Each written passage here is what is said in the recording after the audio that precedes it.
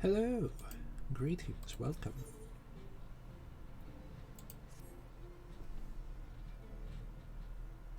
So about time we start moving on. You did well to dispel the falsehoods surrounding the Warriors of Light and their actions prior to the Flood. Though I must say the reappearance of Ardbert, or rather one who appropriated his identity, was rather a curious development. He's an impostor, of that there can be no doubt. But to the masses he will appear as a hero returned from the grave. After the Warriors of Light were laid to rest in Yulmore, the people prayed fervently to the gods to deliver them from their plight. I prayed that these fallen heroes be born again. For their sacrifice. Bitter irony. I, for one, would know that why Ardbert urged the people to become warriors of light themselves. Ere we take action, we must needs ascertain his intent. Let us pray that Master Alphino returneth soon with the most essential knowledge. For now, I think it best to apprise Thancred and Reen of our efforts. Are we to confront Ardbert? We shall no doubt have need of their strength. Agreed. I think it prudent we take all measures to prepare for what is to come. Becklug and I will continue to research into how we might improve the spirit vessel, that it might one day carry you home.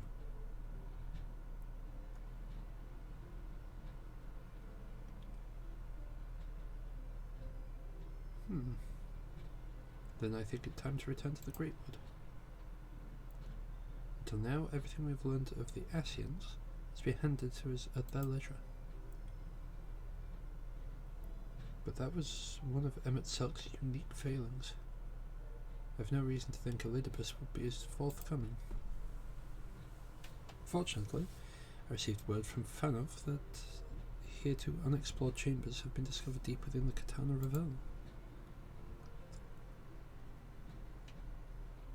Emmett believes the relics within tell of a great calamity that befell an ancient civilization, that of the Ascians perhaps. They may lead us to the truth we seek. Do you care for company?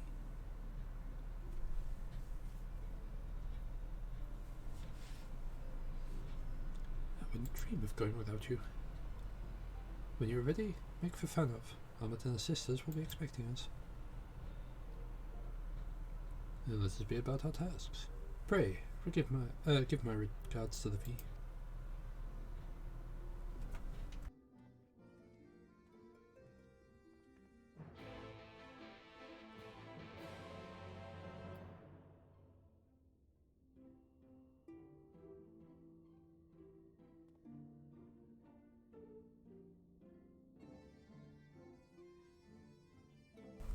So I think I picked up a bit of a cold, so mute my microphone every so often.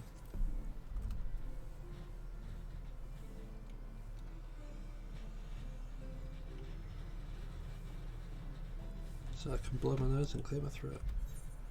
Ugh. Right, we need to go to Fanov.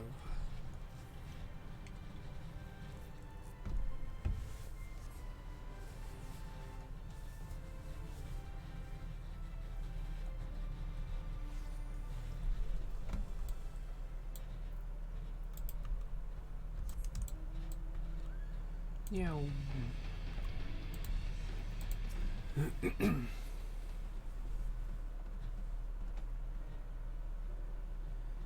Welcome, allies of Ronka. We've accomplished much since you last came.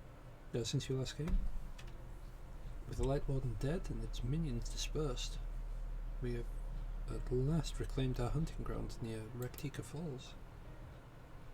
It was there that we discovered more ruins. Although we ran afoul of no traps while exploring its halls, we determined that the innermost chambers were warded by magic. We were all in agreement. Before the investigation could proceed, you should be summoned.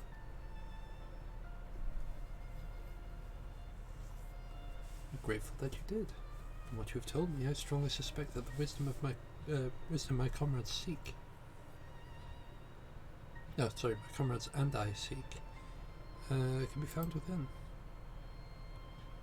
The wisdom could prove invaluable, for we may soon face a foe whose greatest asset is our ignorance. Oh dear. I see. It's good you have come. Veronica was once home to the greatest of weapons, knowledge and understanding.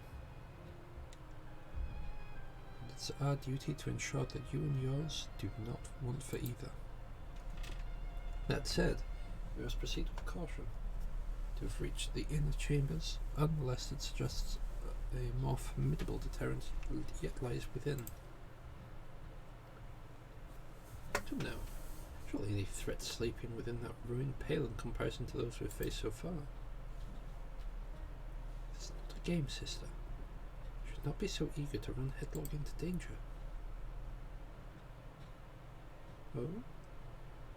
And who was it pining for the return of our allies that we might venture into the ruins, clutching at her staff at night, wishing it were... You promised not to tell. Then I suggest we get going. Get back here.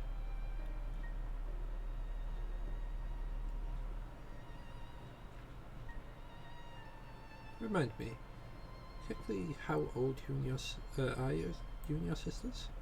On second thoughts, probably better I don't know. Pray forgive their overzealous nature. None save we three have been privileged to escort you and yours to the ruins and bear witness to its secrets. Their heart now burns with a curiosity that is not easily sated. Please, you needn't apologise. As a seeker of knowledge myself, I understand full well their enthusiasm. If not for your sedulous efforts to protect the ruins, would not be afforded this opportunity. Speaking of which, I believe I have kept you away from the ruins long enough. Come, let's make for the Kitana Revel.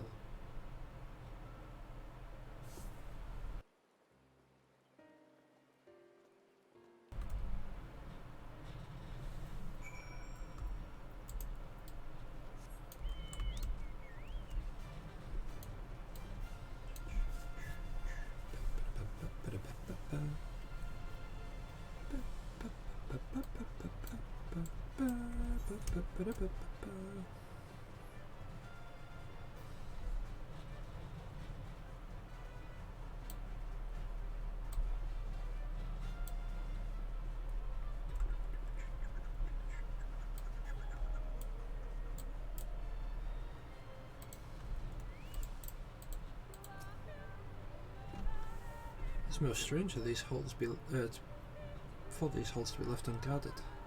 Have care when breaking the seal on the chamber door. Danger surely awaits us on the other side.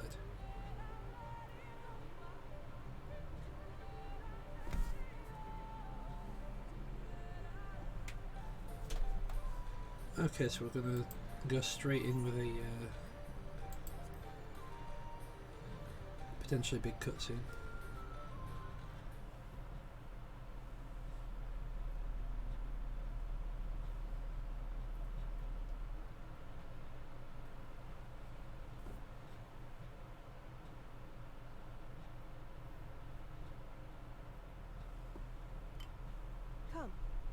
Our new discoveries are to be found this way.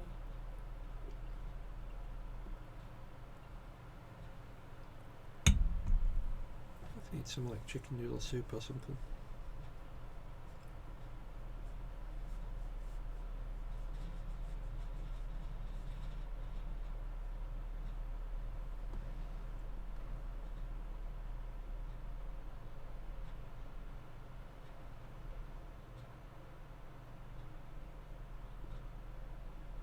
The people of Ronka are known to have venerated animals, but these features do not match those of any indigenous species. This is no common beast. Though that much is plain from its proportions. Lifelike, is it not? One could almost imagine it breathed.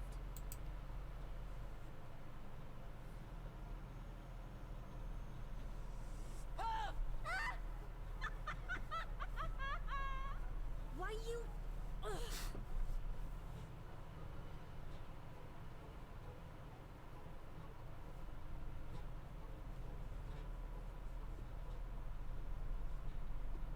This owl, by contrast, seems no different from the others we've seen.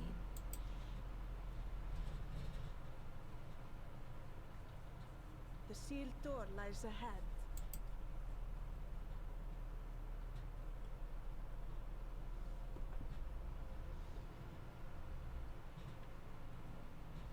Okay, so we need to find another owl, put it on that one, and then we can go ahead. Clearly.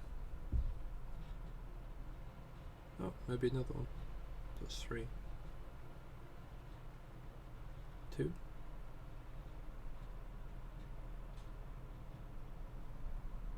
As you see, one statue is missing. I expect we are meant to replace it as before.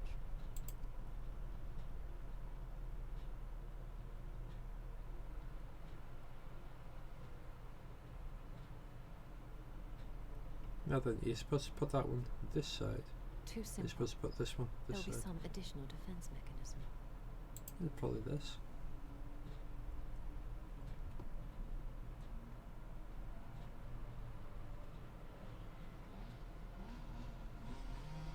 Just a moment.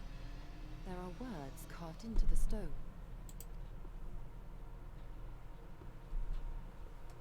He who would disturb a hero's deserved slumber shall instead waken the beast and know his folly.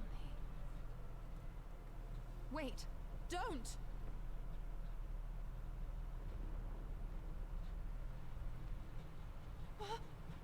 What? But I only... What is happening?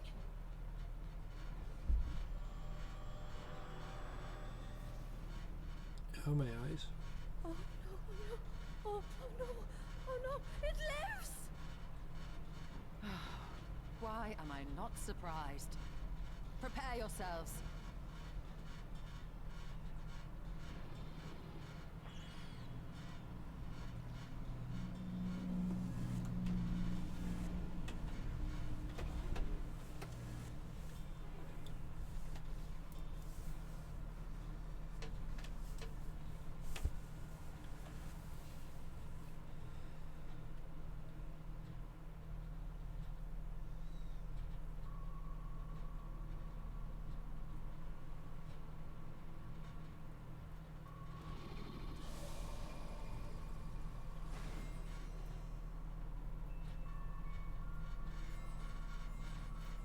Turn them all into cards. It's like Yu-Gi-Oh.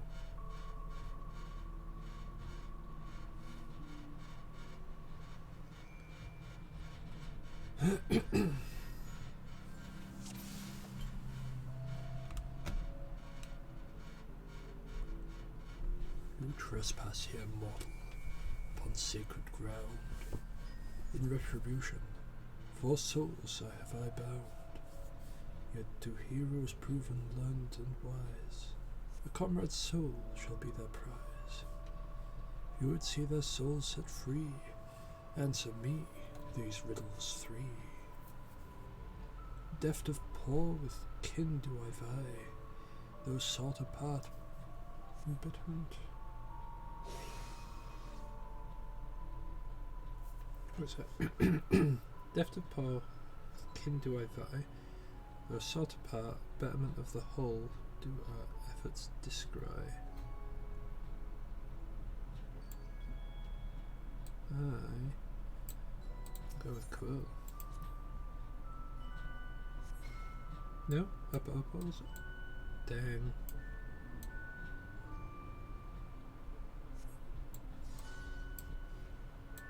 Oh dear. For a mistake, a single talisman shall I take.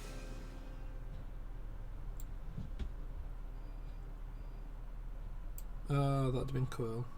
With fearsome fang I travel with pack. Together we find harmony, and thus for peace. Our land does not lack. What am I? Oh no, that'd be the wolf.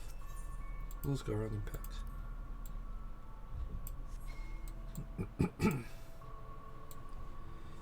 Indeed.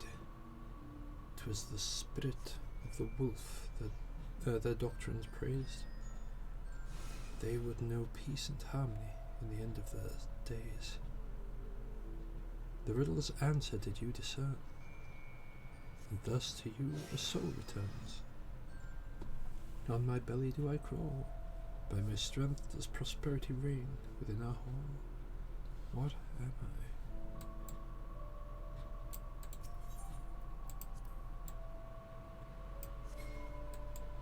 Indeed, the dread serpent turned protector, lured into slumber ere it tear the world asunder. The riddle's answer did you discern, and thus to you a soul returns. Desire you that which I yet claim, then we shall play another game. A test of mind and memory, choose wisely and all may yet go free. Twixt these talismans hide a friend and foe, choose your companions well, or sorrow. Or sorrow, no.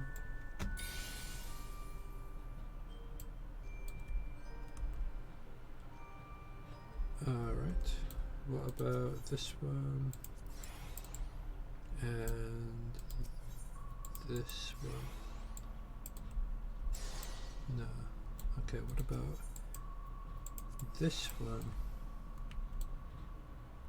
And this one?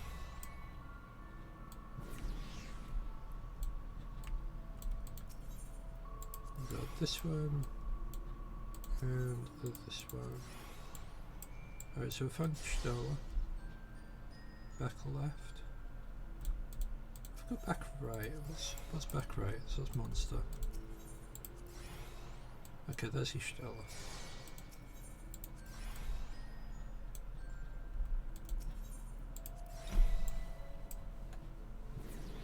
There we go. Your comrades are assembled together at last. Yet there still remains one trial you must pass. You would glean knowledge enshrined in this earth. I will first take the measure of your worth.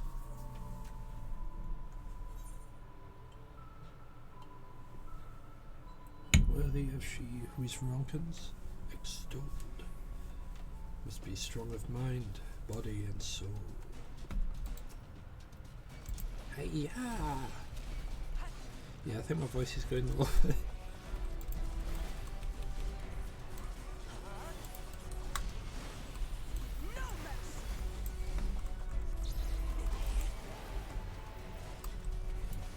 Nothing back. Failure to this test. Failure of this test. Oh, wait a second. That wasn't even the person I was reading it.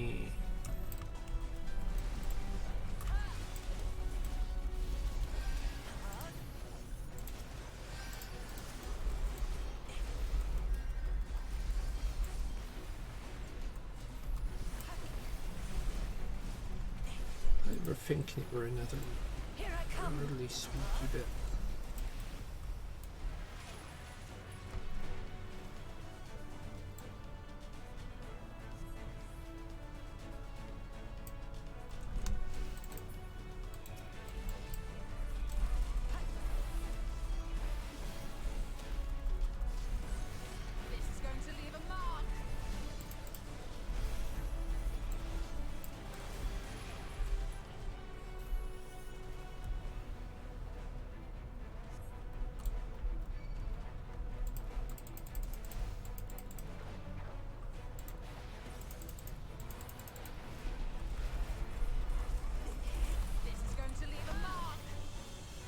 I like how it marks which one. Like, I should actually be blocking. I will not hold back.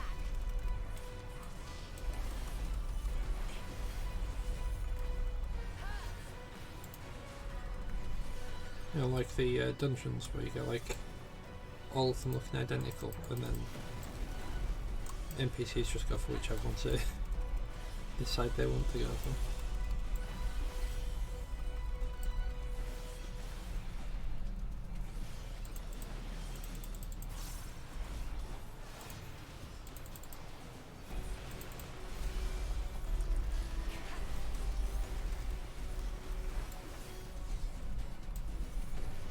You may think that you have won, but we have only just begun.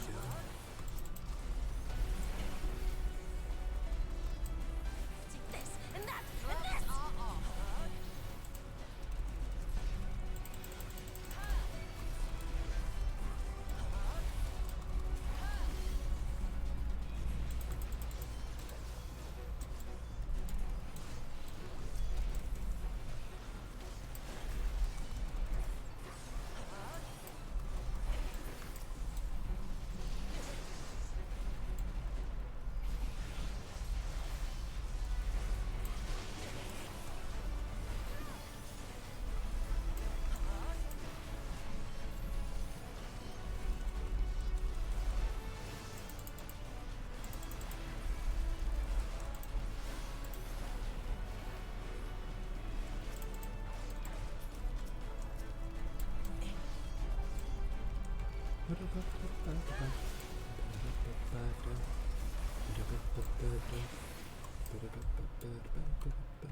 Well fought, hero.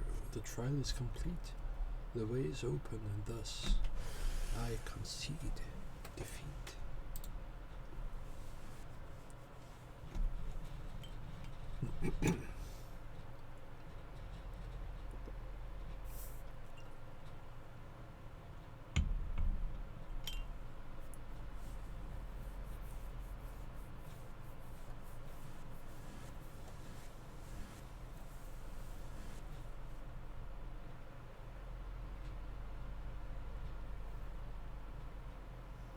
Twould seem the magics have returned us. How polite. Now, what have we learned? Ah, we were bound to run into a living statue eventually. And now we can open the door.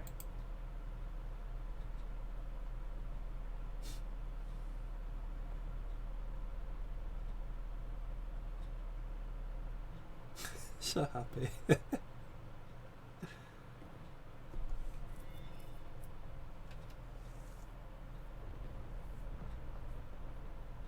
Oh, I got one question wrong, which I suppose made it a little bit He who nicer. would disturb a hero's deserved slumber.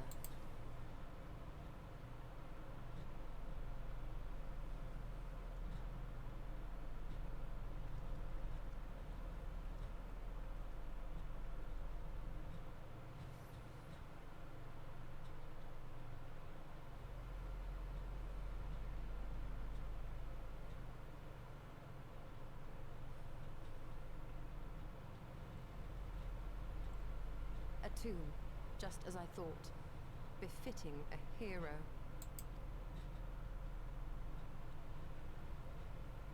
She is Vis. Could it be the Archmage Tiuna?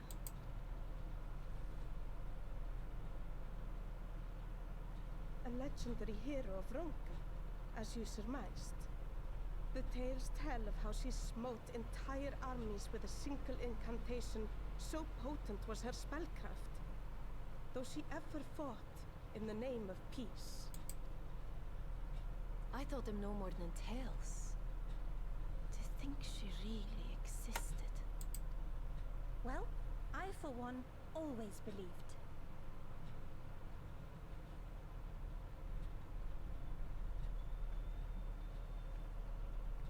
I wonder. By the light of fallen stars, great power awakens. Tiuna was not only a master of spellcraft. It is said she could see truths long lost and hear the voices of men's hearts.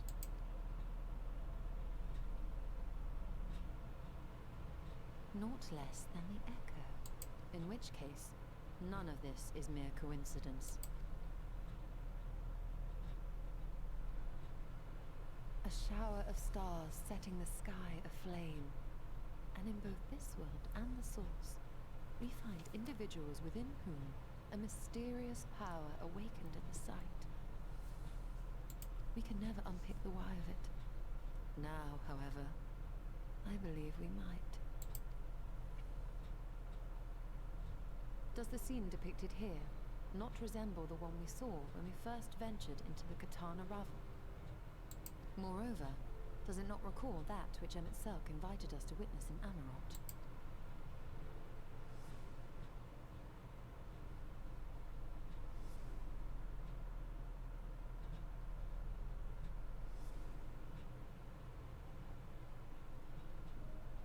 The final days.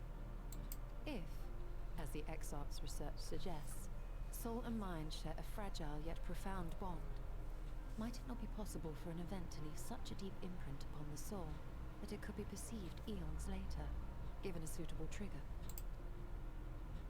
The echo defies explanation by conventional etherological theory, or shall we say modern etherological theory.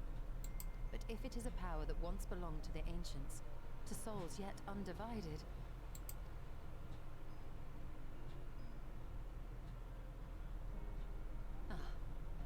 it would seem I have entered the realm of pure speculation, and I call myself a scholar. I shall refrain from making any further wild claims until such time as I have evidence.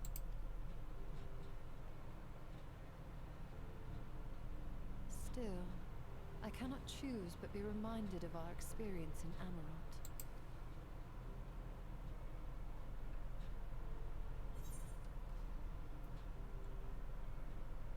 I will not soon forget it.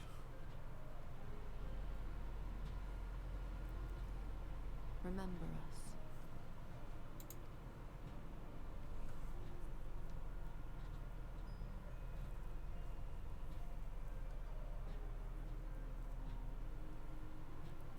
History is learned, not lived. We have always protected the tales of Ronka, just as we have protected this place. But we are mindful of what our mothers taught us. We see the past through our own eyes, and speak of it with our own words. Thus do we come to understand it in our own way. But this is not the same as remembering. Your mothers were wise. Though we witnessed the final days, our impressions cannot fail to be colored by our own experiences and expectations. Those who lived through it would have perceived the event quite differently. We must bear in mind that it is no simple matter to keep the truth alive, or it will die with Emmett Selk and his kin.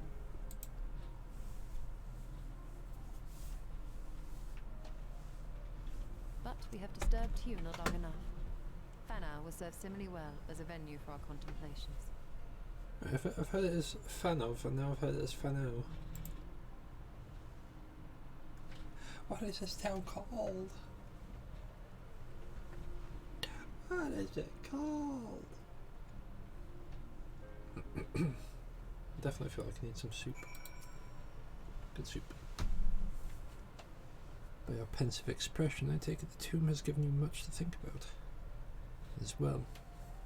In time, the knowledge you gleaned will lead us to an understanding, and thus arm you for what is to come.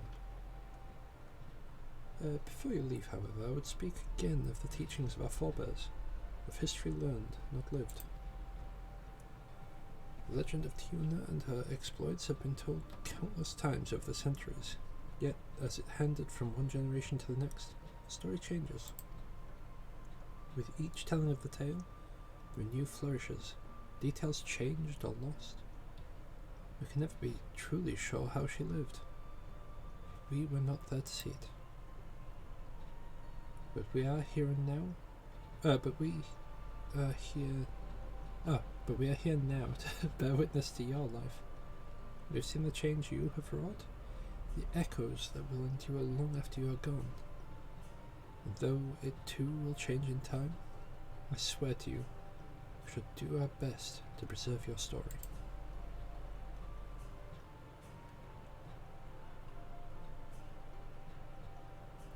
I hope you'll forgive me if I don't make an oath of my own.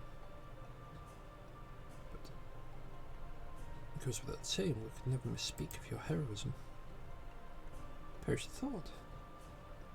So long as we are here, there are none among the V who will not know of you, all you have done for Northrend. We are not deserving of such reverence, but we are grateful all the same. We can be certain that we will have our own tales to tell of the great guardians of Raktika and the ruins of Ronka. Pray you safe travels, then, as ever. We shall await your return with open arms.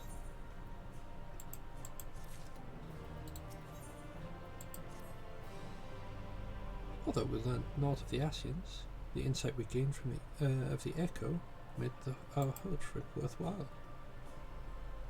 Before we return to the Crystarium, however, there is a small matter I would attend to in Slitherbow. Might I trouble you to come with me? Thank you. After we arrive, we should have a brief word with Runa.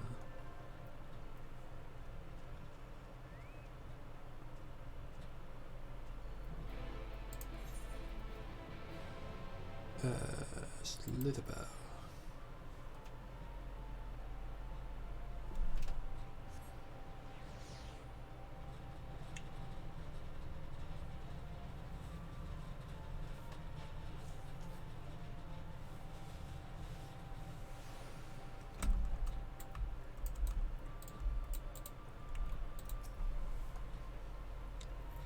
Ah, it is good to see you. You've arrived at a most opportune time. I was preparing a pot of my famous stew. Come, I'll ready a place for you. Sorry, Runa, but we haven't the...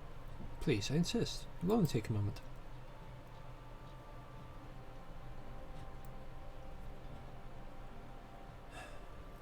My apologies. It seems our return to the Crystarium will be delayed. But perhaps only for a bit. If you'll assist me with my work. I say work, but it's rather more a chore. I must clean my chambers here in the Slitherbow, from top to bottom. Be so kind as to fetch a broom from Esgir. We might finish before Runa is done cooking.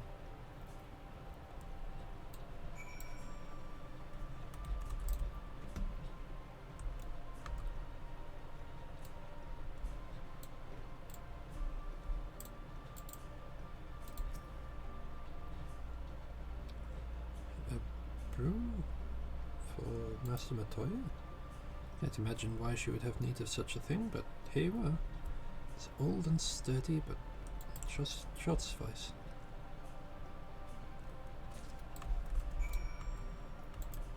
Yum.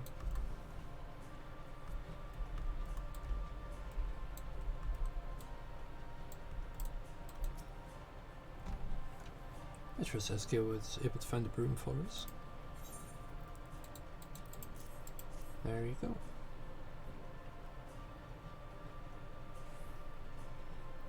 Well worn. Good. This would prove difficult otherwise.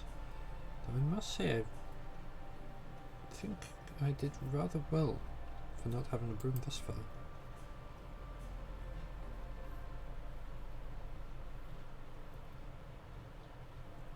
Yes, well, you weren't buried beneath a veritable avalanche of books when you entered, were you? Right. Anyway, it's time I finished cleaning without the help of that broom.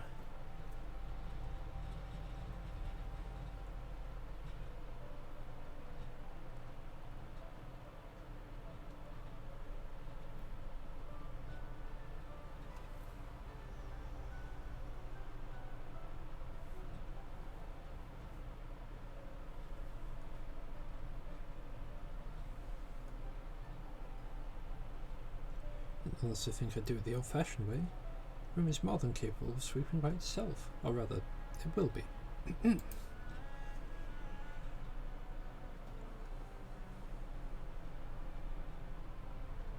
Time to rise, to swish and sweep. A tidy chamber you must keep.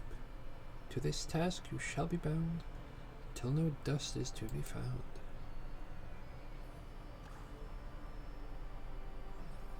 It shrunk.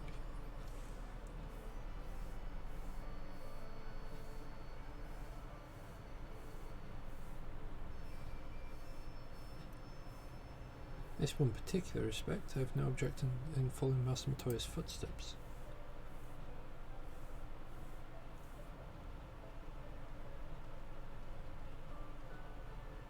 In future, I may need to remind me the pursuit of knowledge does not preclude other equally important duties, such as maintaining clean quarters for said pursuit.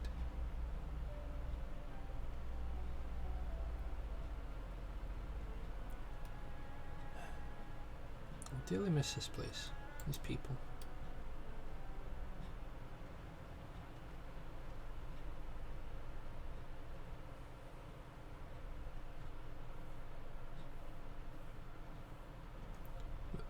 Master Matoya, pardon the interruption, but the stew is ready.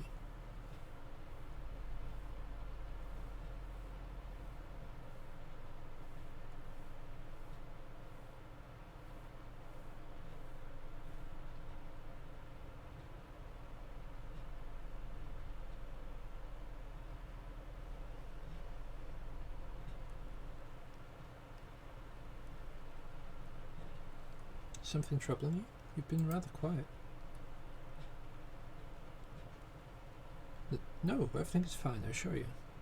It's been a long day is all. I see.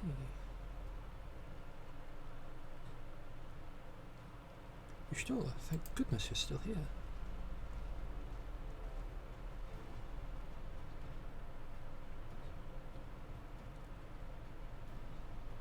Off now?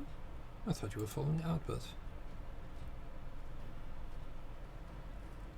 I was, though I'm sad to say I lost track of him shortly after he entering these woods. He seems rather determined to traverse every elm of Norvrand in his quest to spread the truth of the Warriors of Light and the Flood. It seems news of your address with the Crystarium precedes him at every destination, making his task all the more simple.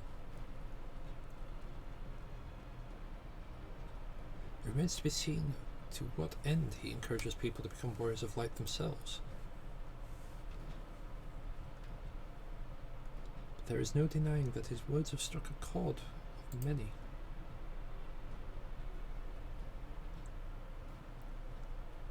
Well, we're agreed this is just another Asian ploy, yes? Commandeered corpses before, but to no good end. I see no reason to think that this time is any different, especially when it's that of a fallen Warrior of Light.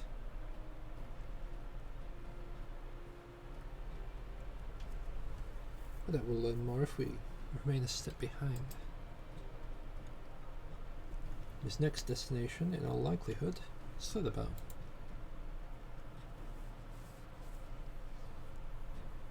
Aze, are you certain you should be here? If you're concerned about Halric and the others, you needn't be. The treatment is going well, but the process is slow and exhausting, for all of us. Best thing I can do now is let them rest, so I believe we were about to discuss how to arrange a meeting with our would-be Warrior of Light.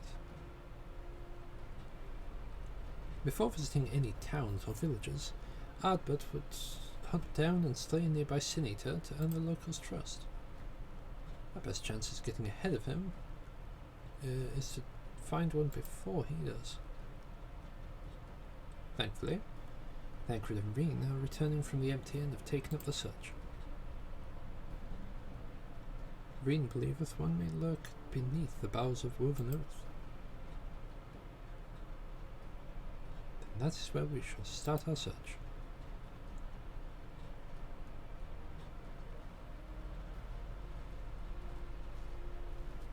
Master Matoya.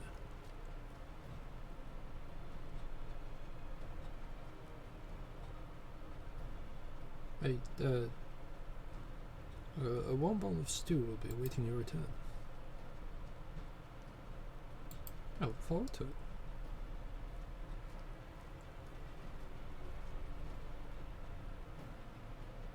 Poor little Runar.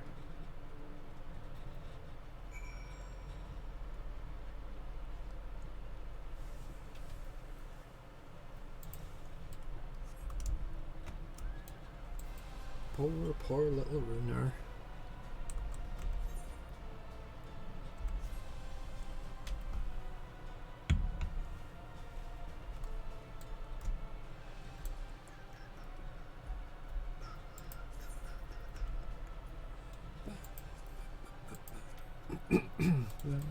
I need to sort this out. It resets tomorrow.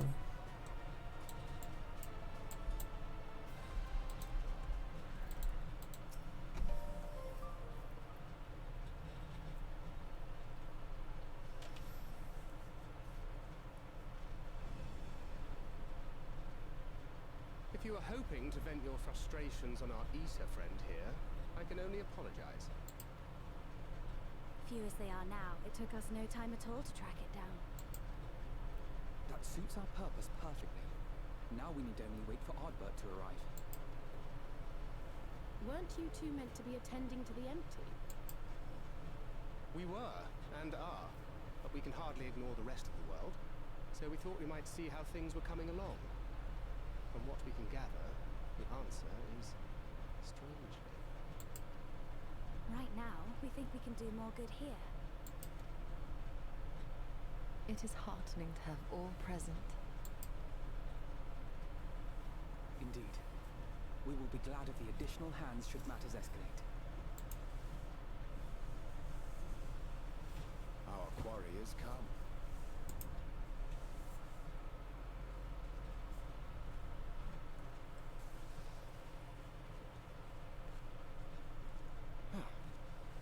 It seems I've lost this particular race.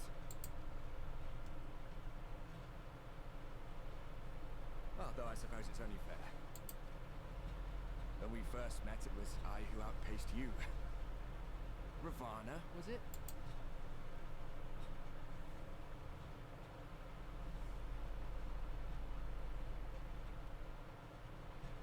But where are my manners? I wouldn't be here were it not for you, and I have yet to say a word of thanks.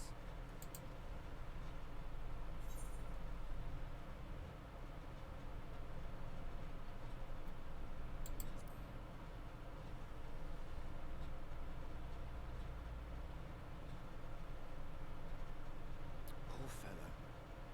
He will be sorely missed.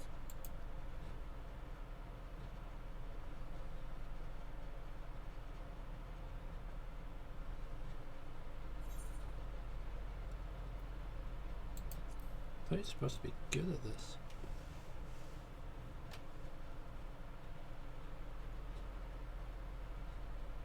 Very well. Let us forego this pretense. After all, it was never you that I needed to deceive.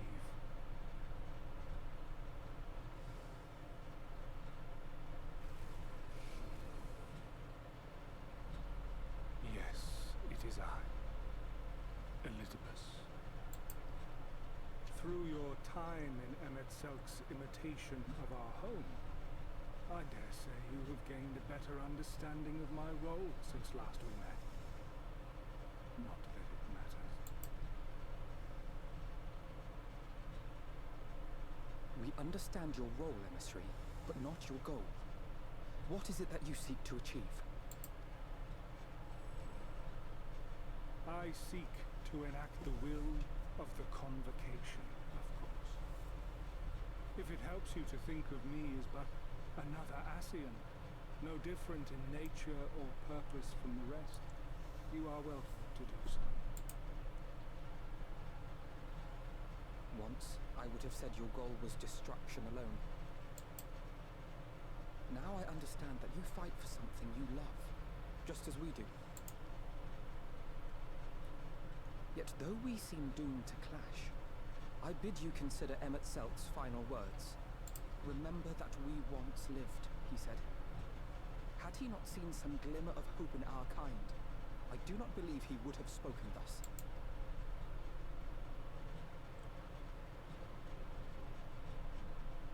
None better understood your plight than he. His words must surely be worthy of your consideration.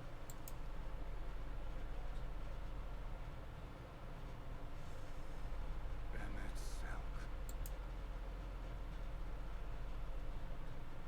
How very unlike you to err so gravely. That one should stray at the end of so onerous a path is understandable. But I had thought you above such weakness. you thought the same. Would that I had been present to offer correction. But I shall do so now, as is my duty, and return all to its proper course.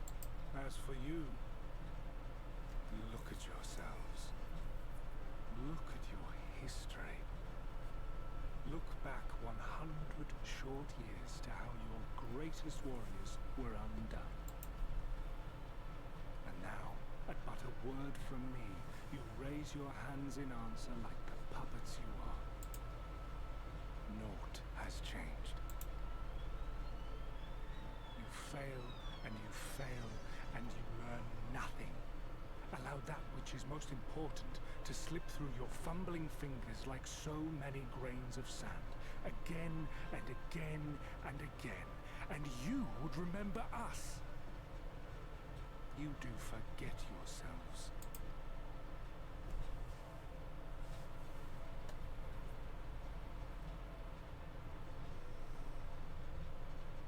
There is no common ground to be found between you and I, nor do I require any. I have my duty.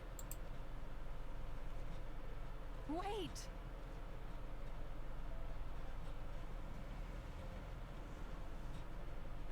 He ain't waiting for no one. Make it on.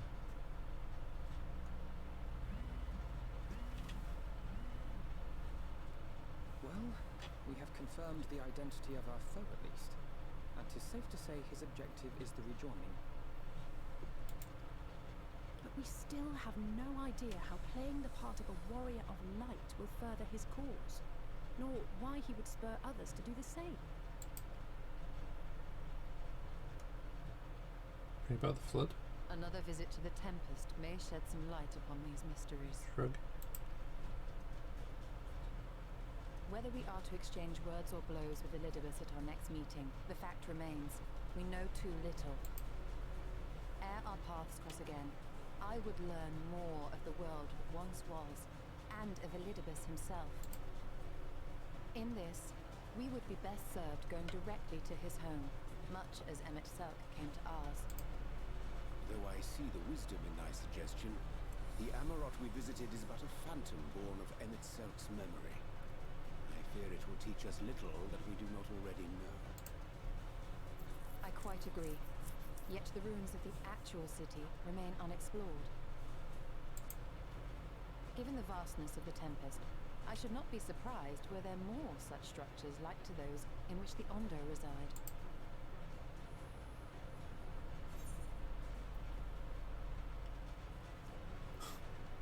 Is what to be learned? I want to know. A man after my own heart. Assuming we are all in agreement, then I suggest we first pay a visit to the Ondo. If anyone can tell us where more ruins are to be found, it is them.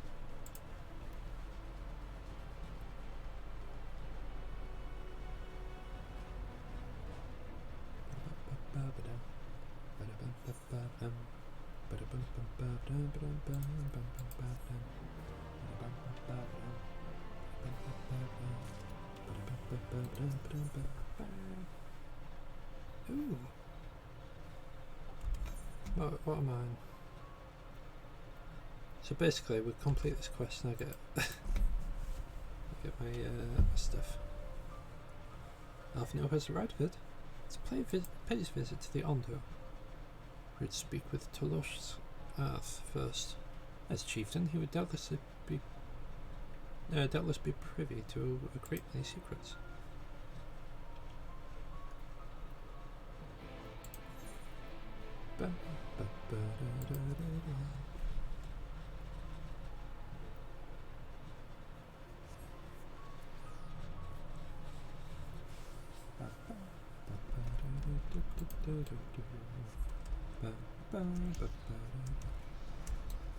Oh no, I can't fly here because I forgot to do my side quests.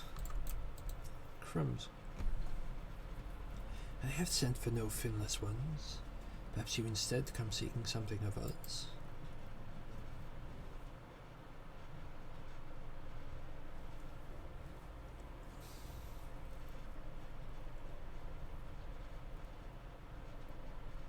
Ruins which your kind has yet to explore. I see. I know of one such place. Alas, under these circumstances, I am afraid we can spare none to guide you there. What circumstances are these? Rather than hunt for their own meals, the Benthos have pillaged our stores of Neri liver. They must be replenished with all haste. The Benthos, a particularly violent tribe of Ondo, if I recall. Band of bottom feeders. We all lost much in the flood, but while others work to rebuild, they resort to thievery and murder.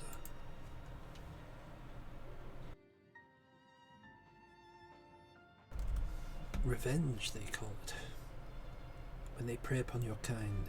But do not be fooled. They care not who they harm. That we had the warriors to challenge them. It's not the first time they have stolen from us. But there is no resource more precious than the liver. All dedicate themselves to the hunt. Unless, of course, we would reclaim the livers for you. Seems rather fitting payment for vital information, does it not? Moreover, one could argue that employing Bismarck to reach these depths, thereby driving back the waters, we are in part responsible for the deeds of those driven to desperate ends by the climate change.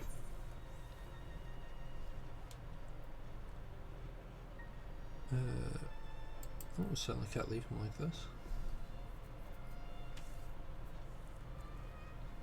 I thought you might say that. If we want to miss an opportunity to help. Reclaiming the stars it is then. We would be grateful beyond words if you did. The Benthos have surely taken the livers back to Flounder's Floor. But be warned, there will be no shortage of guards waiting to spear intruders. We will have care not to draw their attention, shall we?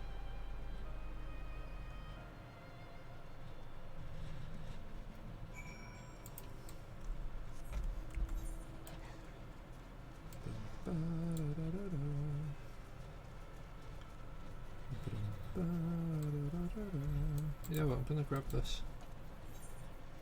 Just so I don't forget about it again.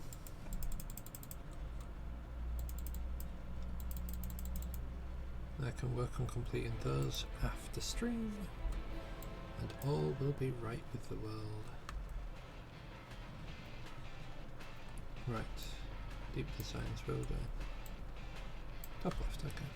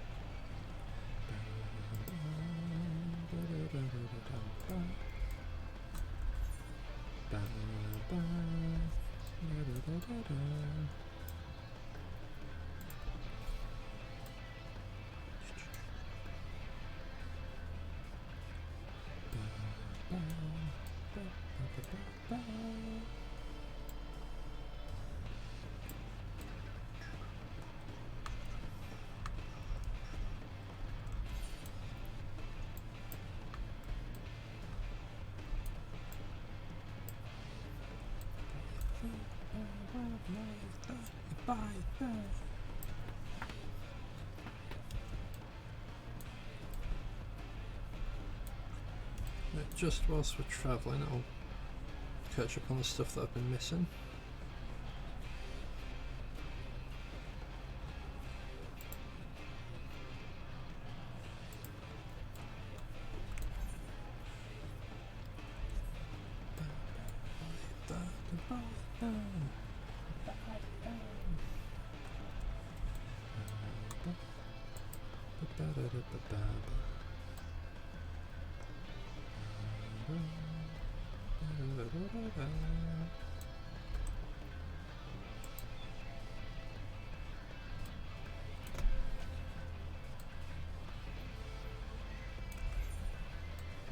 Went the wrong way.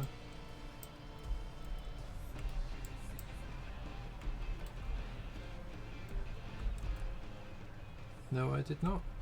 I was going the right way.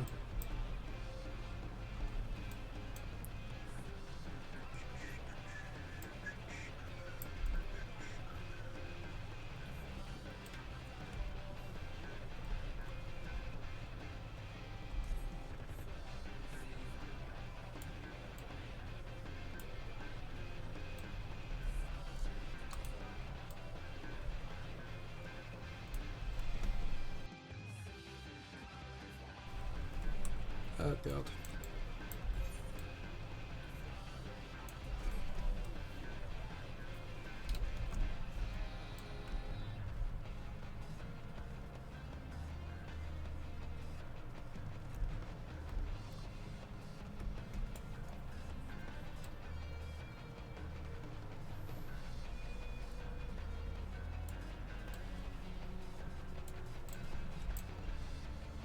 Calamity cask. Look at it, just sat there. On cursory sniff, you detect the faint aroma of fresh oranges. A far cry from the rather memorable scent of yiri liver. So not that one. I guess that was supposed to be an orange, not a cabbage. What about this bedraggled box?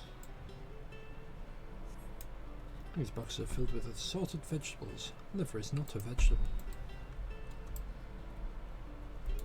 So probably the one that's next to Thancred then?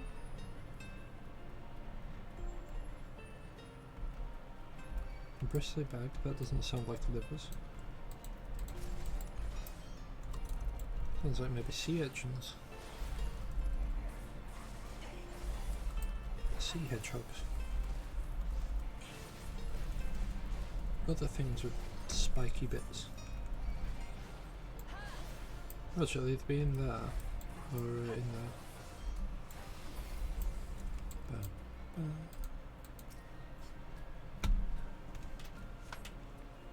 Thrusting your hand into the sack in turn, you find that all are filled with wheat down to the bottom. You find the raw wheat is unpleasantly pointy.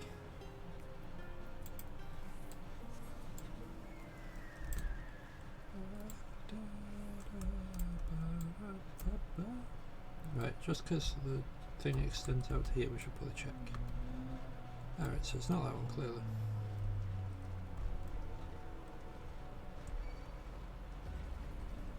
What about in here? There you go, the bulbous bag. From the squelching noises they make when prodding the vile and the vile stench, you conclude that these bags are bursting with livers. Brilliant.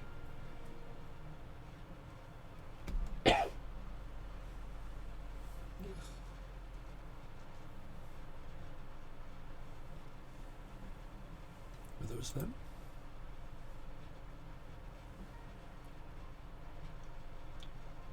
Perhaps you've deduced this already, but it seems the Benthos have been raiding collusion storehouses as well as those of the Undo. Oranges, pumpkin, wheat.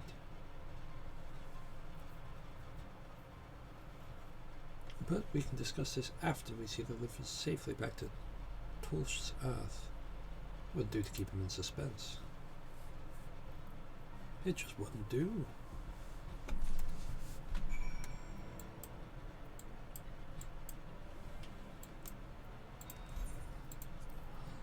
There are things that it would do, and there are things that wouldn't, and this wouldn't.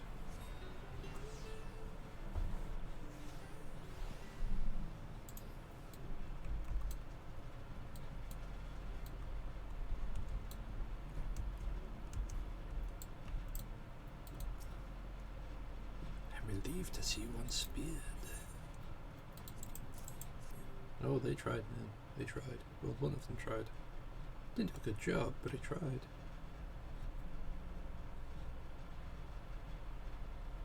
Ah, precious livers. I knew you would not fail. We found all manner of foodstuffs from Kaluja on the founder's floor. Tell me, Torch asked, does that seem odd to you? It is brazen, to be sure. It reminded me of rumors I'd heard concerning rash thefts from Kalusian warehouses. Perpetrators enter in the dead of night and are gone before anyone has realized what's happened. The Moran army has been investigating, but thus far to no avail. Perhaps the reason they have struggled so is that the quarry is of the sea. The true question then is what we mean to do about it. Much I would like to proceed to the ruins without further delay, we cannot allow the Benthos to carry on as they are. If I may, I believe the ruins are, in fact, key to the Benthos' plans. Is that so? These ruins, which lie deep within the illuminated land, are a recent discovery. We've seen signs that the Benthos are preparing to claim them with all haste. We could not fathom why, but in light of the knowledge that they've been stockpiling resources, it is clear that Queen will soon give birth. It requires space to raise their young, and food for both Queen and hatchlings to thrive. Well, we can hardly fault them for that. Under normal circumstances, perhaps. But conditions in the Tempest are far from suitable for spawning. Its resources barely able to sustain our current population. There is only one reason they would disregard this. They seek to build an army, and with it take revenge upon the Finless. It's not a surprise. They came to us long ago, seeking allies for the cause. We rebuffed them, of course. The suffering of others will not serve as a balm to their own. Their queen, however, desires only bloodshed. Will gladly send her children to die in our stead. If they're planning to wage war, that changes matters considerably. Indeed. I doubt that this could be resolved without violence, but perhaps with a show of force we can convince them to see reason before the die is cast. I'd rather not risk your people in this attempt. If we travel to the illuminated land, is there a way we might identify the ruins ourselves? Yes. Once you reach its depths, go deeper still. You will see a monstrous structure there on the sea floor. That you have come to us now is the will of the Ancient Ones. They have guided you here that you might drive out the usurpers, those who seek to use their magnificent creations with vile purposes. We have no doubt that they will show you the way forward.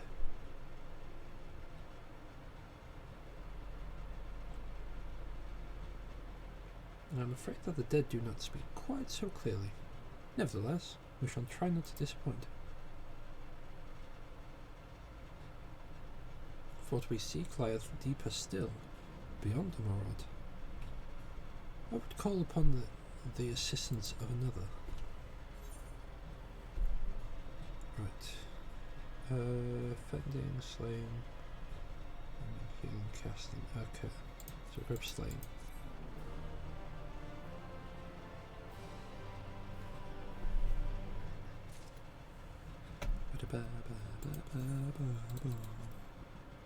Alright, oh actually that might replace that as well. Yeah, it does.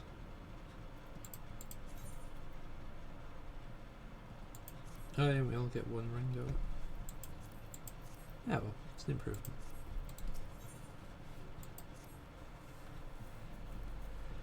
Though a course hath been decided to pursue it, we must needs beseech the aid of a friend. I speak of Bismarck, Pray allow me to follow me to Sullen that we may seek an audience with him once more.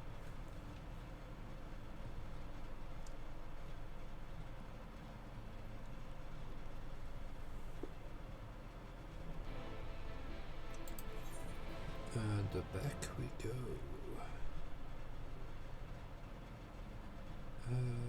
Fudge's probably one of the closer ones.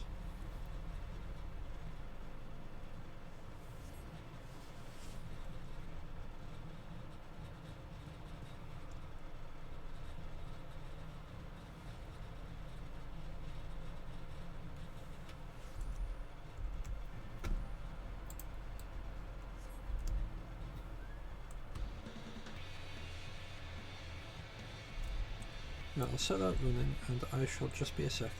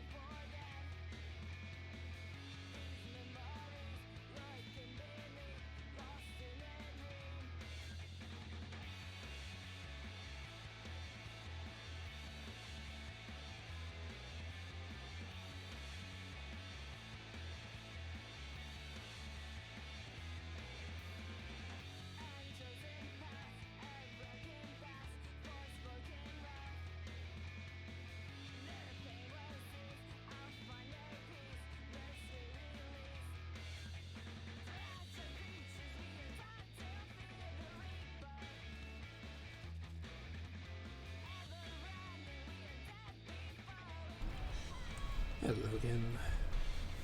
So I was starting to get a headache, so I just take preventative measures.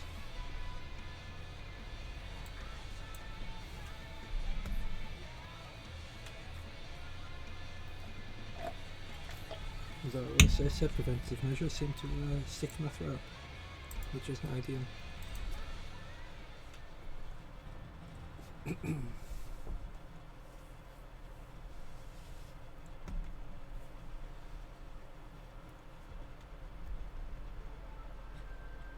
From here we press forward to the Isle of Ken. I myself shall proceed on foot. You've perfected your technique then? Just so. The water will be as glass beneath my feet, and provide its purchase fragile yet true. Watch closely. Oh, I certainly shall. Forgive me, but would it not be easier for you to perfect your swimming technique? Aye, it would be a pity if you drowned, truly. Oh, hush, I'm sure it'd be brilliant.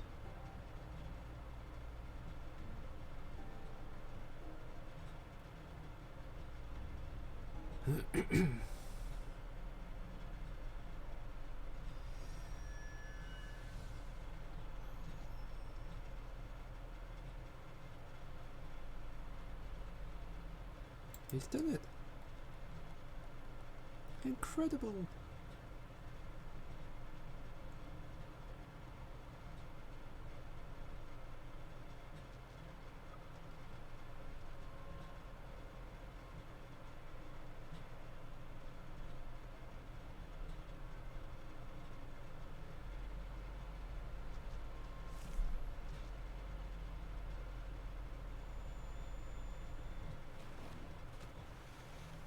Oh, Ardbert. Oh, for the love of... That was rather abrupt. What? My apologies. The technique requires purest of focus, and mine was lacking. To perfect this magic, I went so far as to deal with the Fwath. The aid mine efforts finally met with some success, albeit on a single occasion.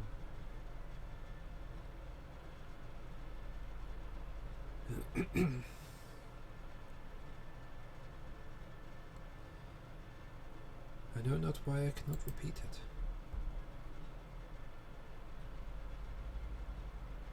So you waver a bit toward the end. Perhaps you're simply tired?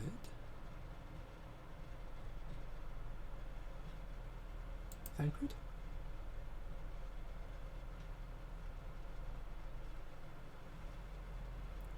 Nothing to worry about, only a dizzy spell. Though it may not be wise to go for another swim just now. I imagine those three would be experiencing it. Thankfully, we have an alternative. Wonderful little invention, I'm sure you'll agree. A boat.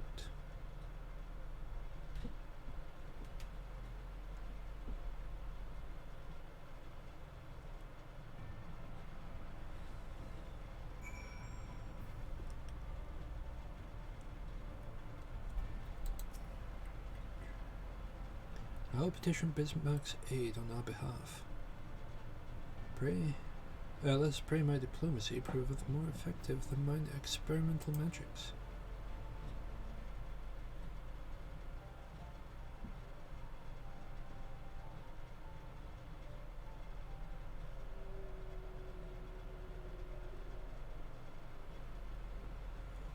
You speak with the voice of the king, little neighbours. I will not deny you.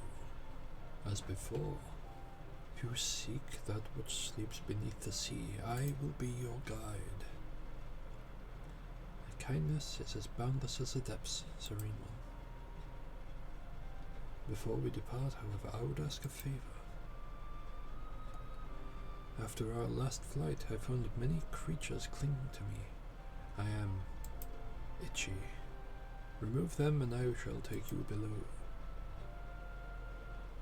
With all haste it shall be done.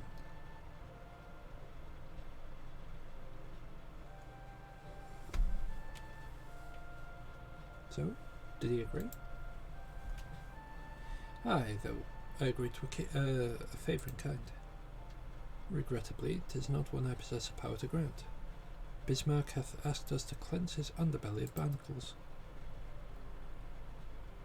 Alas, one must dive beneath the surface to do so.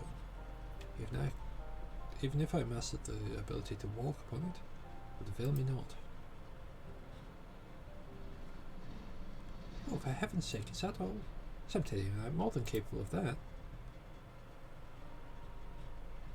With Coruscant's blessing, we'll have it done in moments. Better than standing here and listening to this nonsense. I'll take the right, you take the left. Now, go! Ooh.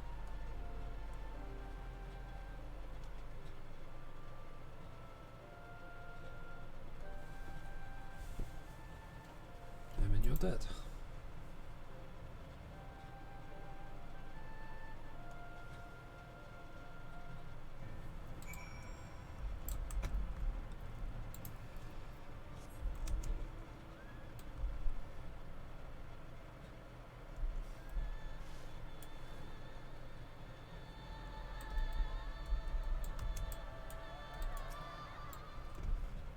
Get out of here, tenacious barnacle.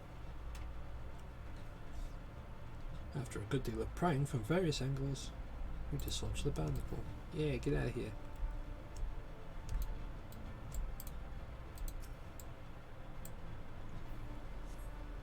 After a good deal of prying, yeah, that's just the same text.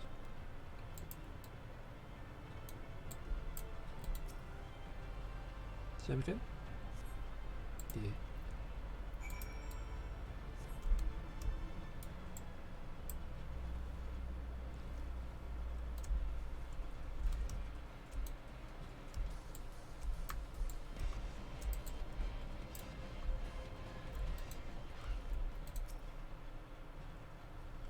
Thine efforts are most sincerely appreciated. I'll inform Bismarck that we may depart without further delay. .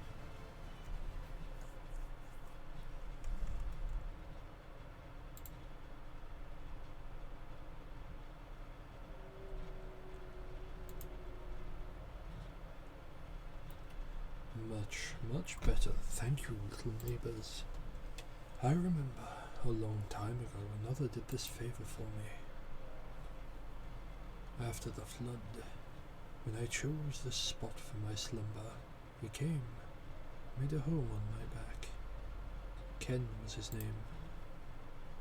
When I grew itchy, I stirred, but he was not afraid, no. He asked me what was wrong. I told him of the creatures clinging to my belly, and he dove into the water. He helped me. He was my friend. He told me he wished to live in peace, away from his people and their wars. This I understood. I treasured our time together, brief though it was. Brief though it always was. Brief though it always is. But I remember him. How he laughed when we flew. I remember when he slept. I too slept that day, and many days since. But the light fades and the darkness returns. Ken sleeps, but in memory he laughs. Together we fly, and I am here. I am awake. It feels so good to speak and be heard again. A shame others cannot understand me. If thou art willing to learn, I will gladly teach thee the language of man.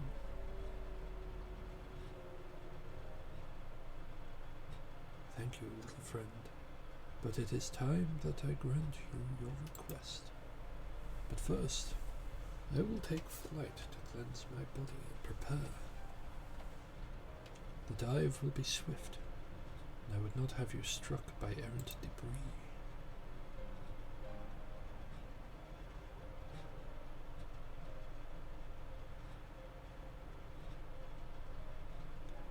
So this island was named for a man.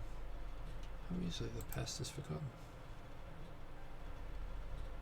It passed not even 100 years ago, yet the truth has slipped from history, like so many grains of sand. Might I have some explanation of what he just said? Or shall we all stand about making vague, mysterious allusions? While he maketh ready to deliver us unto our destination, Bismarck bade us wait for him on the shore of Kalusia. That's all? I feel there was a lot more to it. Indeed there was, but it hath no bearing of the task at hand. I should be glad to share with you the rest with you anon. Fine. Later then.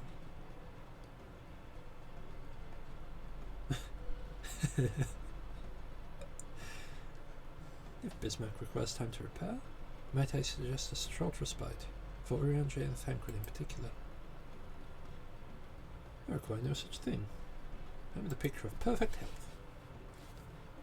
Mine was but a momentary lapse in concentration. Why not on my account? You mustn't push yourself so. Please, rest. For me? Like a sad old puppy. Oh, all right, if you insist.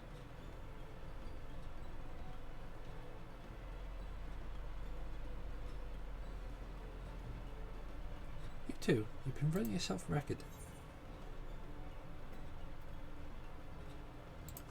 Nah, I'm fine. Just go quietly, trust me.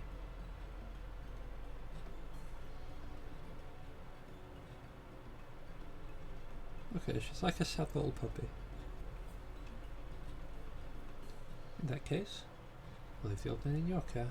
The rest of us will meet you at Split Hole anon.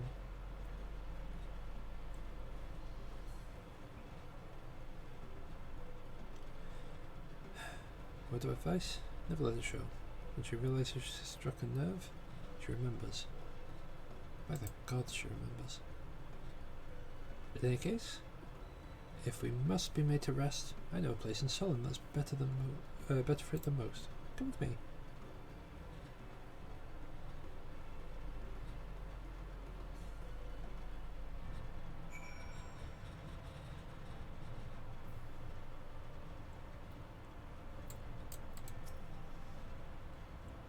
May as well have a seat.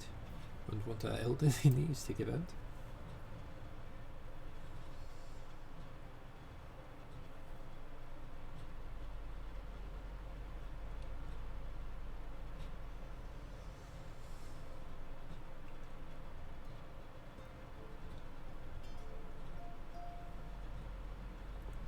There you speak, you'd think I'm on a deathbed. By the 12, I wish that girl wouldn't worry so much. Thy countenance belies thy words, Master Thancred. I'm sure I don't know what you mean. The records show that I am here under protest. I can't say I mind the view. I mean, I'm not particularly fond of that view. Looks like Silent Hill out there. And if the abundance of anglers is any indication, even an amateur might land an impressive catch. Shall we try our hands at it? Help someone! Quickly!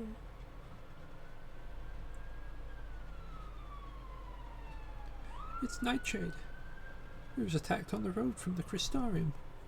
Barely escaped with my life. Suppose we might have predicted this.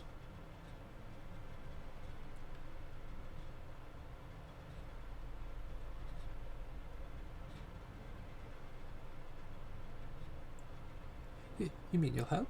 For free? Thank you. If I recall, Nightshade is a local band of outlaws. I doubt they'll trouble us so much.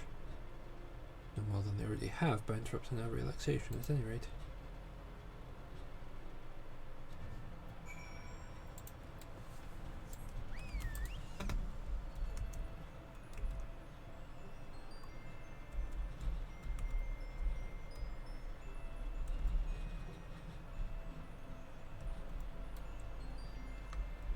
Yeah, this is the first time we've actually encountered brigands.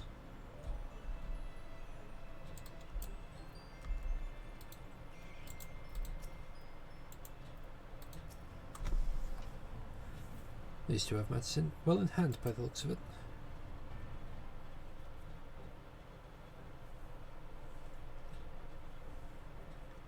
I'll not forget this kindness. May we meet again.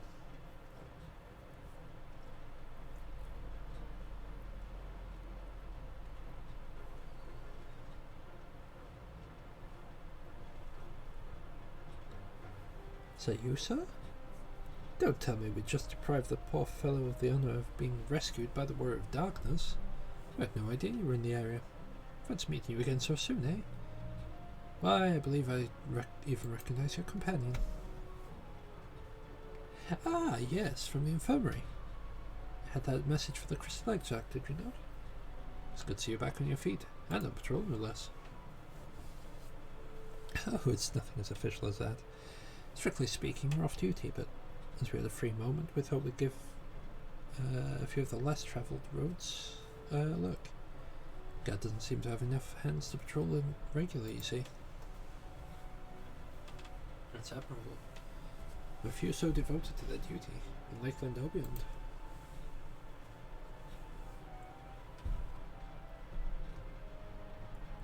Well, we've been talking about it for a while, and neither of us is satisfied with just seeing out our service.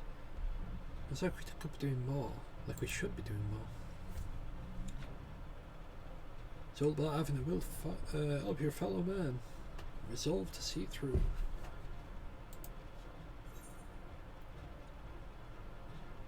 I remember you, the excitable one.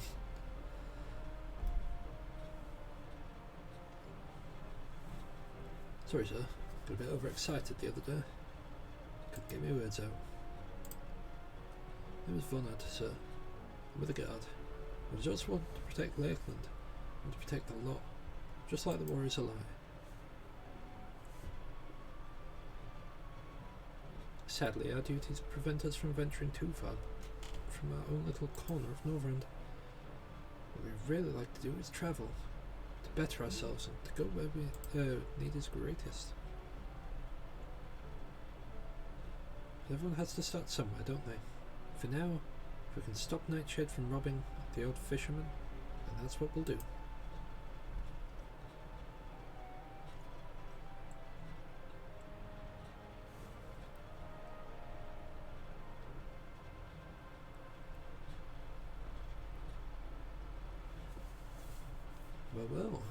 Future heroes are the first, do you think?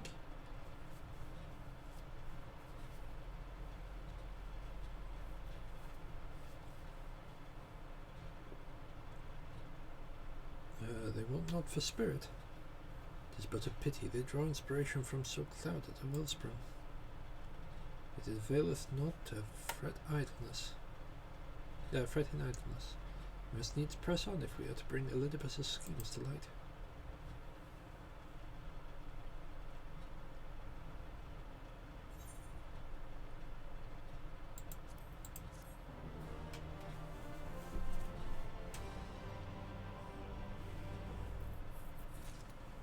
So easy.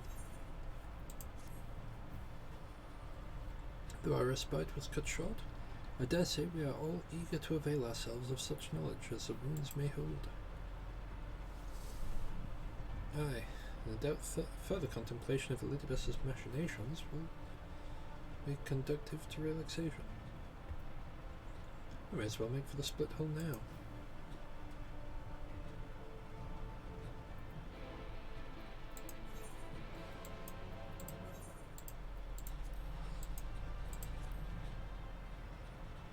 Teleport straight there.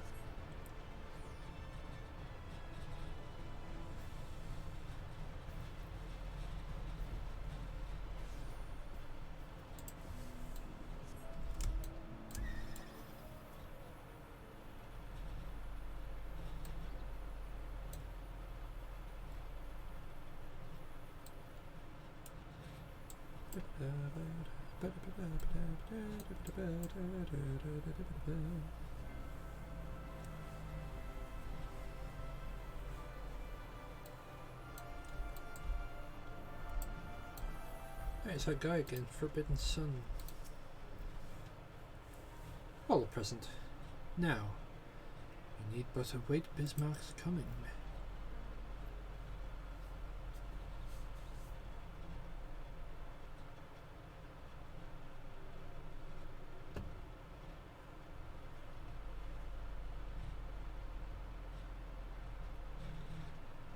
Tis time.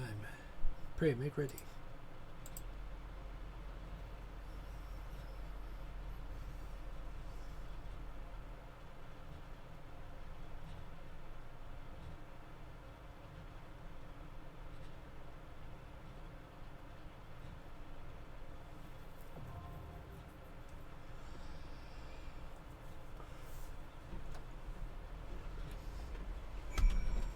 Nemesis in Ida.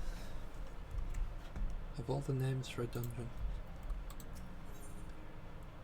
Form a party.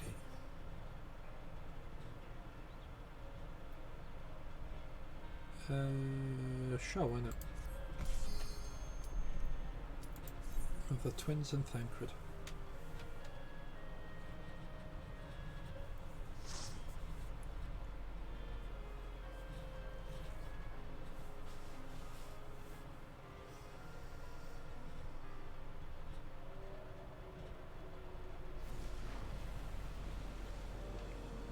Oh yes, I need to put the motion warning.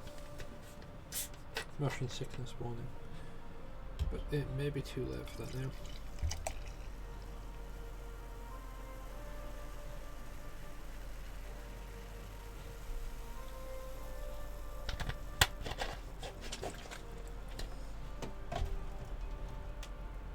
Tell you what.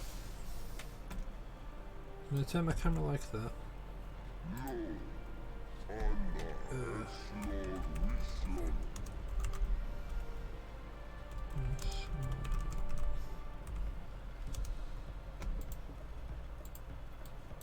There we go.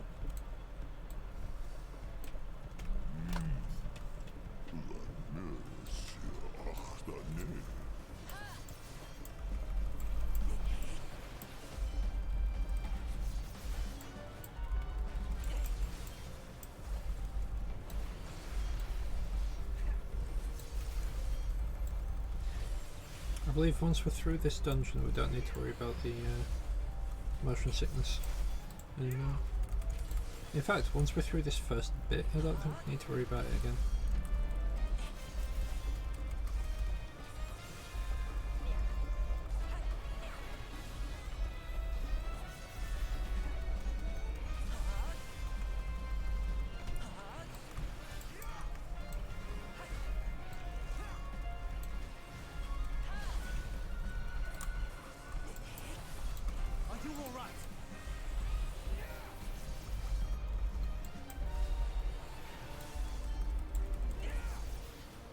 There's another one.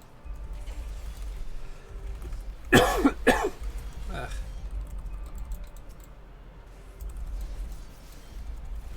Jesus.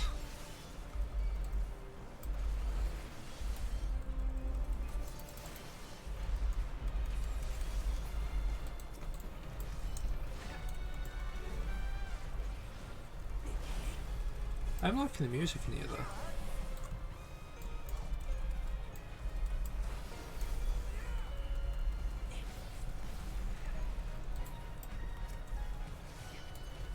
Should I find out I've got an advert open in background?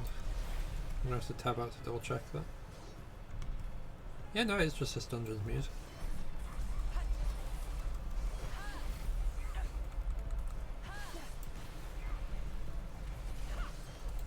You underestimate me.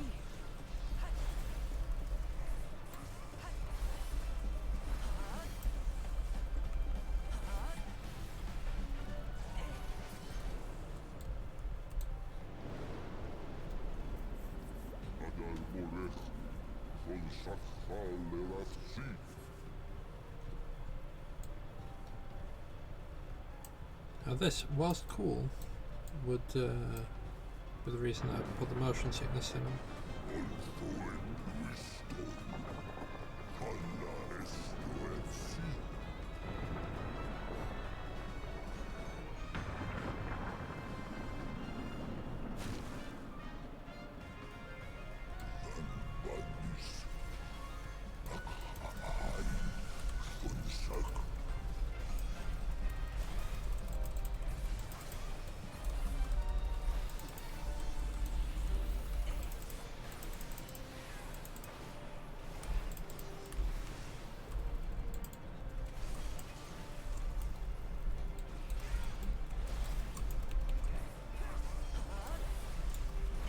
It's like that dungeon in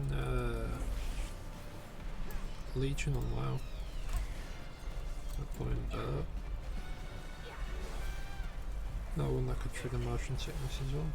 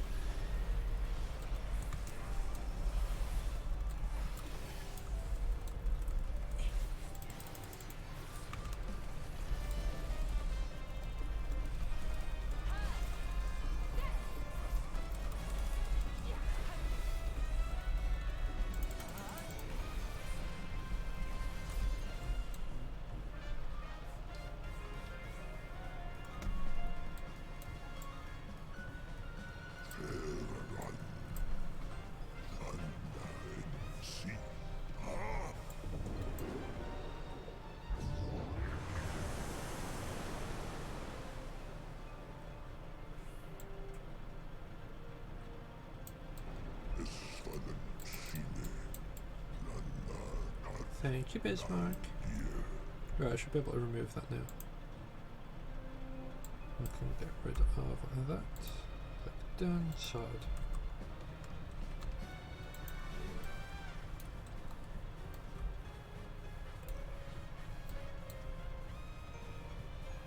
This was one that I didn't understand the mechanics of. What is that? I mean, I don't know myself.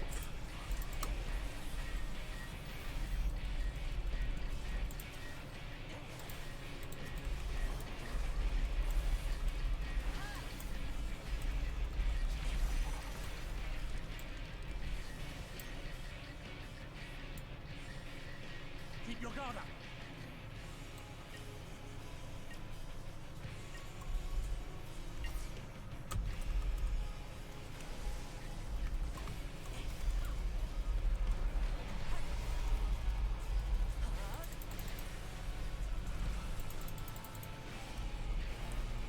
That's why I didn't understand this one, because it's got that roulette but inscrutable. Does grip damage, okay.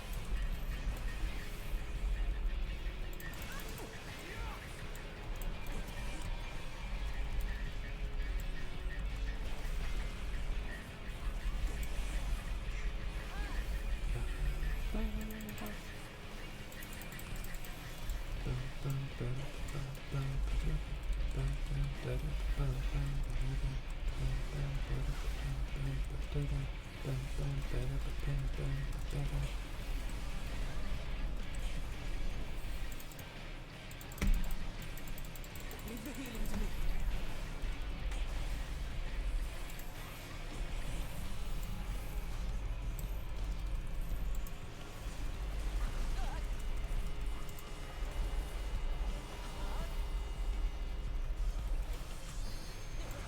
Oh god, why didn't I move?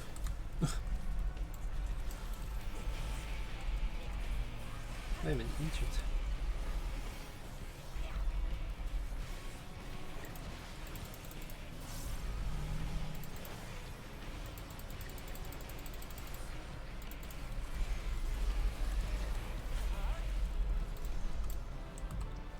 Yeah, level 81. I'm gonna get some materia for his troubles.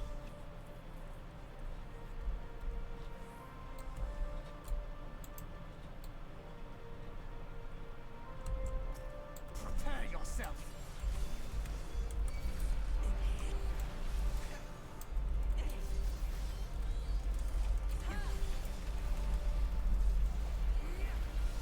Alright, Drip. I'd say so.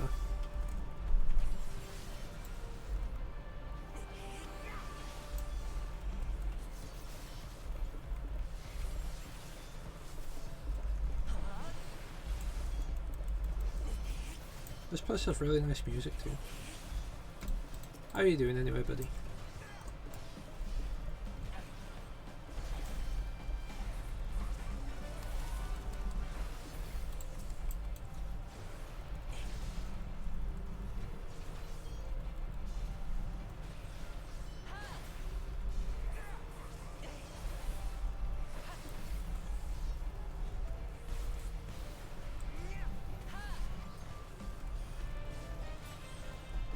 I really appreciate the music in here.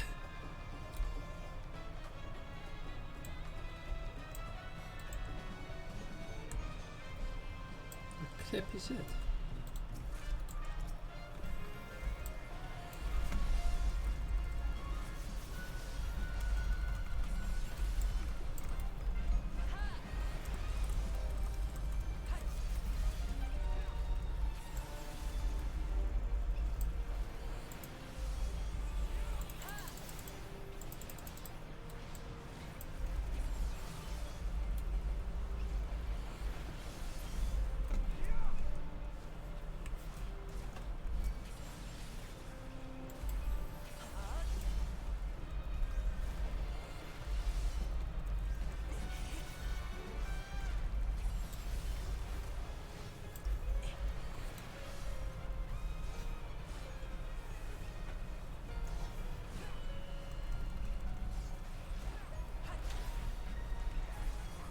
Cool, cool.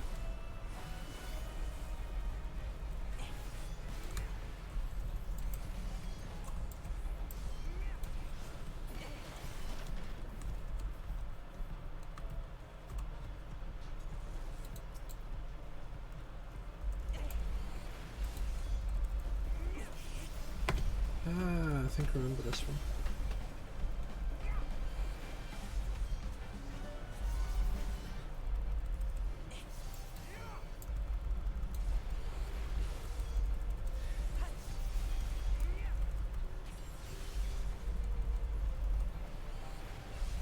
Just keep up with the combos.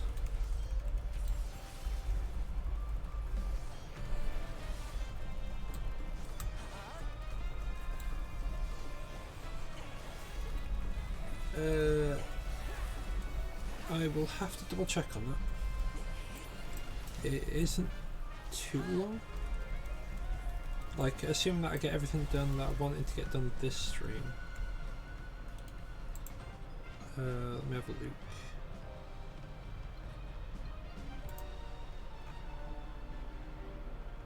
Right, so I start at there. 1, 2, 3, 4, 5,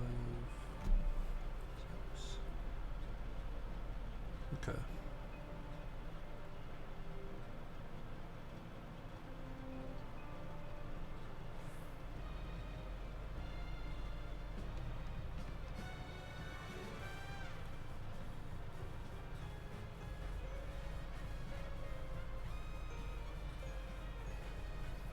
There are 32 quests left in Shadowbringers.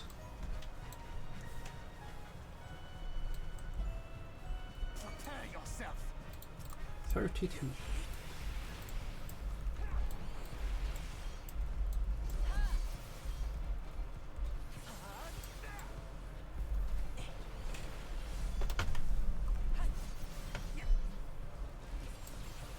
So we're getting there. We're getting there.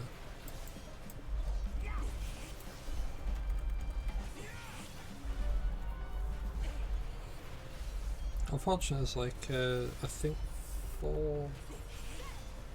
There's like 3 or 4 dungeons and 1 trial between me and finishing Shadowbringers.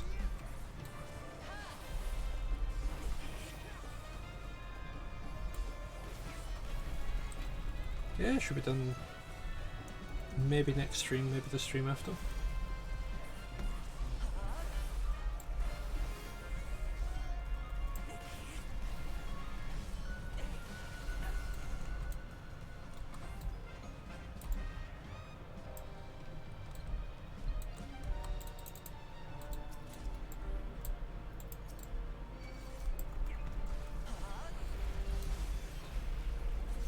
Earlier, was it slaying?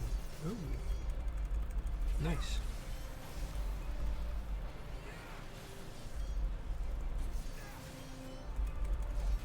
No, it's all in the main story stuff.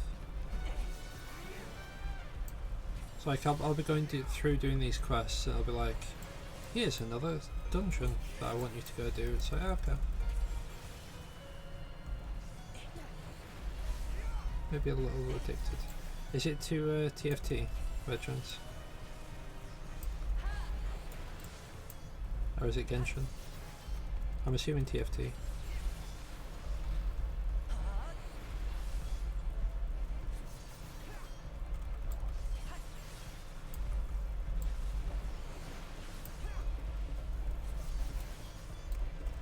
Finish off that combo, then we can go back to the single targets. It is indeed, okay.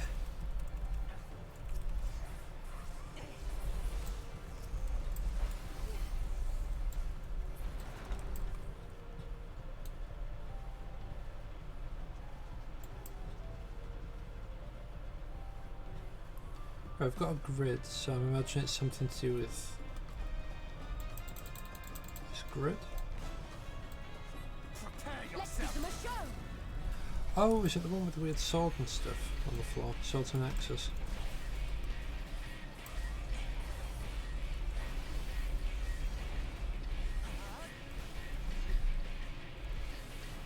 Jesus.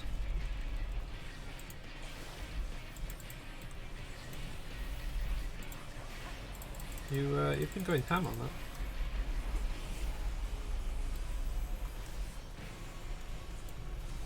I've got terrible hammer. Terrible blade. So I believe the hammer should strike first. Oh, front. Ow. And then we move off on the sword set. Okay, cool. Keep your guard up.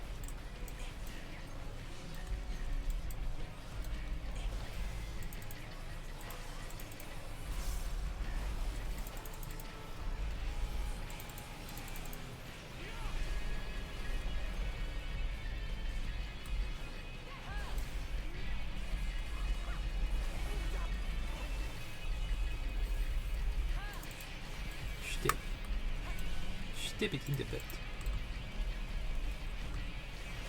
Terrible blade. Then terrible hammer.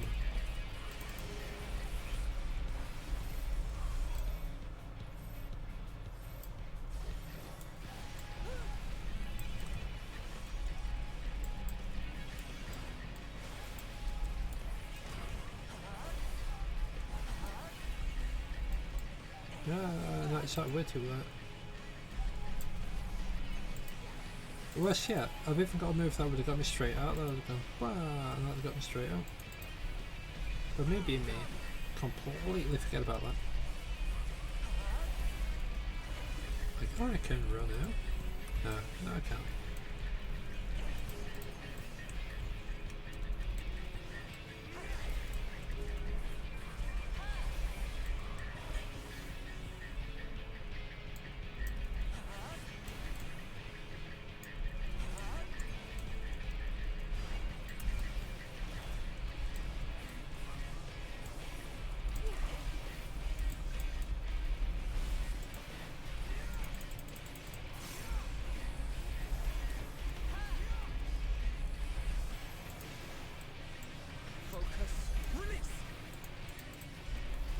Yeah, that were unfortunate. I just got kind of locked in that animation though.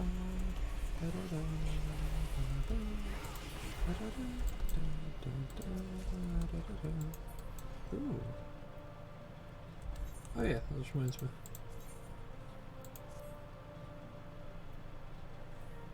Which one's bracelets? There it is. Oh, they're 500, that's why, okay. I'm in Egypt.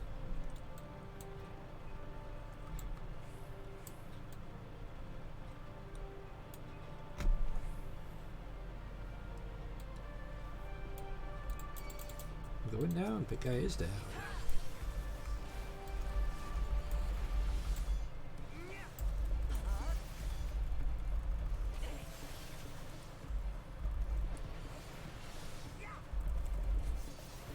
Deal with a bunch of fish people.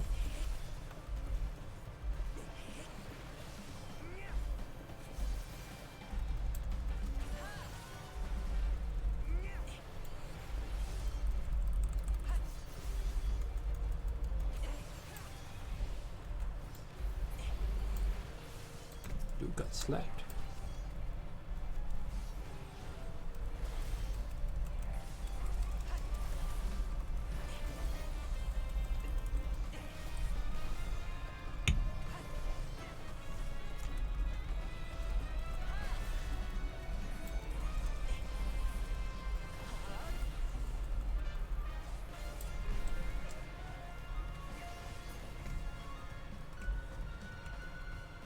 I'm starting to think I might need to leave a heater on when I go to sleep.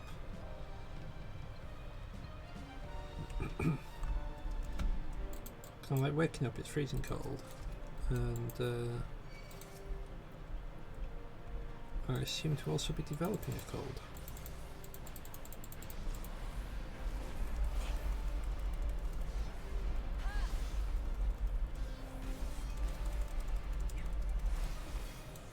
That may need to be a thing.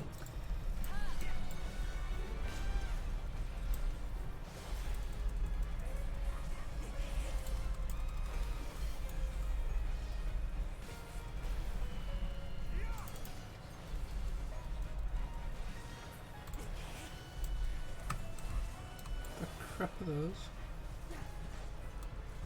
Eyeballs with tails.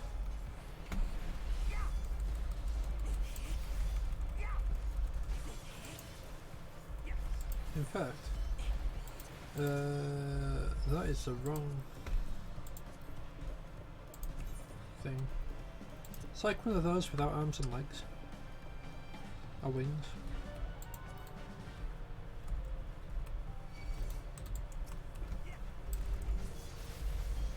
It's like one of those without any like additional body parts. I mean adamants.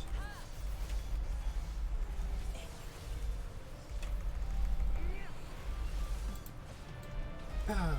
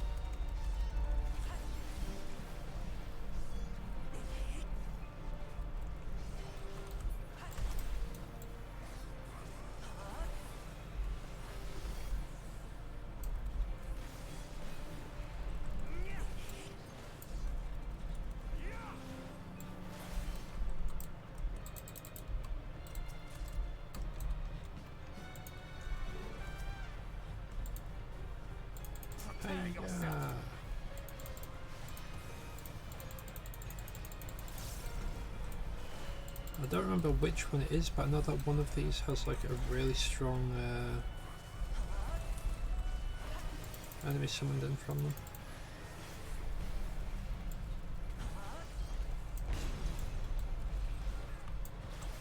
Oh, it was all of them. Oh no.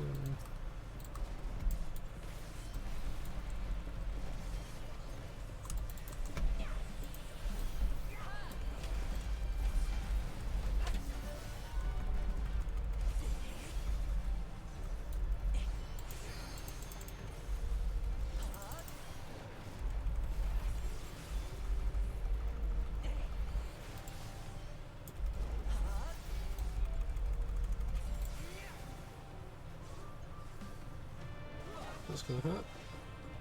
He's also gonna hurt.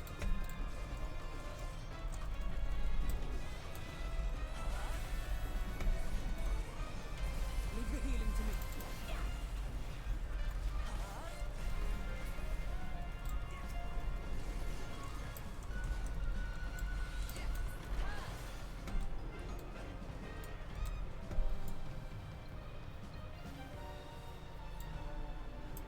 And away we go.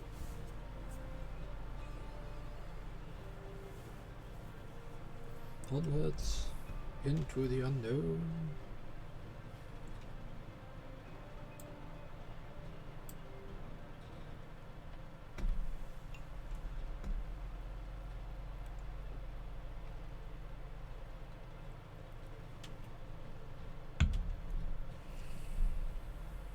To face this thing.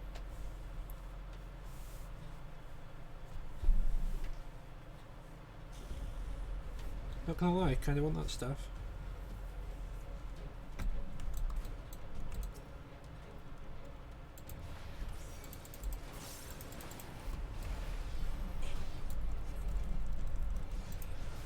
Imagine if I walked in and jumped in like I did, and the first thing it did was tank buster. Targeted straight at me. Terrible.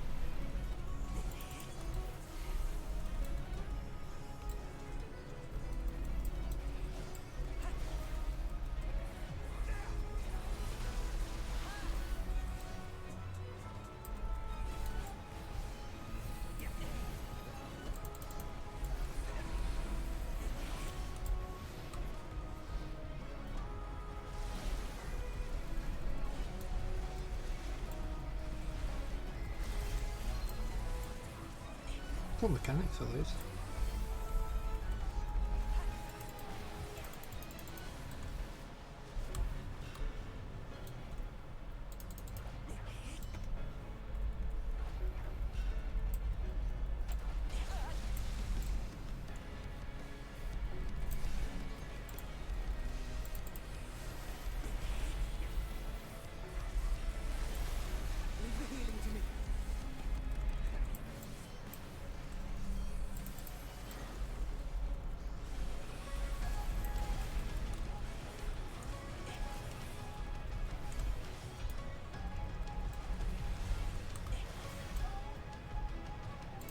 Like it.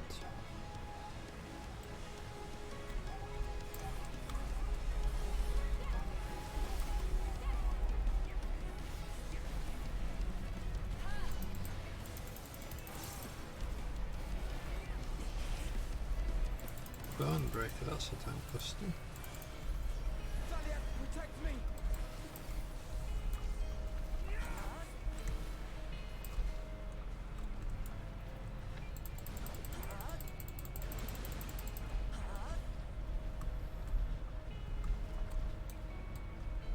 Oh god, because only one got stood on. We take damage all from like everywhere, it seems.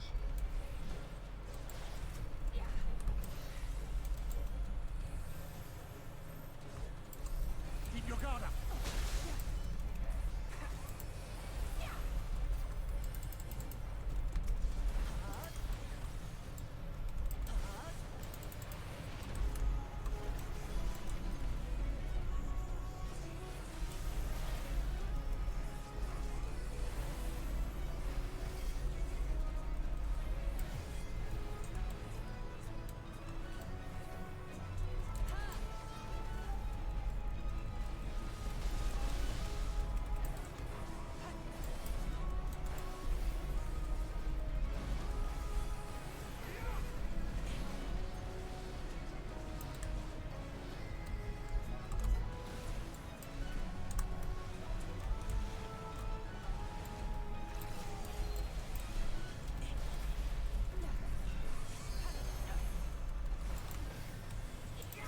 Right, Thancred, you can have an eyeball. There'll be nothing left of you but a smoking crater!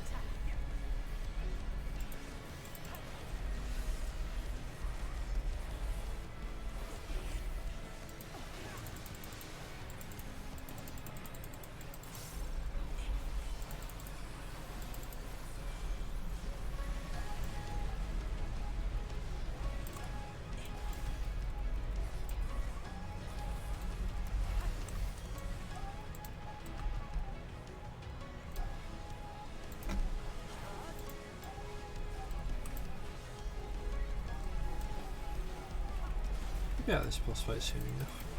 Hell's pretty low. Bonnet Braquer.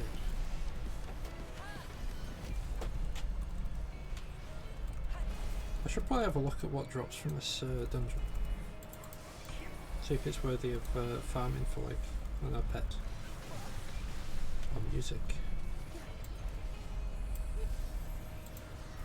Most things are.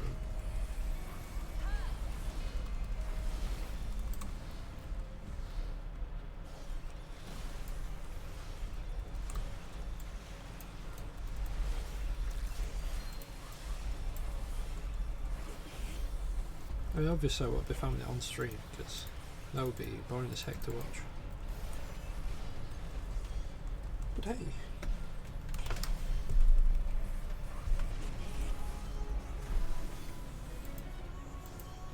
This is how it done.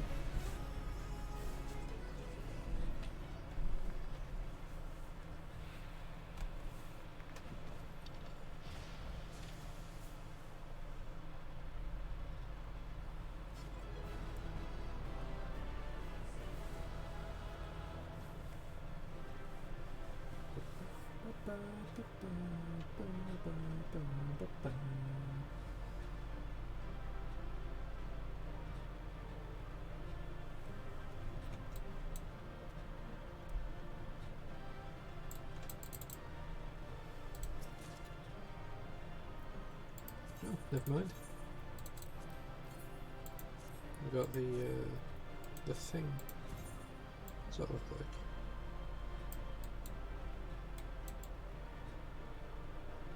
I mean, it looks like it could have been cool if that was like a suit. Instead of like a massive curve.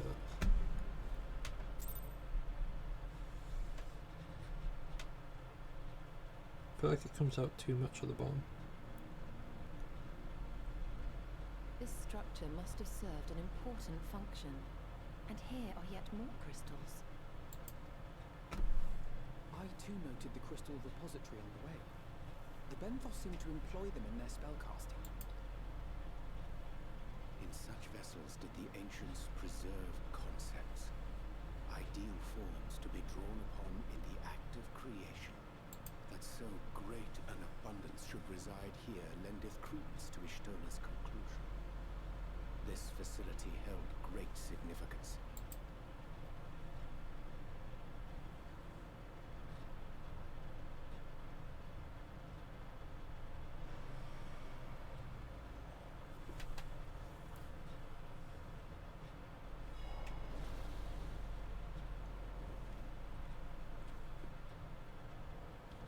Ah, hello.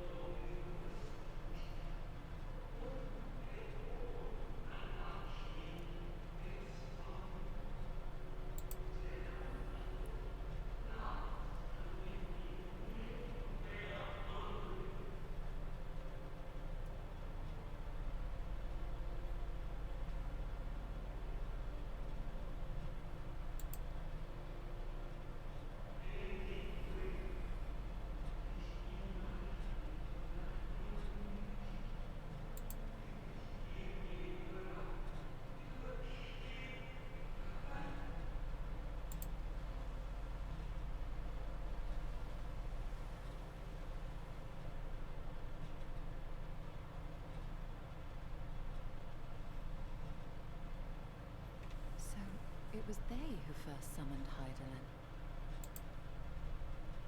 Their discussion did seem to imply as much, yes.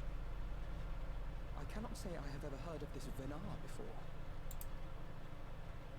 For a certainty, Emet-Selch never uttered the name, speak though he did of the schism which Zodiark's advent wrought upon mankind. Some are of the viewpoint that his power must needs be restrained. And to that end did they call forth she who would serve as his shackles. We now know that it was this Venar to whom they looked for leadership. And that this place, in all likelihood, served as their headquarters. The presence of such intimate records attests to that. I would hear what else they have to tell us. All of it. Did anyone see the source of the image?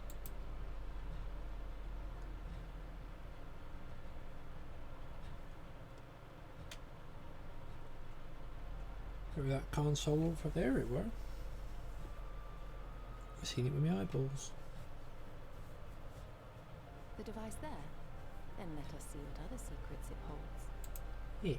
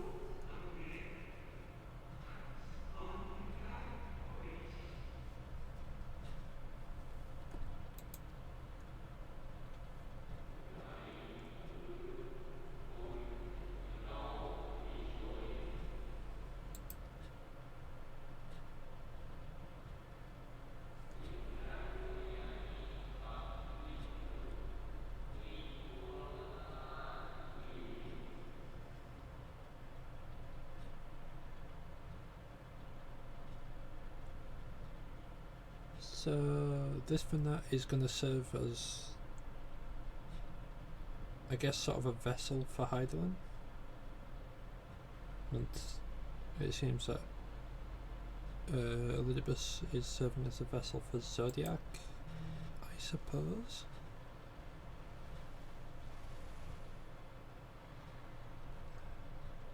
A bit like how they were summoning Shiva in Heavensward.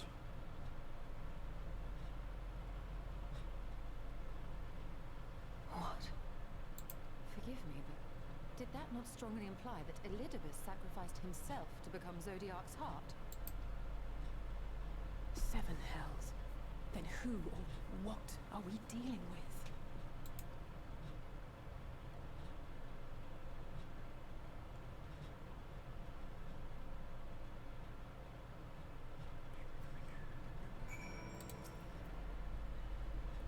Device appears to activate via a form of ethereal attunement, not like an aetherite.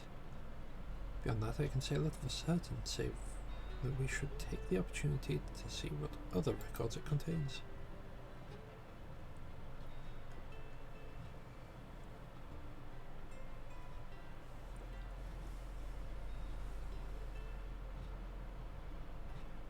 No response. Confound it. If I may, milady, the panel did formerly emit a soft yet perceptible glow. That it doth no longer linger may betoken a depletion of some essential energy within. Given how long it's lain dormant, I think it fortunately functioned at all. That may be, but if we can't get it to work again, we'll be leaving with more questions than we've answered. The White Road emissary hath ever named himself Elidibus. Yet if the shade spoke true, Elidibus ceased to be ere the sundering came to pass. This calleth to mind a truth that Emmett Selk did once reveal in passing, that the names by which we know our foes are not those given to Ascians at birth, rather they are titles of office, afforded to individuals of merit, at such times as the role becometh vacant. Perchance the Elidibus at Zodiac's heart, and the emissary with whom we are acquainted, be not one and the same, but predecessor and successor.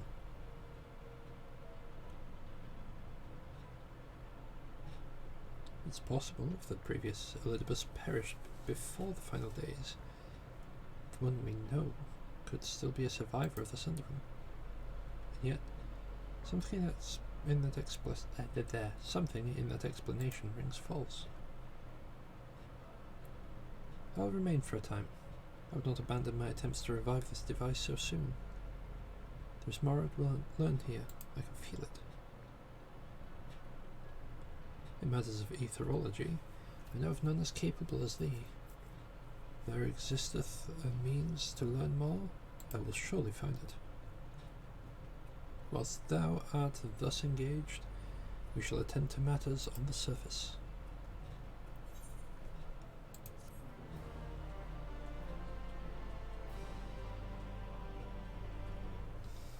We're going back upstairs. That's just like, yeah, you can now go and do the normal trust thing for the dungeon. Can we but uncover Elidibus's true origins, we may yet come to understand his designs. To that end, Y'shtola must needs be afforded as much time as doth require to complete her investigation. To the extent that such things are within our control, yes? Speaking of which, perhaps we might trouble the Exarch for news of his progress with the spirit vessel. You'll no doubt wish to hear of our own discoveries as well, such as they are.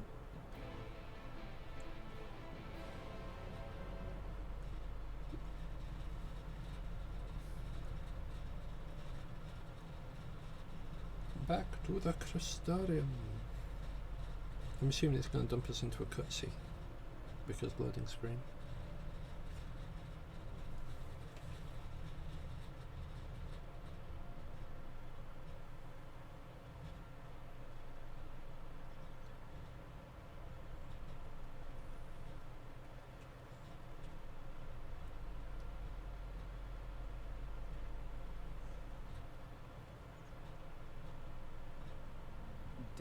ask what's going on? Ah, excellent timing. For me, in any case. We have a problem. The vast majority of those gathered here are presently in the employ of the Guard or else one of the facets, and no longer wish to be so. In principle, all are free to change vocation at any time, but a city does require a certain number of people in these positions if it is to continue to function.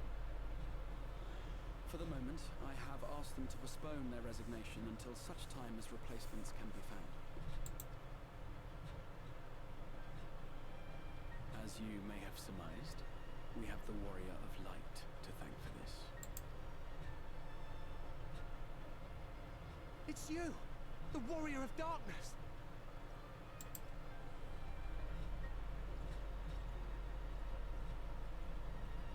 You understand, don't you? Someone's going to have to look after this place once you're gone. We just want to be ready to do our bit when the time comes. Yeah, right, Spark, how you doing? And maybe just a little bit.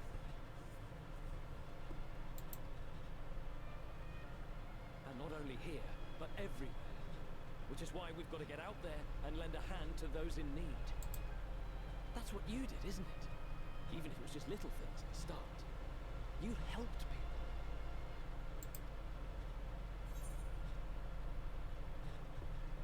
people. Shadowbringers is good. People, chocobos, you name it.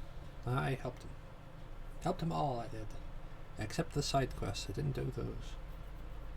And we're trying to do the same. They have our sky back, but there's no shortage of people who still need help. If we follow in your footsteps, then I choose to believe we too can be heroes one day. Even warriors of light.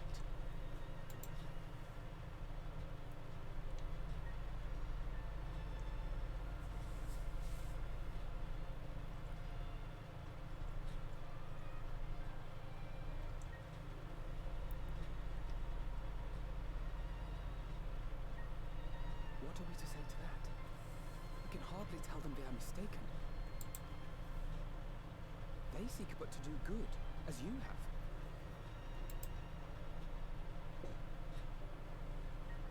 But no more can we stand idly by and suffer a paragon's scheme to proceed unchallenged.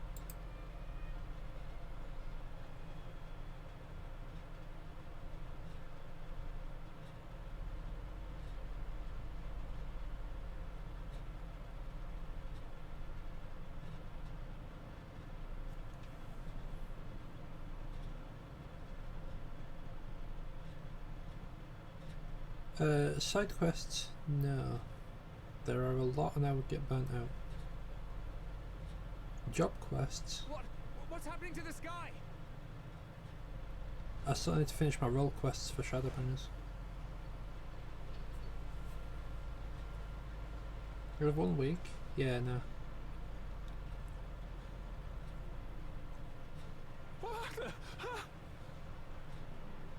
There are so many, it would literally take me months to catch up. Oh no!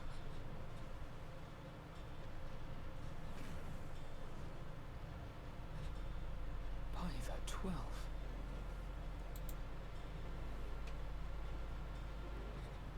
A star shower.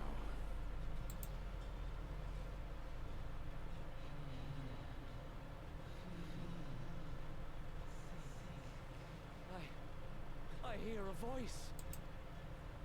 You and all? Then why does it feel like it's inside my head? Hear, feel, think. I hear it. Me too. Did I not tell you, my friends? You... Sorry, I didn't mean to click then, I don't know why I did.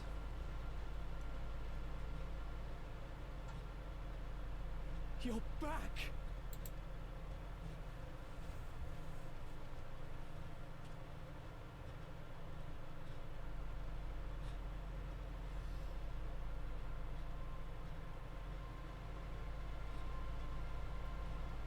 Ah, my eyes. It's like really dark in this room. And that was really bright.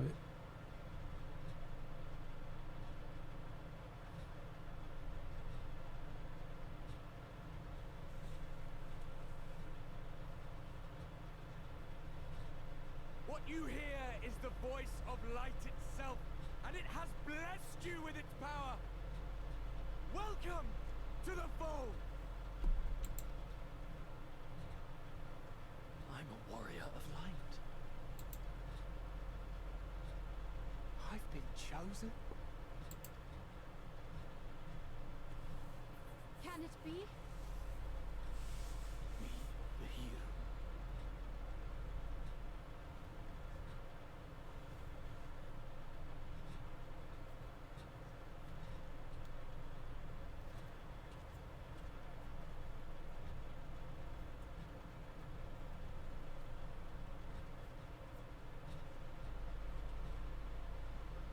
Wait!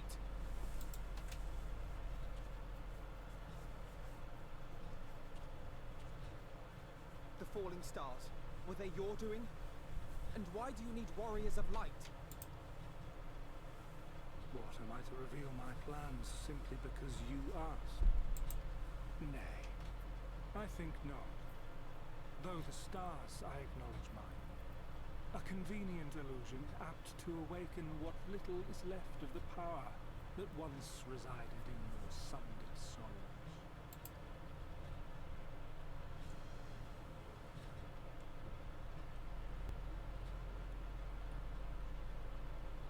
That which you and yours call the echo. And an echo it is, of a symphony, but a fraction of what men in their completeness once possessed. Even those among you who tower over others in the gift have only the faintest trace of it.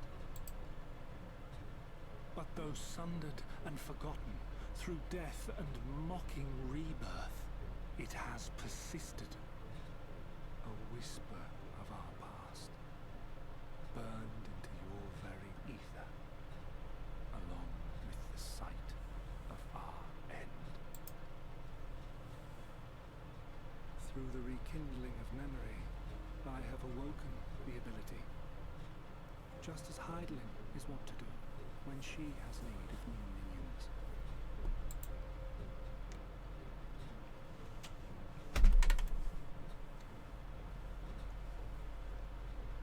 The echo hath ever been thought a gift from Hydaelyn, a boon granted solely to her chosen.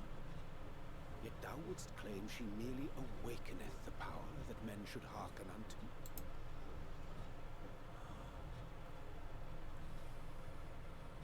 Her voice. Given the perceived simultaneity of her call and the awakening of her chosen's capacity to hear it, it is only natural that we thus attributed the source of the gift. Yet if, in truth, the echo is a prerequisite for hearing her voice, one might surmise that her call never ceaseth, such that all who awaken to their innate gift might receive of the blessing of light at the self-same instant. In sooth, we bore witness to this but moments ago. At the sight of the star shower, full many in the crowd did speak of hearing a voice in their minds, did they not?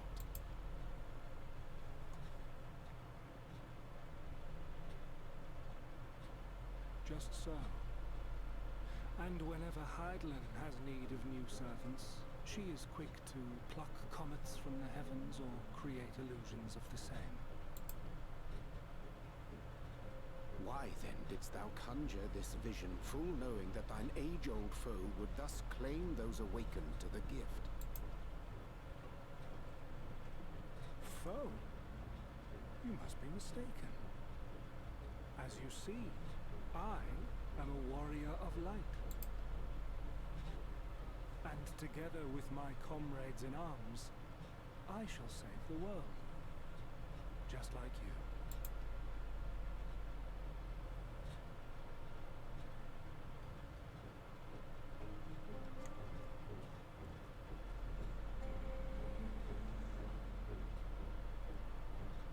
That's his way of going, you're getting a little bit too close to the plans.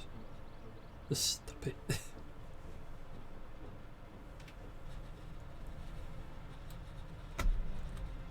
And Alfino, where are you? There you are, Alfino. The more Elidibus reveals, the less I understand.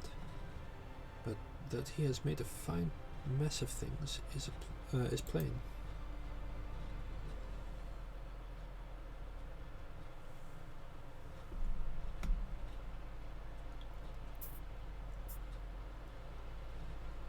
He is gone, then?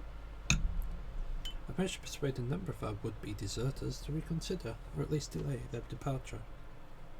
But as many are deaf to my entreaties.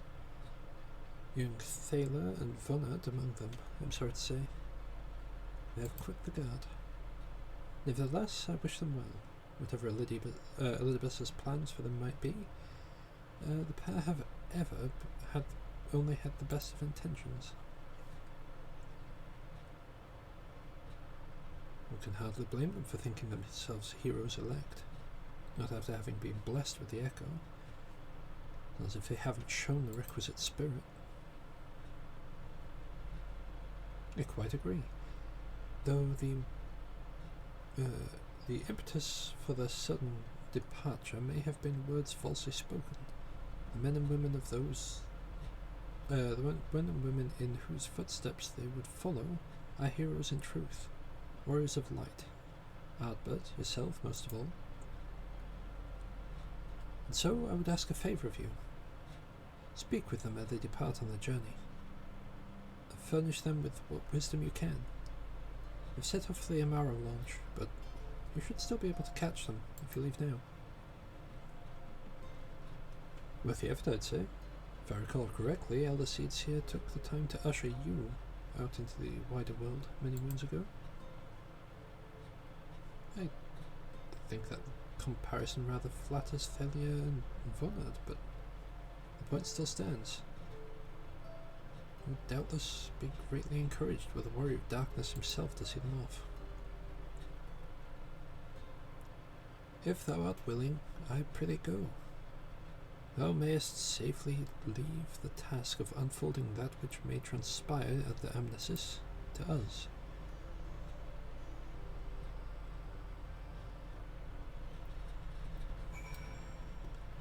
Alright. I'm just going to teleport up there because I'm lazy.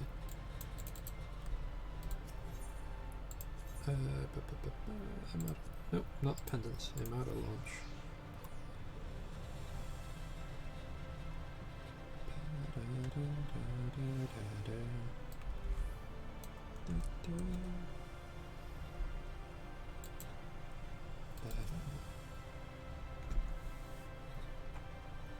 You again? I mean, it's you, sir. Sorry, it's been a funny old day. You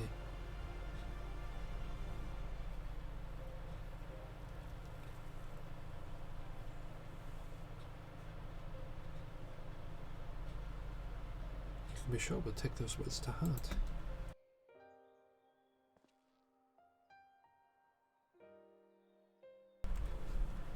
Still can't believe it. You coming all this way to speak to us. I swear we won't let you down. As long as it helps someone, do what needs doing out there, no matter how small. When larger threats loom, we'll be ready to face them. You see if we aren't.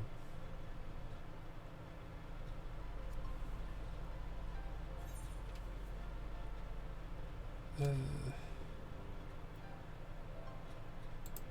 best shall ever be revealed to those true of heart.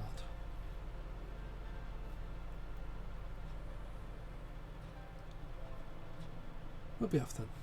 Farewell, warrior of darkness, and thank you.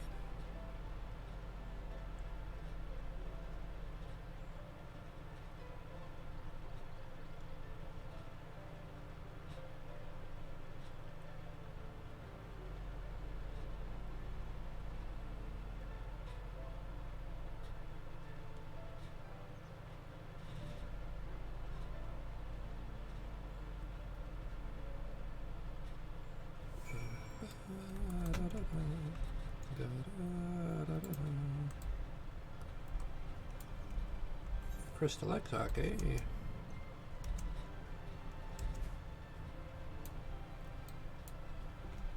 Yeah.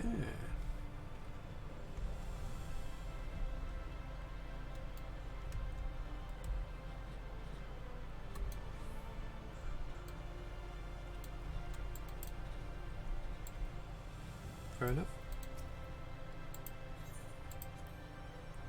To the ocular.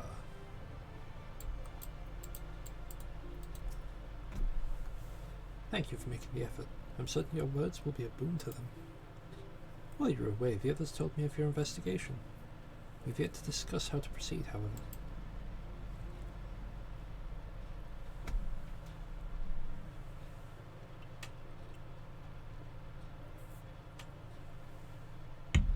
Well, your findings in Anamnesis and Ida do raise important questions as to the identity of our adversary.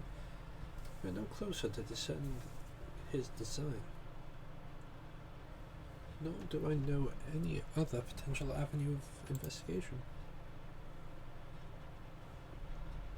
For which reason, we must needs trust to Yishtola's ingenuity, and wait for her efforts to revive the ancient's device to bear fruit.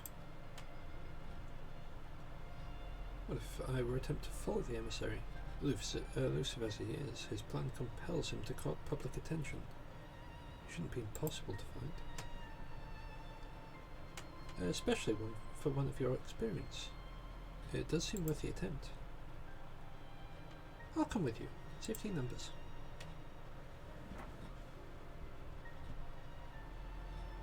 In combat, perhaps, but where stealth is required, the opposite is true. Happily, I don't plan on getting myself caught, so you have no need to worry.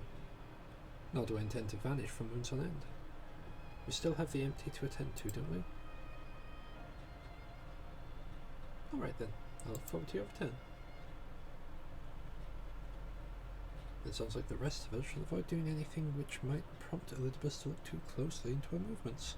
Insofar as it's possible, I recommend we limit our activities to the Crystarium.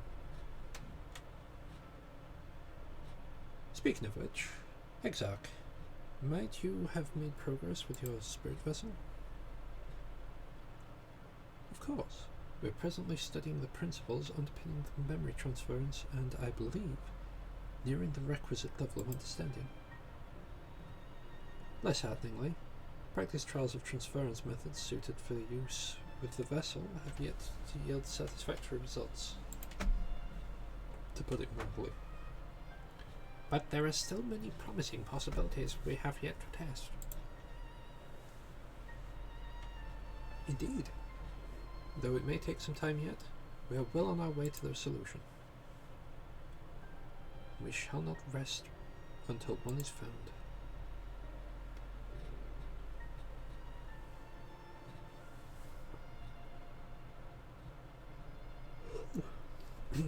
Sorry. A bit tired there.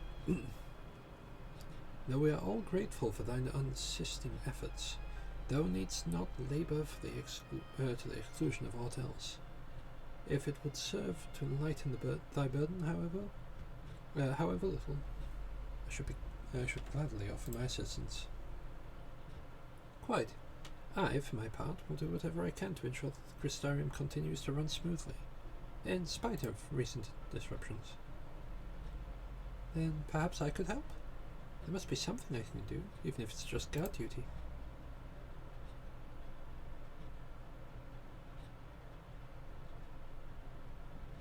Thank you, all of you. I shall breathe easier for your assistance.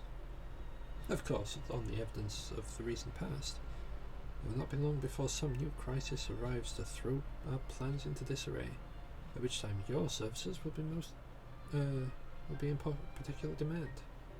That being the case, perhaps you might take this opportunity to retire to your sweet independence.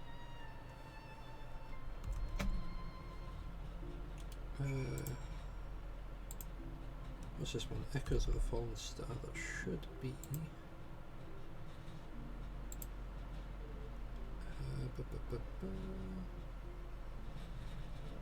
the end of this one.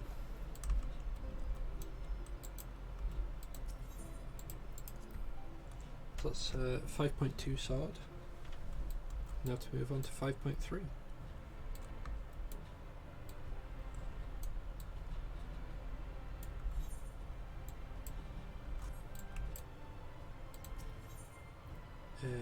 Pendants.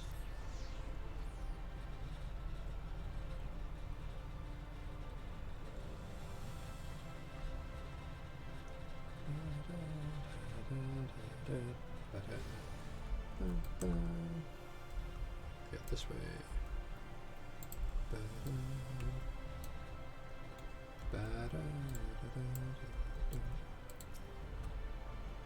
A pleasure as always, Master Travis. I'm relieved to see you were unharmed in the earlier commotion, though, if I may, you do look somewhat weary. Presume you are retiring to your suite? Yes. Very good. Do let me know if there's anything you require.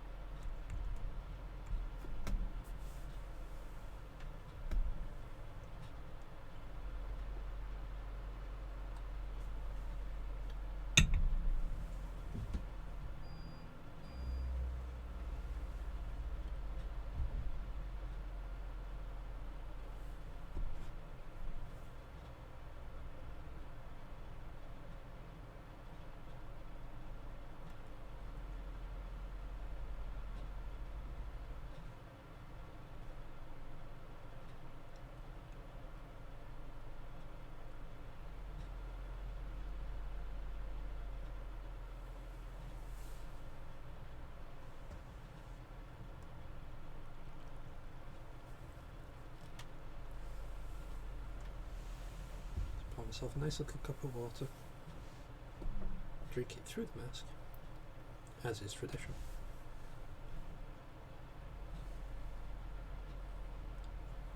Master Travis, it's Glenard from the Wandering Star. I apologise for calling so late.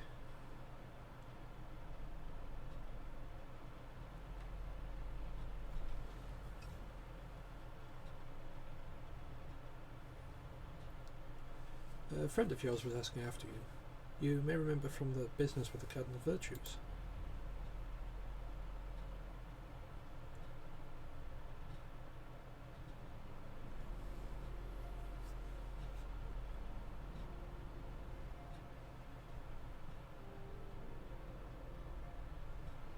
Charming accommodations.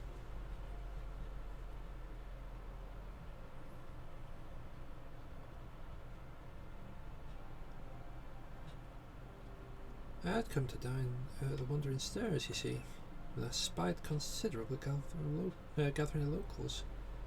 The sky caught fire and, well,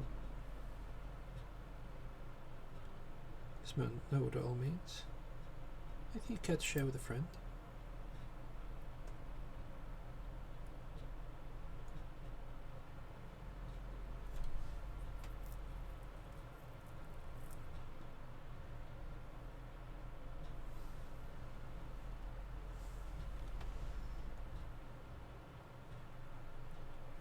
It is alarming, to say the least. It's all well and good that others have come to appreciate the Warriors of Light, but we cannot allow that charlatan to exploit their legacy so.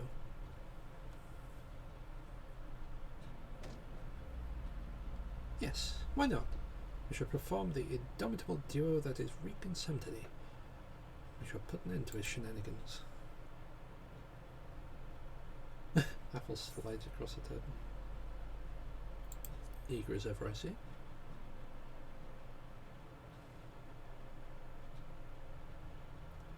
Yes, I know, no need to say it. No intention of involving me. I'm stupid, but I'm not naive.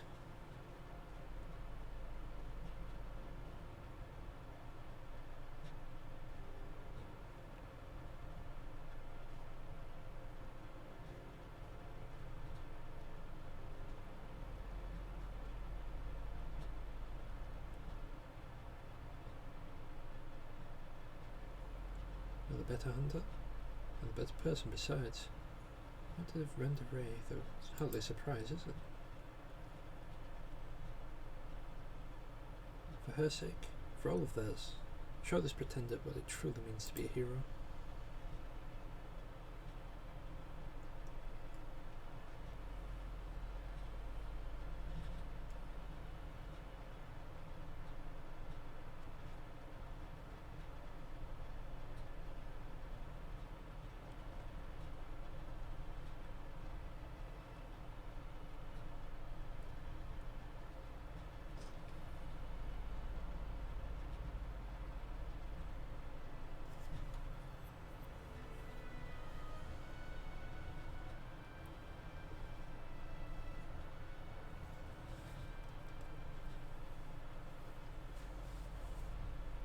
Meanwhile, in the Crystal Towers of Umbilicus. ...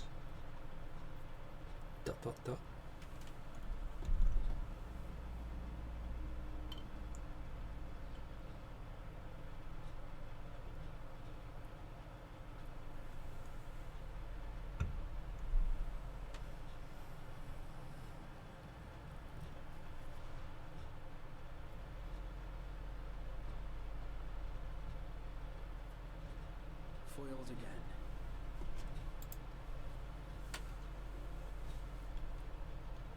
If I cannot imbue the infernal thing with my power via magical means, we may need to devise a way to infuse the vessel with my blood after all.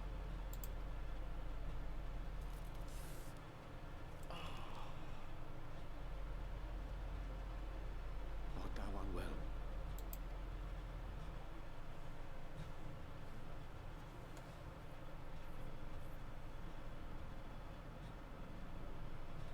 Or perhaps a brief respite? It wouldn't do to overtax yourself.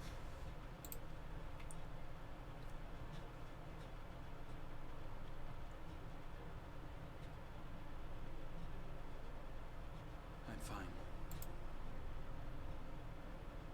And given to stubbornness, I'm afraid. Especially when I have a stake in the outcome.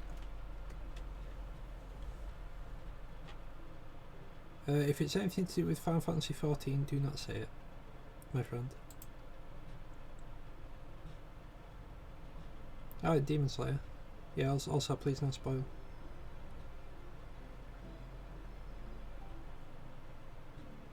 I haven't read the manga and I'm enjoying watching the show. Maybe I think need to catch up in the last couple of weeks.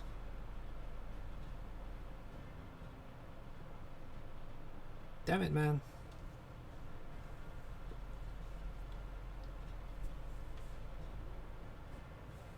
Fake slams hand on table.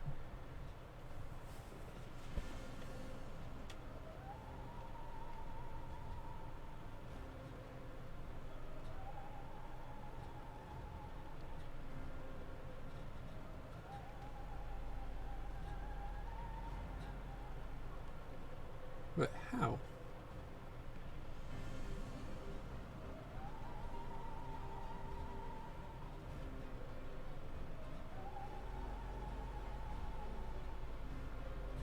How?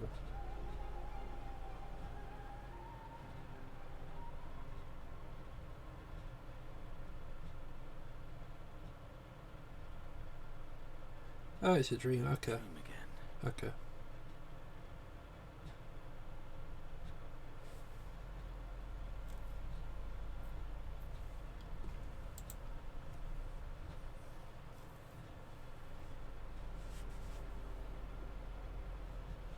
Meanwhile, in the source. Yeah, it's called Final Fantasy because it was the last ditch effort. A recurring dream. They do so fascinate me. Might I trouble you for the details? It's not Sephiroth. It's a big nerd.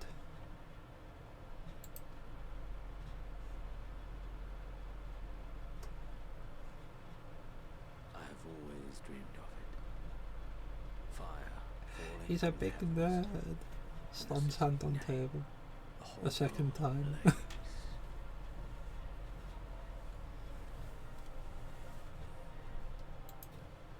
He's a big nerd.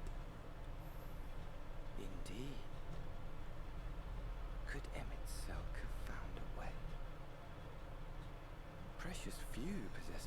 memories of the final days. This guy's a big nerd too. The final days.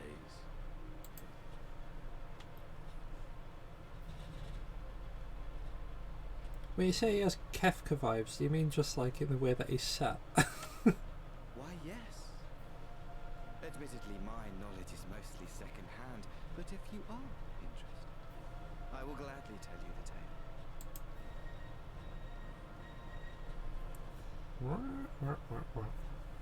The tale of the world's end.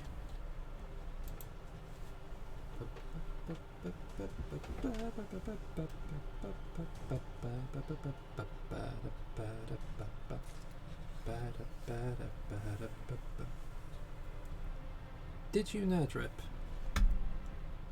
that Kefka is actually in Final Fantasy XIV?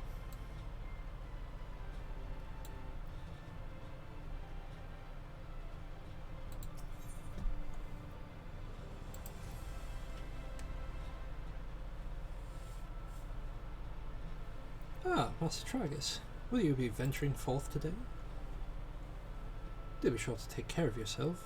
Do be sure to take care if so. Though they say the Star Shower is harmless, one can never be too careful. But I concede, it is not for me to tell the Warrior of Darkness how to look after himself. Old habits, you understand. He is a boss, and potentially also a pet. Ah, Saturday, how very opportune. Greetings, my friend. Did you perchance have a moment spare?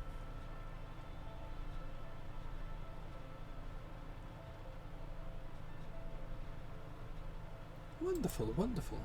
I want to say thank you, you see, for revealing to us the truth of the Warriors of Light.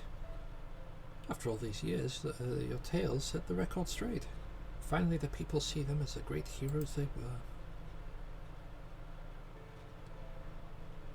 Or the great hero he is, in the case of Ardbert.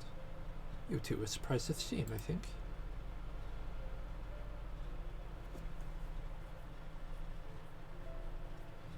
At the time, I was not certain what to make of it all, but I could see the effect his words had on those around me.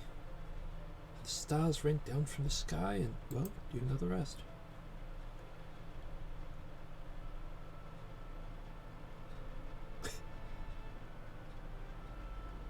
When the commotion died down, you were nowhere to be seen, but I was determined to express my gratitude, so here I am. Thank you for giving voice to the truth and restoring the Warriors of Light to their rightful place in history. Should you perhaps wish to have your account on these matters committed to writing, I'll be more than willing to serve as your scribe. Indeed, if there is anything I can do to help, anything at all, you need only say the word.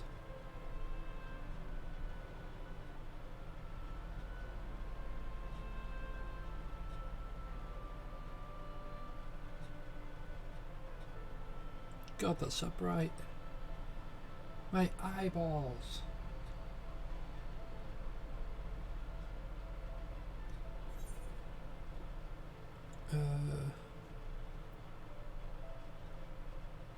Very well, tell me what the situation is like in the city.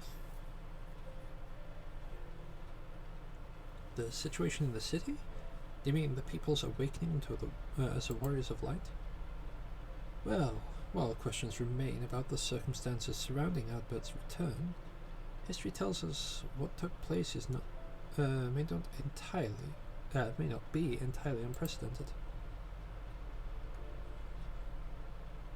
Yeah, but to understand that requires an understanding of the Warriors of Light in a broader Vrandic context. If it please you, I should be glad to provide an overview. I flatter myself that it may grant you a better grasp of that which is occurring, not only in the Crystarium, but the world at large.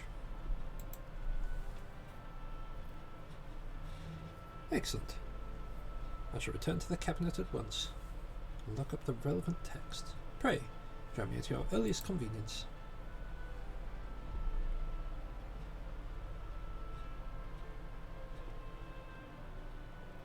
No rest for the righteous, it would seem. Do not let me keep you, sir. I bid you a pleasant day.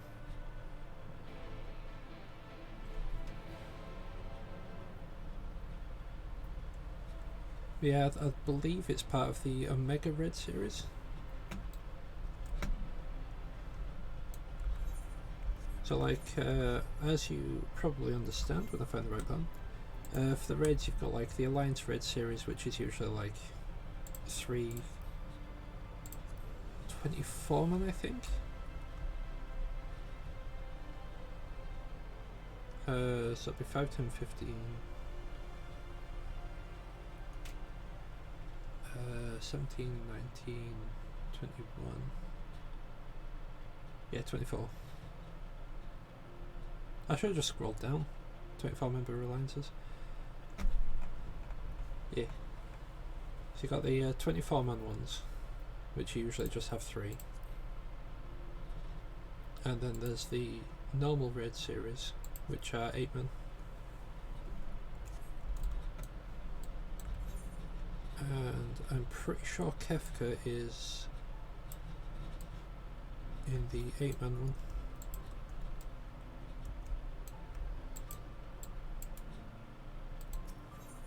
Alright, where am I going? Cabinet di Curiosité.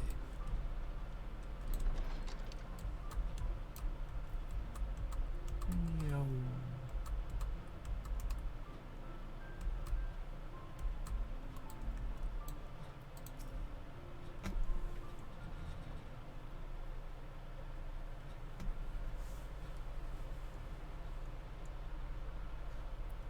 Yeah, the first I've been in the Bahamut ones is I think turn 2, no, sorry, coil 2, turn 4, and I can't do that one.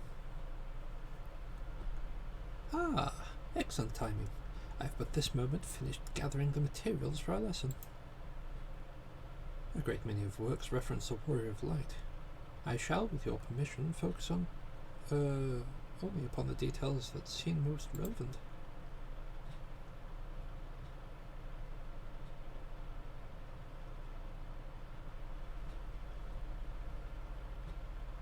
The Warriors of Light, you say? Forgive us, we couldn't help overhearing.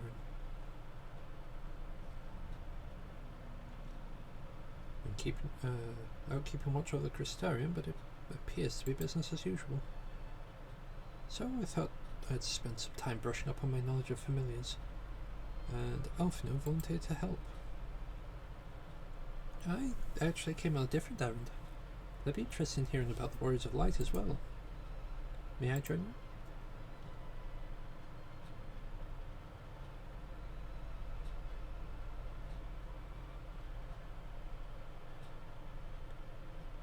Of course, the more the merrier.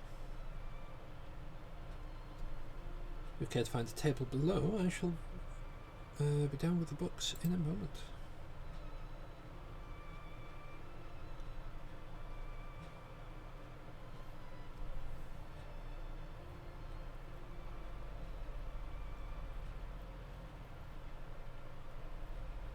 I mean, fair. I was attempting to do them on synced, but this was at level 7. No, level 80. And the knockback mechanics for that fight hurt. And then when it wasn't the knockback mechanics, there was another mechanic which hurt. And it was just a really bad time, being completely honest with you. We want to pore over the annals of Randic history. One would note the comparatively frequent recurrence of individuals hailed as Warriors of Light. Ardbert and his comrades require no introduction, but many others bore the epithet long before them. To name but a few, there was Tolthawil, the legendary first king of Lakeland, Rodford and Solard, the fabled Dran and Galgant duo of Ardbert, Hi Ruth. You've been working a bit late, aren't you? Jeez. And no list of frantic heroes would be complete without the Archmage Tuna of Ronka. In the older text, she too was called a warrior of light. It surprised me to how ready people forget the negative associations of the title. But it makes sense if it's been around for centuries. I'm going to finish at 4. How be ye today? I'm alright, thanks Ruth. How are you? Verily, in ages past it was synonym for hero. In the wake of the flood, however, the light became regarded with fear, a title used not to exalt but to revile.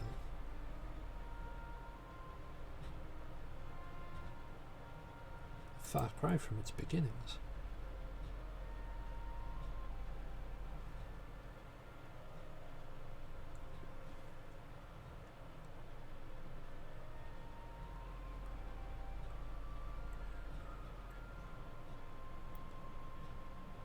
This, my friends, is Norvrant's oldest epic, the original tale of the struggle between good and evil. In a time when all lay shrouded in darkness, a prophesied hero rose to deliver the world from its doom. Fighting in the name of the light, the hero styled himself its foot soldier, and thus did he come to be known as the Warrior of Light.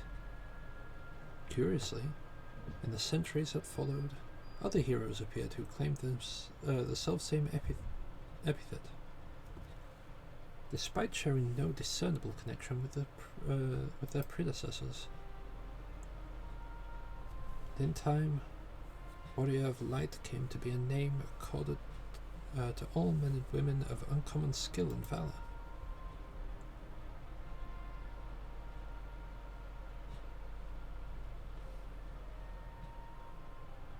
Well, the plot thickens.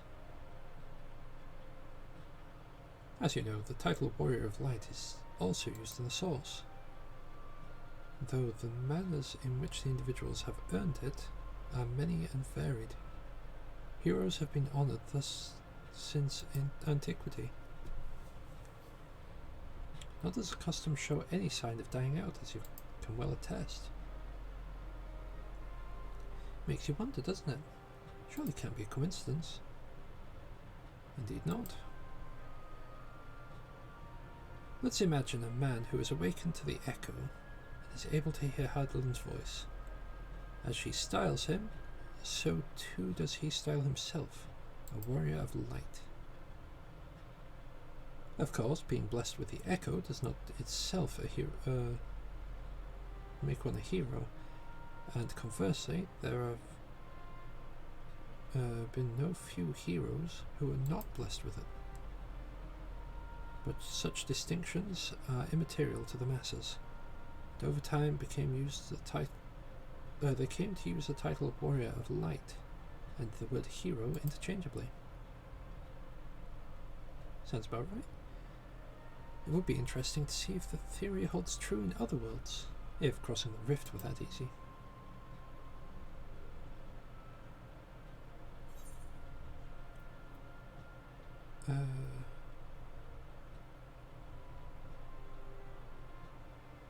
Madeline did call me a warrior of the light.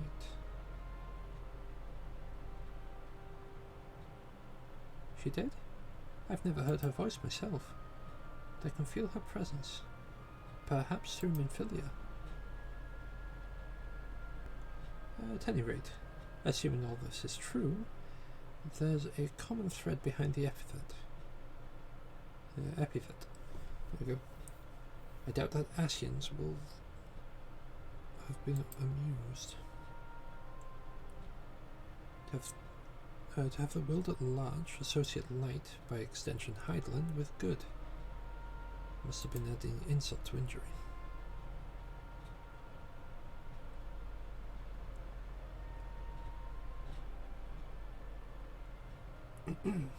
Well, this discussion is undeniably fascinating. I wonder, should I be privy to it? Mayhap it would be better if I excused myself. Oh, no need for that, my friend. Pray, accept our apologies. Your lesson on the Warriors of Light has given us much to ponder. Ooh, ooh. Did someone say Warriors of Light? Ah!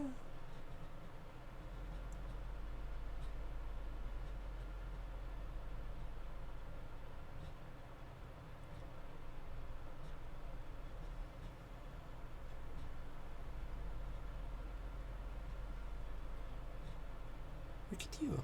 You alright?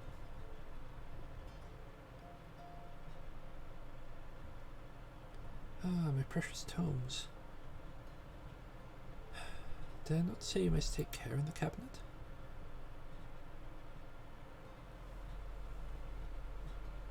You too, Arkil. Eidvil. We're sorry, Master Morian. Aren't you? Yes, I am he. The Warrior of Darkness.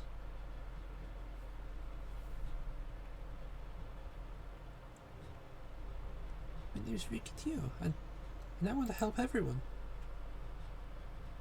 Please, tell me what I have to do to be a hero, to be a Warrior of Light.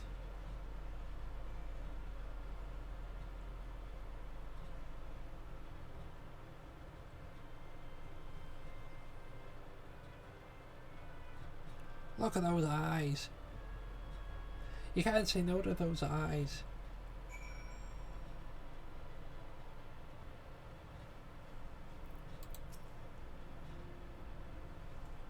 So I want to be a Warrior of Light, but not one that fights with a sword and all that.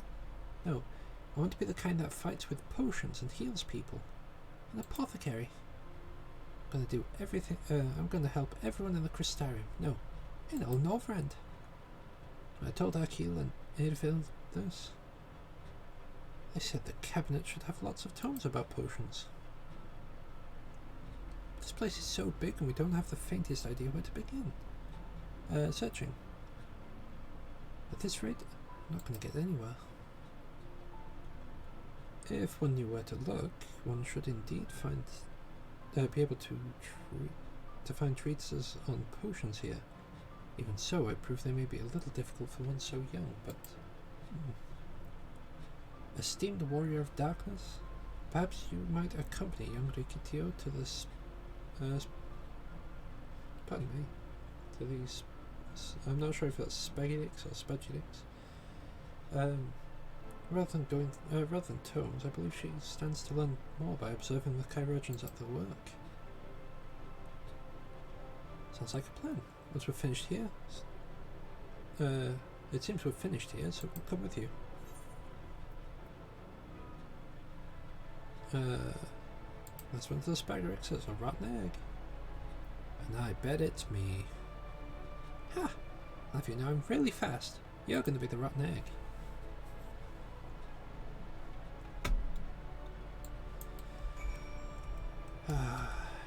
It'll be me. I'll be the rotten egg. I can already smell it.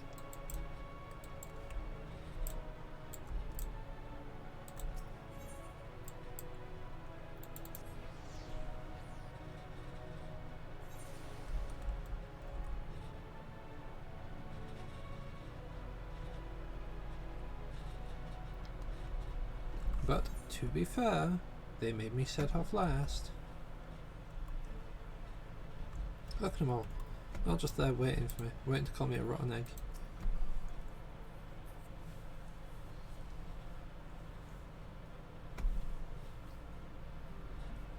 Well now, to what do I owe the pleasure of so many bright-eyed visitors?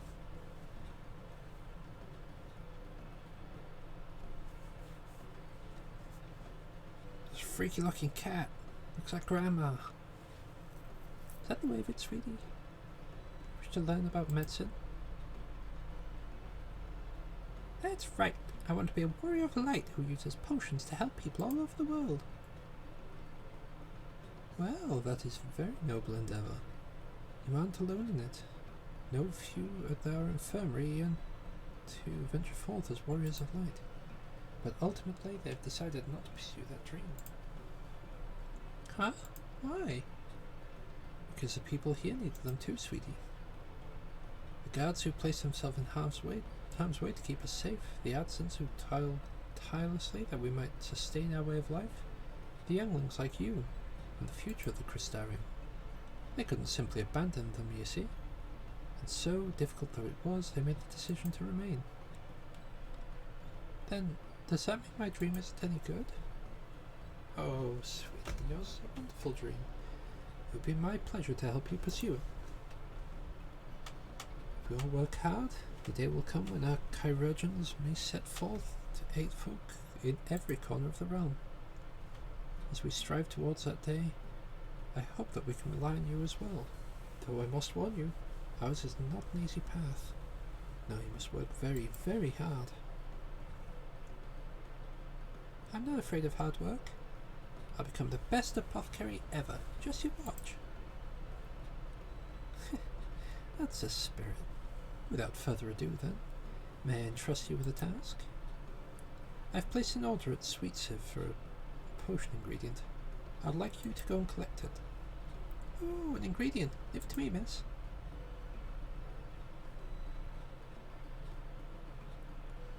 My, such abundance of energy, though I can't help but wonder if she'll be alright by herself. My apologies, but would you mind accompanying her? When you arrive at Sweet Sieve, speak with a woman named Gracine. She'll point you in the right direction. I shall join you. As the one who suggested this course to Rikitio, I shall assist her in her first steps.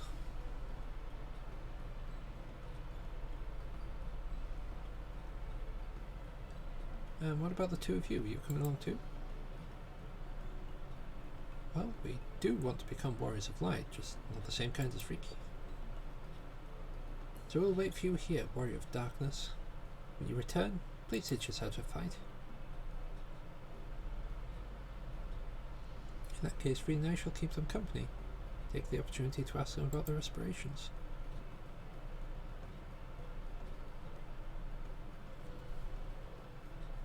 Alrighty.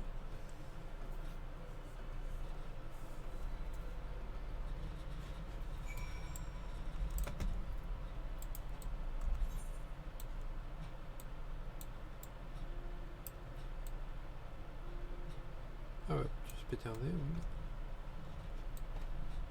In the name of the light.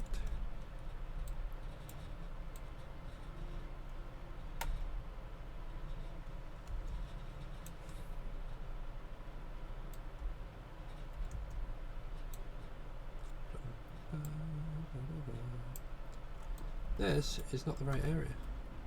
It's outside. Oh dear.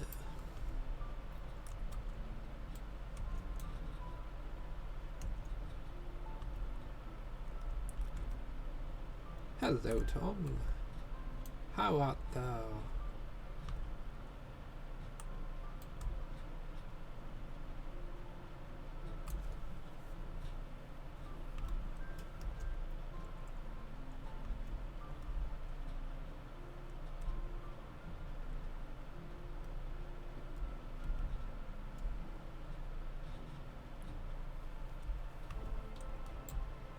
So you are both good and disappointed in yourself. Why is that? It isn't the warrior of darkness himself. May I assume you're with Master Alphino? Right. Unless you wondered, Chesimil's order is for grapes. As busy as we have been of late, however, I regret to say we didn't have the time to harvest them. So it was with apologies that I sent Master Alphino and his young companion to help themselves to the fruits on the vines. Perhaps you could lend them a hand. It's the undersized grapes you'll want to pick. Too small for normal consumption, but suitable for making wine and medicine.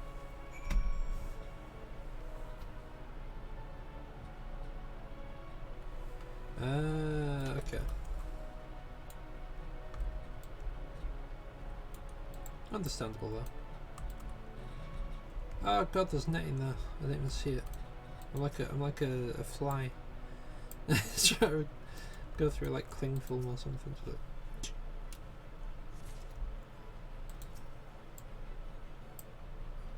I don't know why I read HC as heroic. It's clearly hardcore mode. Oh, you're here too? We're picking the little grapes. It's quite fun.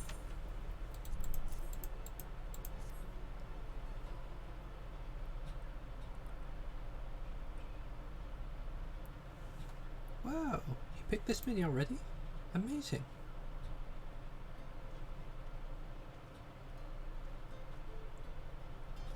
I dare say we have enough between us. Shall we take them back to Chesimil? Heh. I can't wait to see what she's going to do with them. Tell me, Ricky, what makes you want to become an apothecary and a warrior of light? Why? Well, a while ago I fell sick. Really sick. My body was burning up and I felt so weak I couldn't even get out of bed. Then a travelling apothecary came and gave me a potion to drink. It was the foulest thing I'd ever tasted, but it made me get better. She was so brave. The apothecary, I mean. She went around taking care of people, even when it was dangerous. And I decided I want to help people just like her. So I started brewing potions out of grass and giving them to my friends. But I didn't really know what I was doing, or if there was anything else I could do. Then, not long ago, a neighbour told me he was going to become a warrior of light and go travelling the world, helping people. And I thought, that's the same as what I want to do.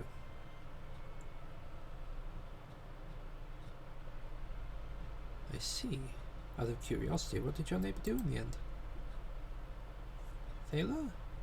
I haven't seen him in a bit, so he must be out there looking for people to help. Thaler? One of the guards awakened by the star shower.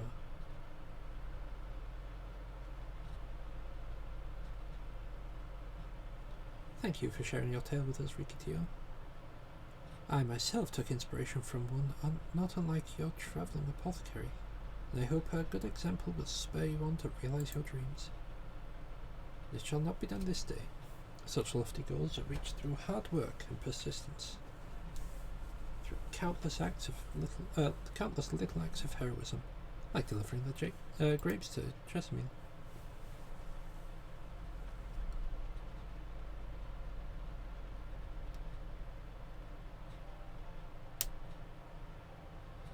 Seem I've been labouring under a misapprehension. I convinced myself that it was Elidibus who had so desired to become warriors of light within people's heart, within the hearts of the people.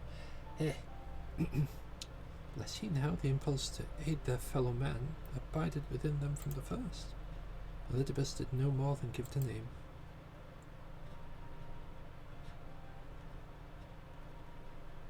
As he so kindly proclaimed,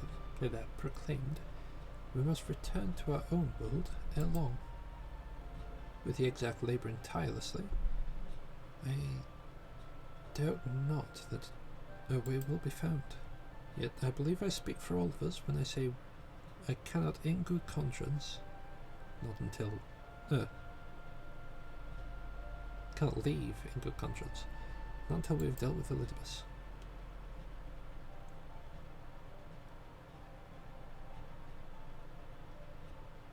This is no longer a strange and distant land after all. Northrend has become a home to us, and her people our own.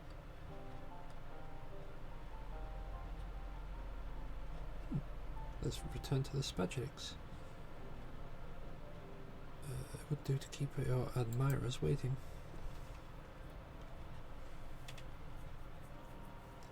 I'm nearly there, Tom, I'm nearly there. Not there quite yet, although I also technically am there at the same time.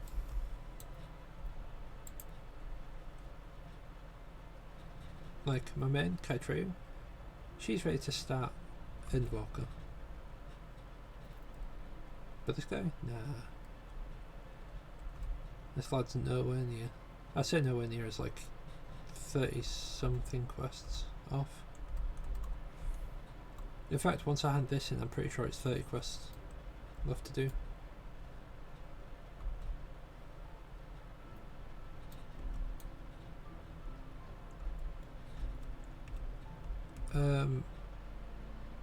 I do not remember, I'm afraid, Tom. I do not remember. Like, I want to say yes, but I don't remember when last you... I don't remember the last thing that you did. My thanks for your help, sweetie. We now have all the ingredients we require. From the grapes we shall make vinegar, to which we shall add elf grass and a few other herbs to produce an invigorating syrup. Though it's unspeakably sour, it does wonders for the constitution. As part of her studies, I may just have to give Riki Tio a little taste.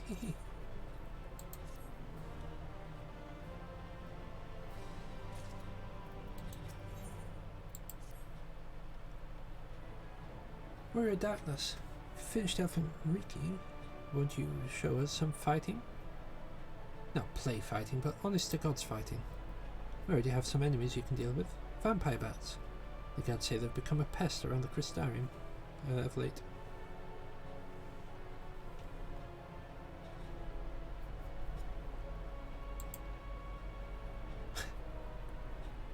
No, Tom, it's medicinal.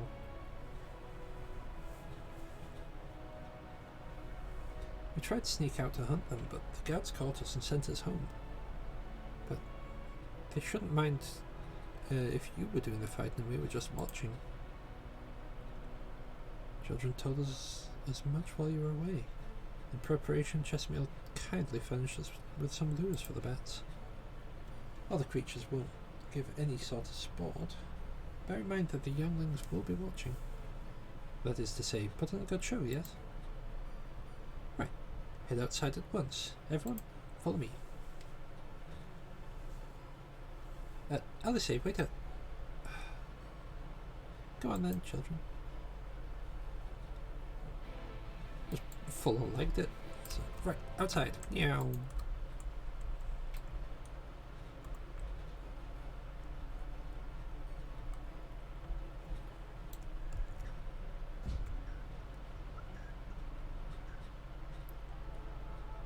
Right, what quest are we on at the moment? Heroic Dreams. That's that one.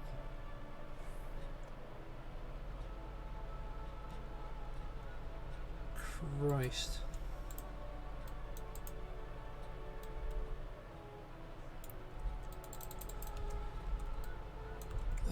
Right, so since starting I've done 1, 2, 3, 4, 5, 6, 7 quests. As opposed to the, I think like 12 or 14 that I managed last time.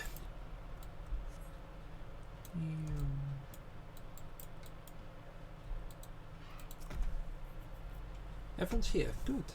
Let's get started, shall we? As their name suggests, vampire bats feed on blood. And originally being nocturnal creatures, they've grown more active with the return of the night and become a nuisance. To draw them out, we use Chesmiel's lures, which work by exploiting their heat-seeking behaviour. The bats are wont to nest under the eaves. They are likely to attract more if you place the lures near buildings. I have 6 lures, 3 for you and 3 for me.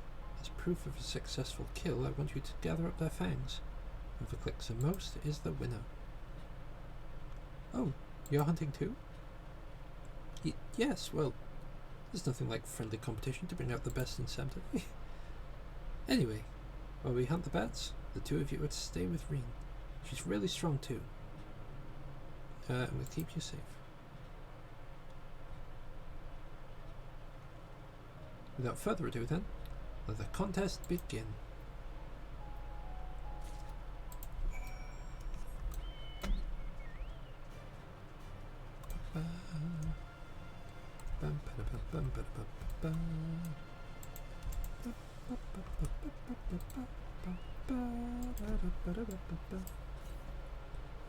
Like, I'm pretty sure you finished 5.3, but I don't remember if you played any more after that.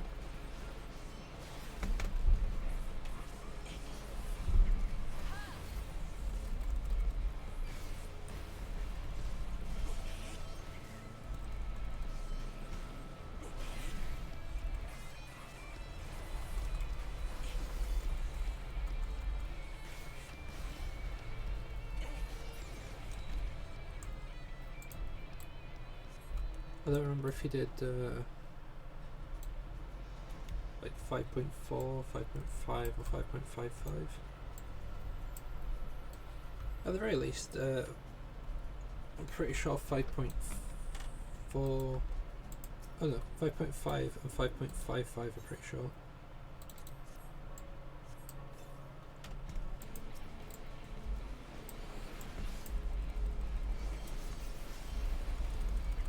Hold on a second, I seem to be missing a certain someone.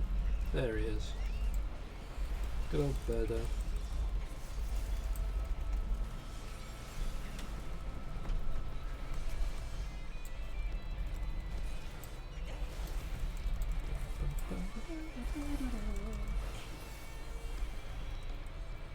There we go, Birdo can use that to get some EXP.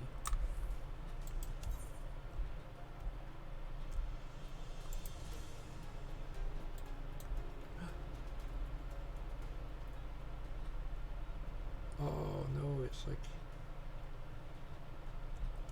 Oh, I'm literally one shot.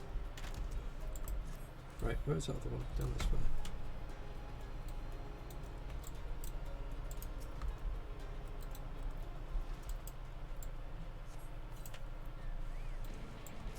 I thought we were supposed to be showing the kids how to fight. And basically we've just run off, left them with Reen.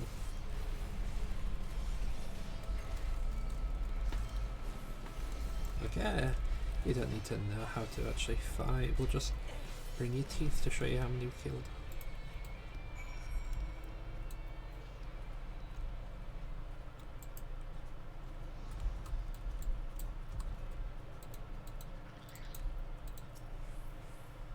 Well fought. The children were hanging on your every move. As was I, to be honest. Though I know the tally, may I see the fangs for good measure?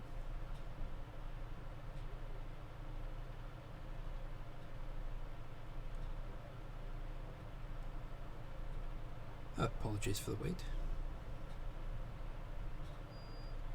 My fangs, not a bad haul if you'll never do say so myself.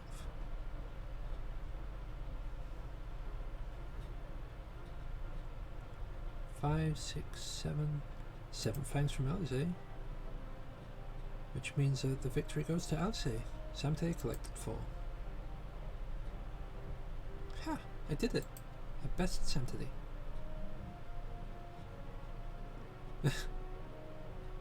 In another life, you didn't even try, did you? And there I was thinking you'd take it seriously. Spare me a pity next time, will you?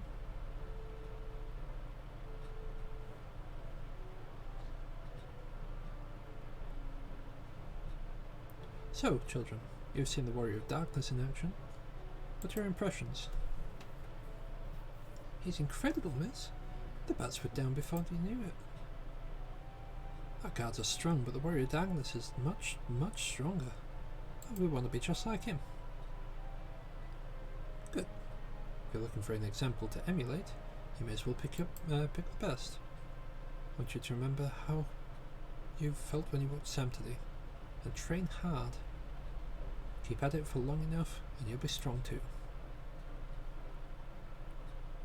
If you don't mind telling us, when did you decide you wanted to become Warriors of Light? Well, we were there listening to everyone when Ardbert appeared. But I've wanted to be strong since I came to the Crystarium. The Sin Eaters killed my father and sister, you see. And I promised myself I'd learn how to protect people one day. Like Ardbert said, this is our home. We're the ones who have to protect it. We're the ones who have to rise up as new Warriors of Light. What about you, Akil? Me? To be honest, I'm still not sure what I want to do. But if my friends were in trouble, I know that I want to help out. And I want to go on adventures with them. See the world together. It's a wonderful goal. You really think so? It's hard to explain, but something I felt when I saw the star shower the other day. I felt as though there was something I'd lost. and I had to go out there to find it.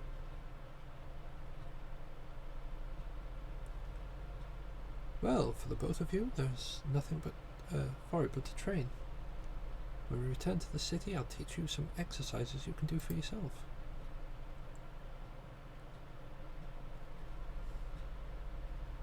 Thanks for showing us your fighting skills, Warrior of Darkness. I'll never forget it. So that kid there will probably have the echo at some point.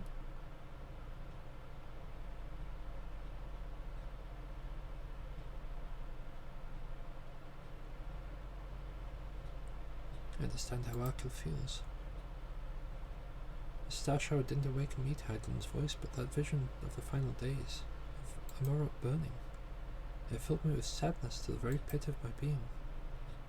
Things I once knew, people I once loved, promises I once made, felt as though long forgotten memories were dancing on the edge of my mind, but when I try to focus on them, they simply fade away. The effect of having a fractured soul I shouldn't have. But lest you worry, I'm perfectly happy to remain fractured. I have no intention of donning an Ascian mask. I just wish we knew what Elizabeth was plotting.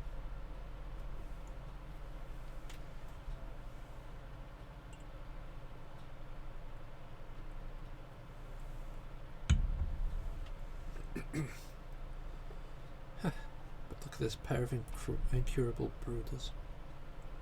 We're going to stand a chance around if we're going to stand around lost in thought, we may as well do it back in the city. Rest assured, Reen and I will take the children from here. Their heads will be planted in the clouds after meeting you, but we'll see to it their feet remain planted firmly on the ground.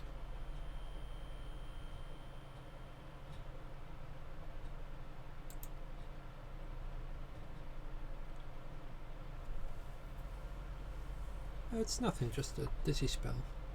Seems I tried a little too hard to beat you. I'm fine now, not to worry. I'll see you soon. That is the second time we've seen that happen. Because the first time was with Urianger. As you ponder Alizé's words, you're taken by an urge to revisit the scene of that fateful meeting.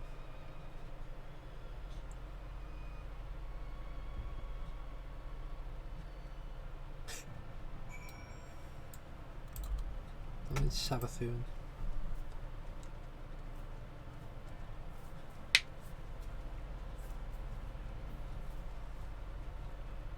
Going around like, I'm on the moon, it's made of cheese.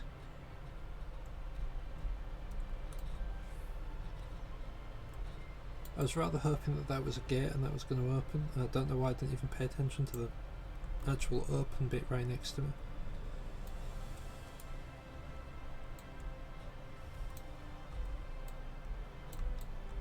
And up, up, up we ascend to greater heights.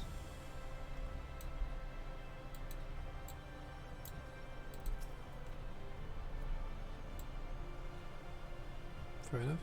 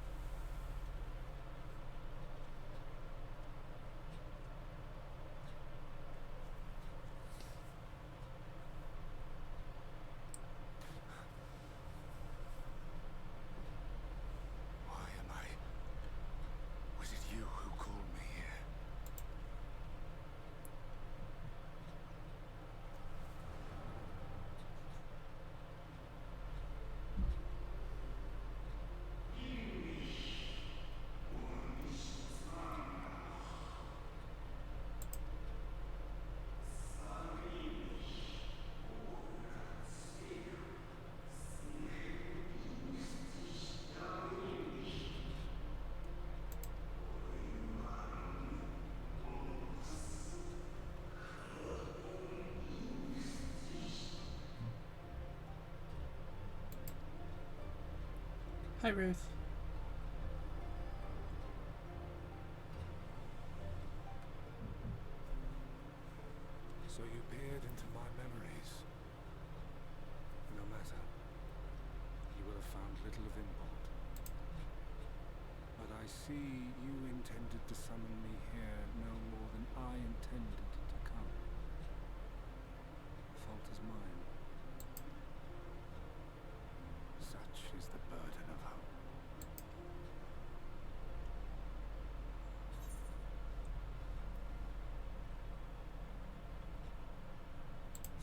Give back Ardbert's body, weirdo.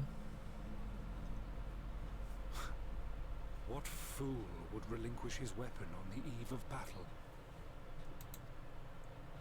That which I do is no different from that which you have done so many times, Warrior of Darkness.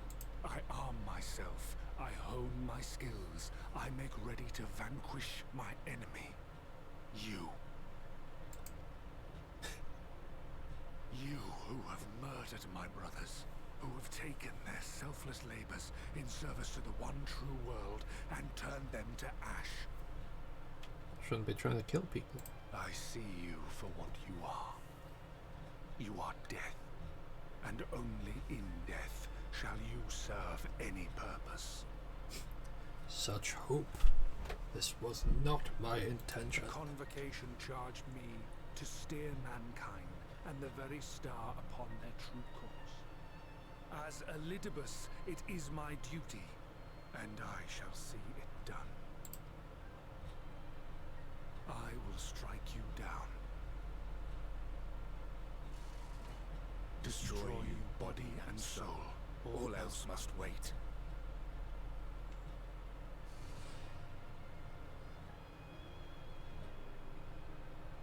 Ere long I will come for you, Warrior of Darkness, and I will save the world.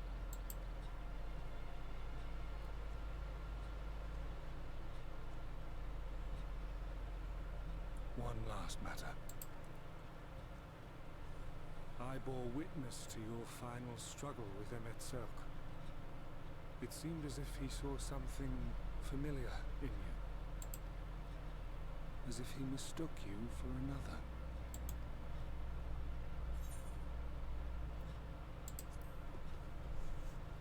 Thaddeus called me his new old friend.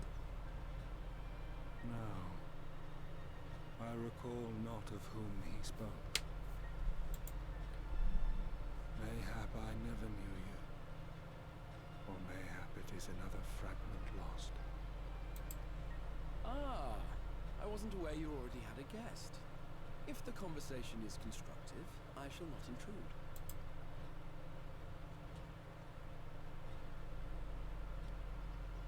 Oh, that's not good. If you seek to stir up trouble, Elidibus, then I must insist you leave at once. Here's how the round's going.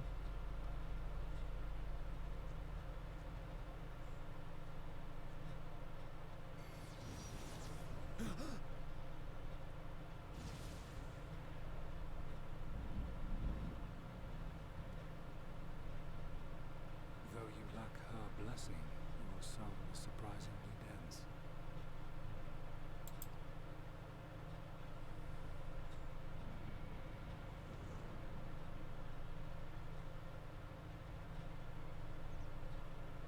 Worry not.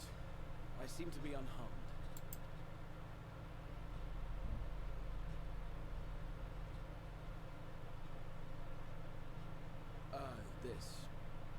This is my own doing, the consequence of my recent exertions. It is the Tower's way of compensating me for the demands I have placed on it. Rest assured, it is no great inconvenience at present. Indeed, I told Beck Lug as much, but they would not be persuaded and sent me away to rest. No need to make a fuss. Strange as it may sound, I consider it something of a badge of honor.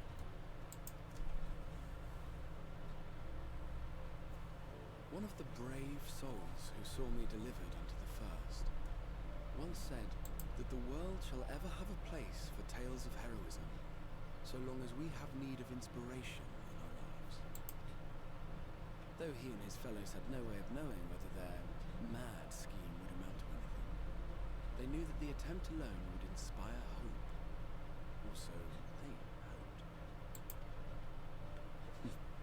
A more optimistic lot one would be hard-pressed to find. They said they would find a means to save our God's forsaken world, just as soon as they had sent me on my way. Said it with such confidence that, for a fleeting moment, I half believed them.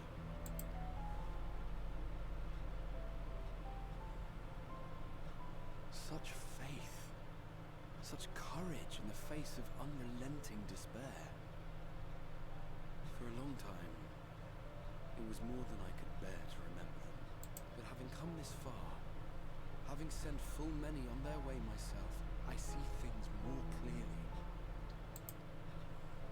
To take action is to hope. To believe, to choose to believe, is to take the first step towards a brighter future. And why do I tell you this? Because I want you to indulge me in a little recklessness. Needless to say, I have a plan. And when all is said and done, I will ask yet another favor of you.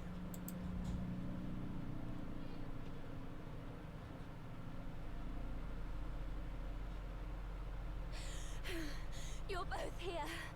Oh, thank goodness. What's wrong? It's Thancred. He's collapsed. Be Thancred, that'll be Oriange and Yshtala. That'll be the twins.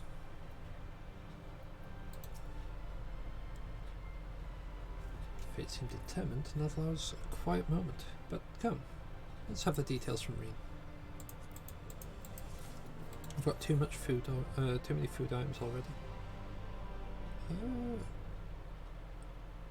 Alright. We're at level 500. So 530, so I might as well grab the either the fending or the healing cell. Happened after Alice sought the children back to the Spaghettics.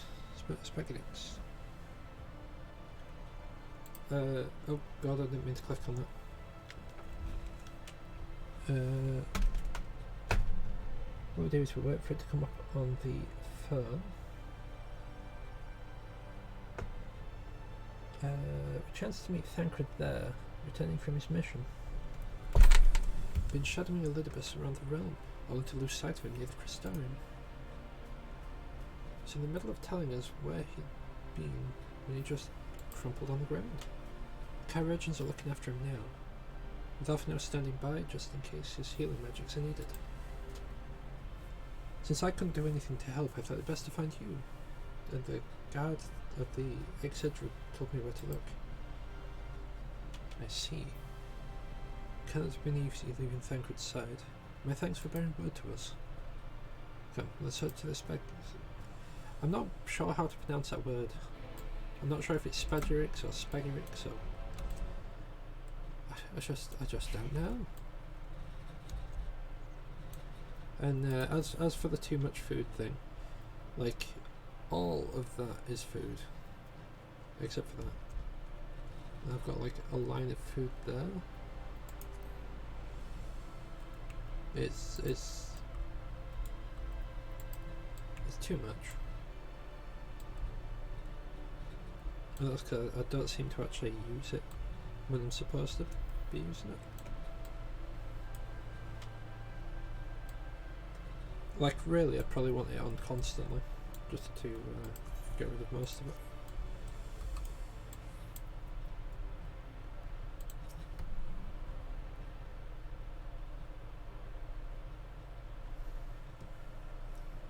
Dragged you two here, did they?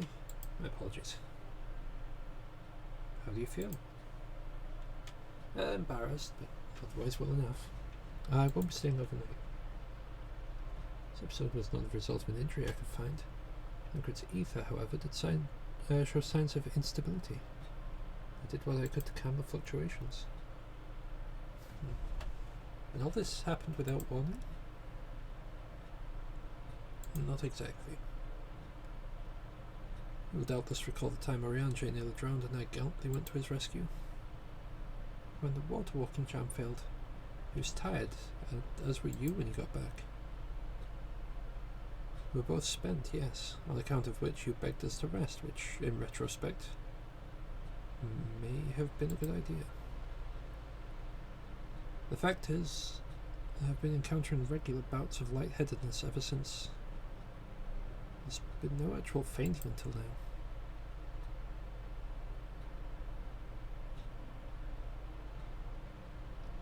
As Alphino observed, I have no lingering injuries, and most assuredly isn't old age, which leaves one likely cause.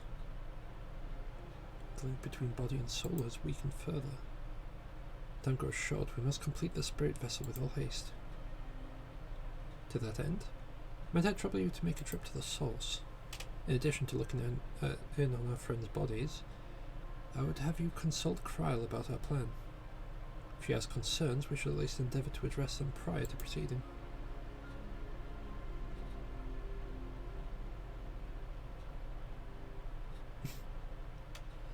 In the meantime, we should get back to laying bare Elidibus's plot. Thus far I've learned this much, that in the places he has visited there have been sightings of suspicious black-clad strangers. Moreover, the coming of these shady individuals has invariably coincided with some manner of misfortune. Beasts terrorizing settlements, blight ravaging crops, the other sort of thing. All of which serves rather conveniently to make Elidibus's call for new heroes reverberate that much more loudly in the hearts of its audience. And you think these black-clad strangers are Asians? I do. They fully intend to investigate further, though. For that, I shall require additional feet on the ground. Count on mine. Gods know I've been itching to get out there for a while. Mayhap Urianger can be prevailed upon to join in the efforts. He's already provided copious guidance on the matter of spirit vessels construction. It is for Beck-Luke and I to wrestle with the rest. Well, if you can spare the old boy, you may be able to make use of him. I'll go and give him the good news. You do no such thing. However heedless you are of your own well-being, if you care at all for Reen's feelings, you will stay in bed till you're needed. Alphino and I will find Urianger.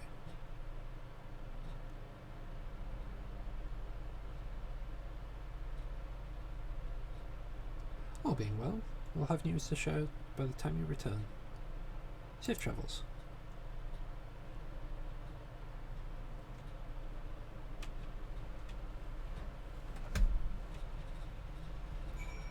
Alright.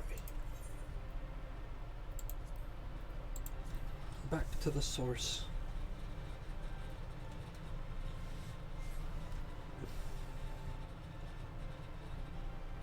Back to the source.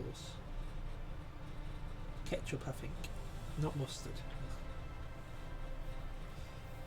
Perish the thought. Perish.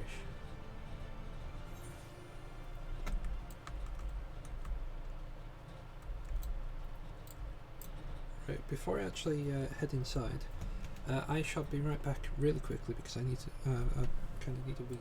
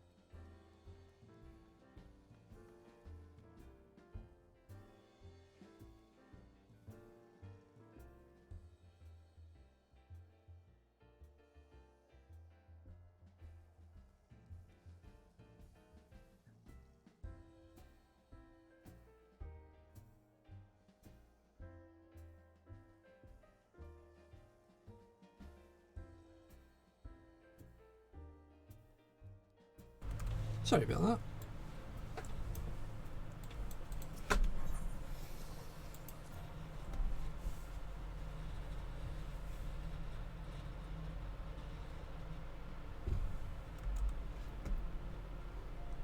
So it seems, unlike how I was thinking earlier, I didn't need soup, I just needed a radiator and a blanket.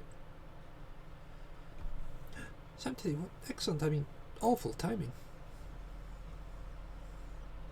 You see, our friends, they've taken a turn for the worse. Crow's hardly had a moment of rest in the past few days.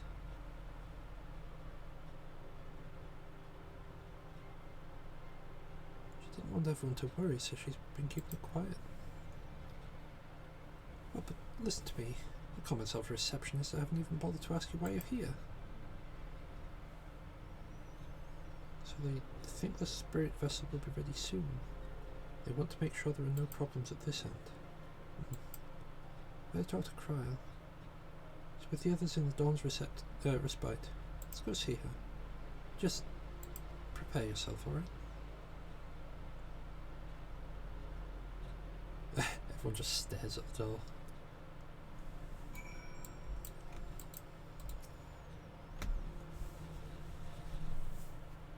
And please be voiced.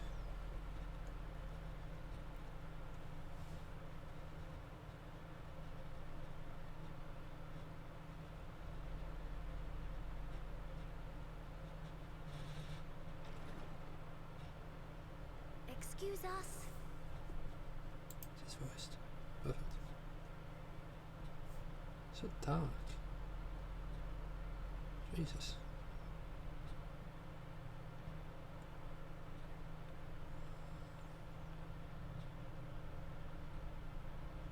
This way.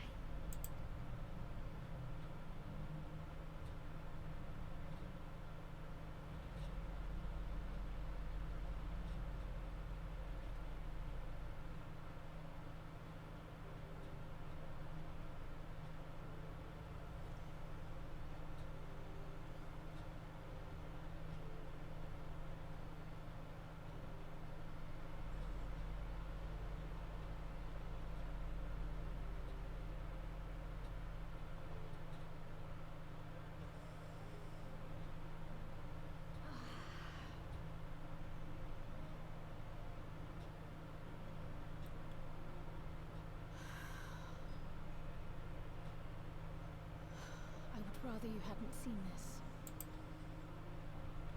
I'm sorry. We have urgent tidings.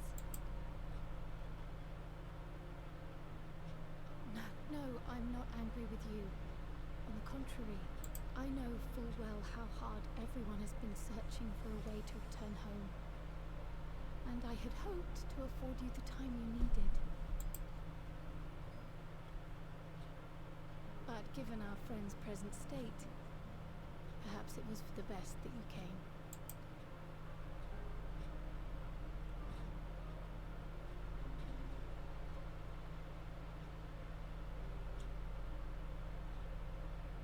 Stiff and cold, all of them.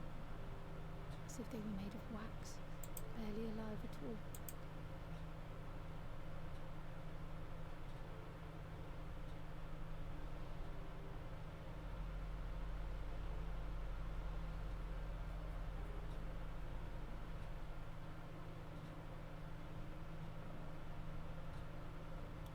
And they had been doing so well. Save for occasional signs of etheric instability, they appeared to be in passable health. Then, quite without warning, things took a turn for the worse. A change for which even Master Matoya could offer no explanation. She could only remind me that the soul is yet an unknown frontier, and that much and more lies beyond our ken. But let's not lose heart just yet. At times like these, it is all the more important that we remain positive. Why? I but this moment succeeded in quelling a fluctuation in Thancred's ether. And while the others have weakened, they have remained relatively stable.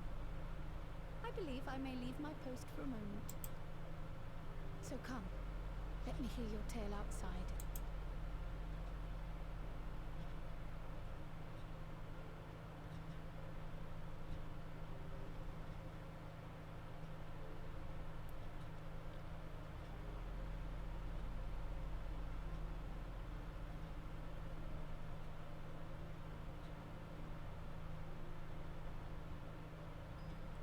so dark in there.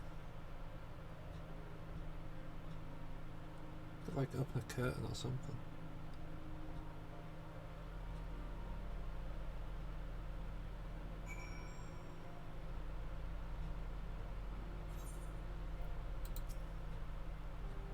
What news from the first? Well, we're sorting stuff out. I see. Work on the spirit vessel proceeds apace. Their friends begin to falter.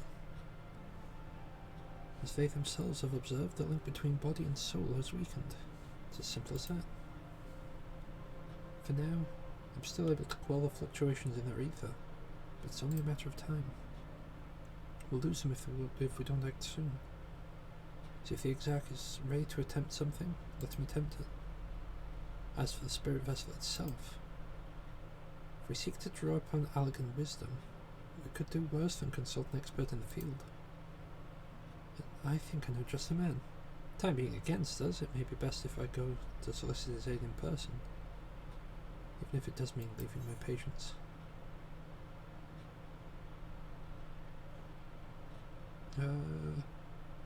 Yeah, what? I'm gonna grab striking, why not? Sandy, could you spare a moment? Well, Kral goes and finds this expert of hers, I mean. There's a gift I was hoping to send to our friends in the first, you see, and since we might be waiting a while, I wonder if you wouldn't mind giving me a hand with it? My first attempt turned out well, so I'm going to make it properly. I'll be in the kitchen at the House of Splendors. Maybe there. Well, I'd better be off too. Shall see you soon. Either here or at the house, depending on how our patients fare in my absence.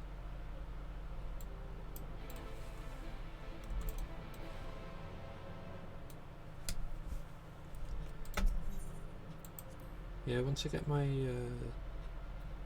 samurai up to level 80, I'll be able to just open that off full set of 580 gear, which will be quite nice. Plus, oh, not 580. Did I say 580? I meant 500. I've got this stuff prepped for 500 as well, which is nice.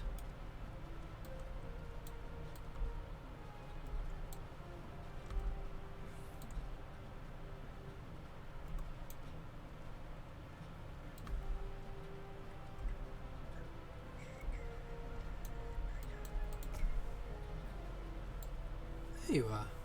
So I'm sure you've guessed. The gift is a bit of home cooking. Unlike Kryl, I can't do much to help our friends directly, but that doesn't mean I've been idle. No, I've been doing the best for the Order, taking on this job and that to keep their coffers full. I've even helped out the Ishgardian restoration. In the course of all this, my culinary skills have come on quite a bit, so I thought, why not make something for our friends? Baking in the oven as we speak. Shouldn't be long now.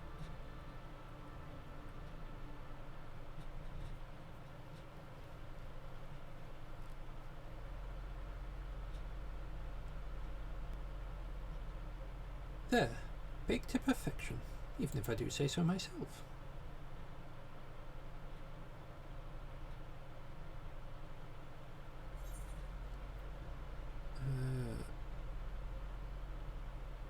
Your cake looks like bread. It is bread, silly, and not just any old bread. This here's old world bread. Archon loaf, to be precise. That's what they eat over in Chalion. Simple fare, I admit, but I thought it would remind our friends of home. If nothing else, Kral tells me it's a good source of ether, so it should lend them a bit of strength at least. There's truly nothing like the smell of fresh from the oven. Kryl, and if it isn't, Brambrose too. I trust you you require no introductions either. Greetings, my friend. Full glad am I to see you well. I confess, I have a long list of questions to ask you, but I will endeavour to contain my curiosity for the present. I understand our mutual friend is struggling with the application of a certain Allegan Technologies. I've been keeping Rambrose apprised of events in the First. Suffice it to say, he knows about the Exarch. If anyone alive can provide insight into this matter, it's him and his fellow sons. Loath as I am to disappoint you after so glowing an endorsement, memory transference was the sole province of Allegan royalty. Its mechanisms closely guarded secrets. If any record of them remain, we have yet to find it. To wit, I regret that I can offer no solution to your problem, which begs the question why I bothered to come here, empty-handed as I am. The answer being, rather brazenly, to ask a favour. I would have you relay a message to our comrade. Tell him that we never doubted him, never doubted that he would achieve all he said he would. Those of us who remain behind have yet to play our part. But when the time comes, he may rest easy in the knowledge that we most assuredly do so. Then the tower shall shine once more as a beacon of hope in this world and beyond. Tell him we consider his duty done, and that he should follow his heart now. Forgive me, but do you say this to discourage him from overexerting himself, or to encourage him to hold nothing back? That is for our friend to decide, but either way I dare say a certain someone will be unimpressed. Well, there you have it. If you'd be so kind, good as to see Rambrose's message and Tara's bread to the intended recipients, along with my report, of course. Cryle, before I wrap the bread, would you mind giving it a try, just to make sure everything's as it should be? But of course, I'm always happy to lend my taste buds. And a potato eats the bread. Excuse me, Rambrose, as a fellow Shallian, may I trouble you for your opinion? Well, I usually have mine with a good dollop of Roland berry jam, but I suppose plain is best for sampling purposes.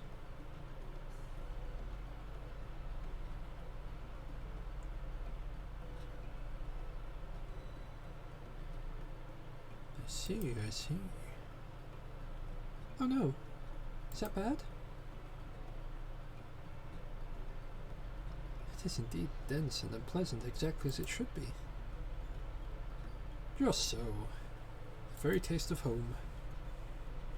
You might expect as you might expect, our countrymen have amassed a wealth of culinary wisdom from every corner of the world, but our native cuisine is, shall we say, a little lacking. In Shallian, the majority regard food as a source of nourishment rather than enjoyment, save those few who actually research the culinary arts and pay little heed to the niceties of taste and texture. It was against such gastronomic landscape. It was against such a gastronomic landscape that what is now called Archonloaf was born. The creation of an Archon who devoted himself to the study of bodily sustenance. In order to maximize its nutritional value, we incorporated copious amounts of pulverized fish and vegetables into the dough, all with nary a care for those quantities that make bread enjoyable. The result is a flavor that continues to defy description. Yet, for its many shortcomings, the lowest nutritional value cannot be denied. Being a damnable convenient way to cater to one's bodily needs, quickly found an audience amongst busy scholars. Why, when I was a lad, now every meal was a sandwich made with this very bread, and whatever ingredients happened to be at hand. Suspect just about every Archon could say the same. Having been away from home for too long, I thought I might have forgotten the taste, but no, it's all too familiar. How it takes me back. If there is enough, perhaps you can spare some for the Exarch? He'll certainly appreciate it. Oh, there's plenty to go around. Make sure to wrap up an extra slice. When you deliver the loaf, please be sure to send it everyone my regards. Tell them we're doing everything we can, and that we'll be praying for their safe return until the moment they get back.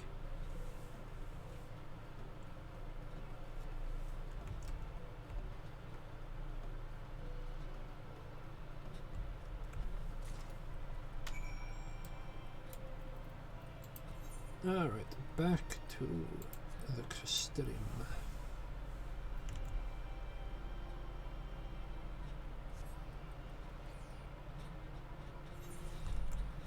Alright, 3 quests away from the next dungeon.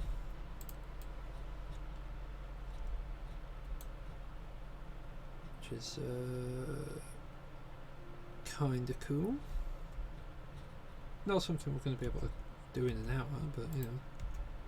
This means that we've got 2 dungeons and a trial. Well, we've got at least a dungeon and a trial next stream. Don't need to read that. It's the same every time. You're at business with the Crystal Egg Dog? Yes, yes I do. Welcome back, my friend. How was your journey?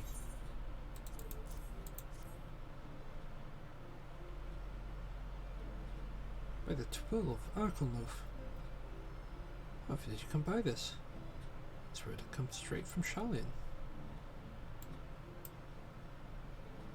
Remember who said that, did he? His words are very nearly as heavy as a bread, but I appreciate the sentiment. Should you have the chance, you may tell him that he needn't worry. Which I seek to do, I do of my own volition, and with all my heart. In pursuing this path, I fully expect it to earn the censure of our friends. And to deserve it,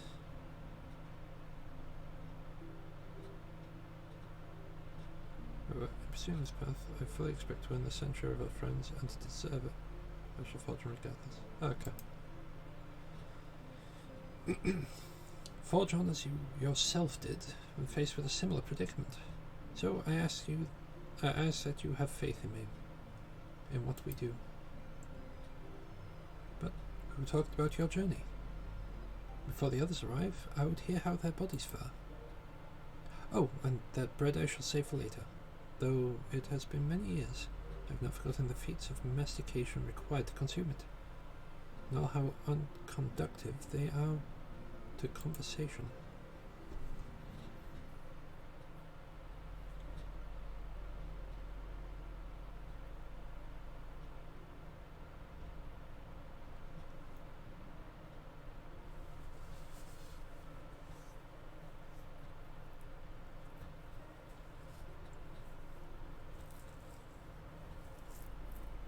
Forgive the delay.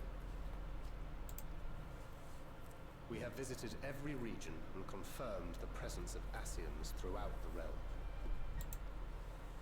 Lest a grave predicament be made to seem hopeless, it should be noted that they are of inferior rank. The black masked minions who answer to the red. Yes, a gaggle of schemers attempting to exploit recent events to sow the seeds of petty conflict. Fortunately, nothing of any great concern has come of their meddling just yet. That's good. We also encountered a number of the Crystarium's former defenders, busily solving this problem and that in a bid to become warriors of light. Interesting. Their zeal is to be applauded. But a pity I cannot encourage them.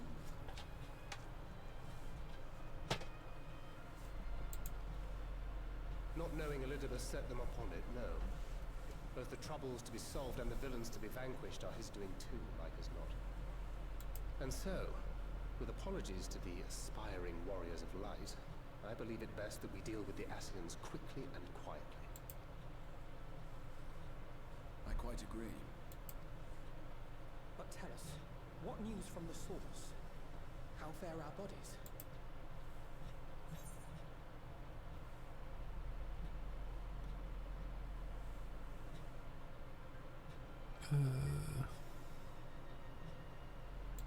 I mean, they're all stable things. It's like, well enough. And time's not on our side. Indeed. Heartening though it is to know we can stay a while longer, returning home must remain our priority. Yep. This seems an appropriate moment to ask about the spirit vessel. Have you made any progress? We have, as it happens. One moment.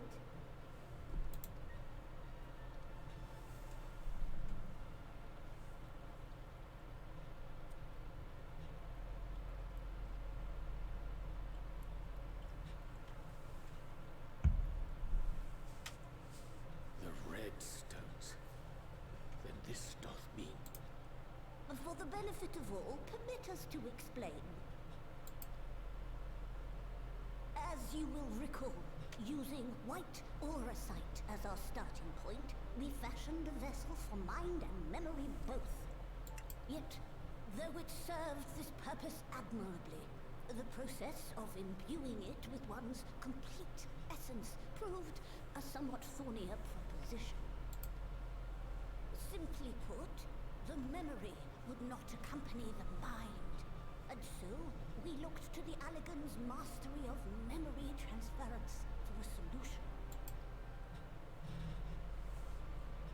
This approach was not without its own complications, however, relying as it does upon blood, which inanimate objects notably do not possess. We duly explored methods of suffusing the vessel with drops of the aforementioned. Alas, our painstaking experimentation succeeded only in making me feel faint, and singularly failed to imbue the crystal with the necessary properties. It was then that an idea occurred to me, namely that we might fuse the vessel not with normal blood, but with my crystallized essence.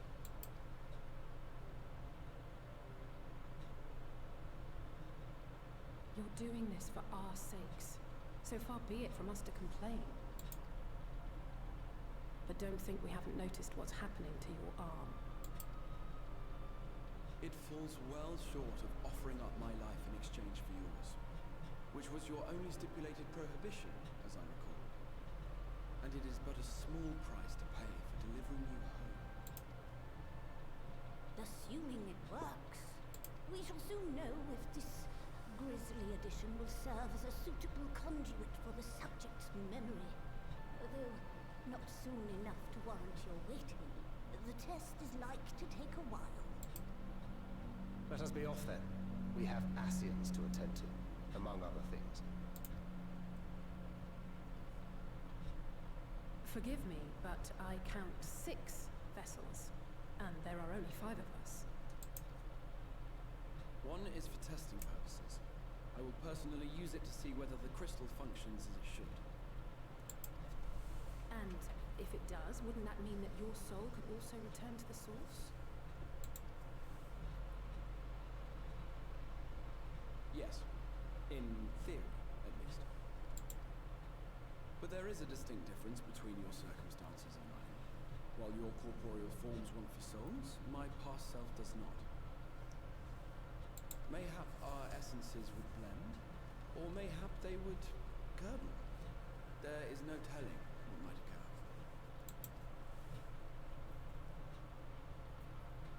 And you'd be willing to take that risk? I would. I see.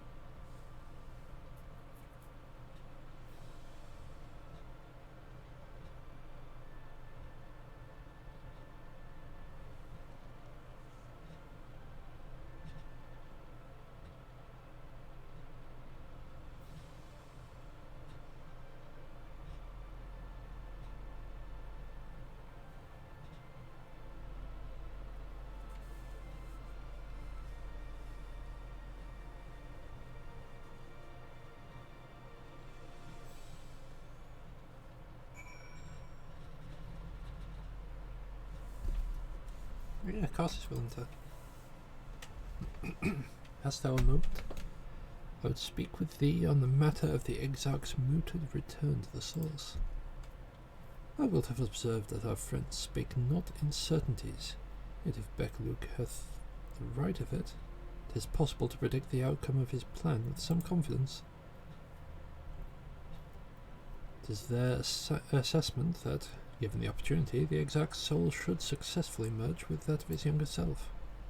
Which is not to say that the process is without complications.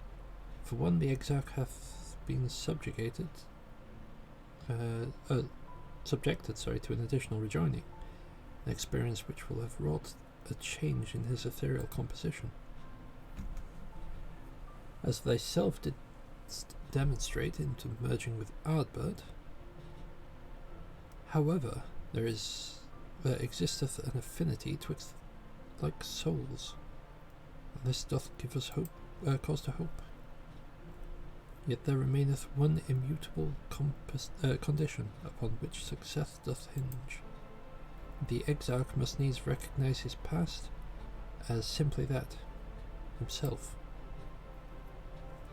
As our recent travails have demonstrated, memories are essential to the soul. Any discrepancy in the former may feasibly cause the latter to spurn its former flesh. It is a seemingly simple yet complex problem. For now in a century our friend hath striven only to deliver this realm, to deliver thee. And to that singular end did he cast aside his very name, that he might assume the mantle of the Crystal Exarch.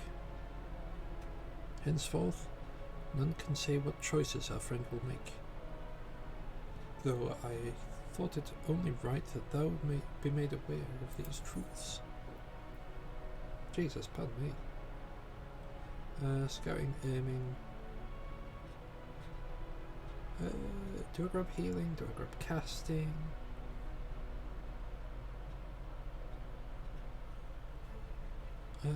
I think we grab healing. Oop. Did not mean to talk to you, Reen, sorry. Faded memories. 2 quests from the dungeon. Actually, I just need to check up on something. Uno momento, por favor. Let's check there. Okay.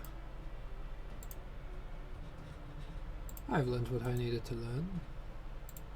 I can return. Right then. Well, the Exarch literally pours his own sweat and blood into this into his allotted tasks. It seems only fair that we attend to our own. Deal with Elidibus and his minions. And so, there is one other matter. Like for our deteriorating health, Y'shtola should not be left alone in the Oneida. Might I trouble you to visit her? See that all is well? I would go myself, but I think she might be safer in the hands of one less prone to collapsing.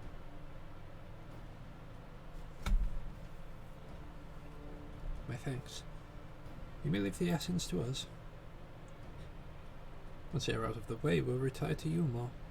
When Y'shtola has finished plumbing the depths, I'd like the two of you to join us, though. If you're bound for Oneida, I'd suggest going via Vermont Yards. Our friend there will be glad to provide a boat for you.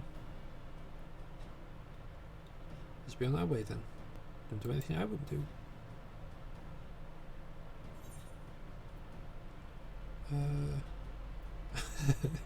Delivery from the source. Come on.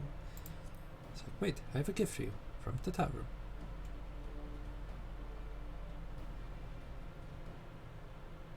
From Tataru, you say?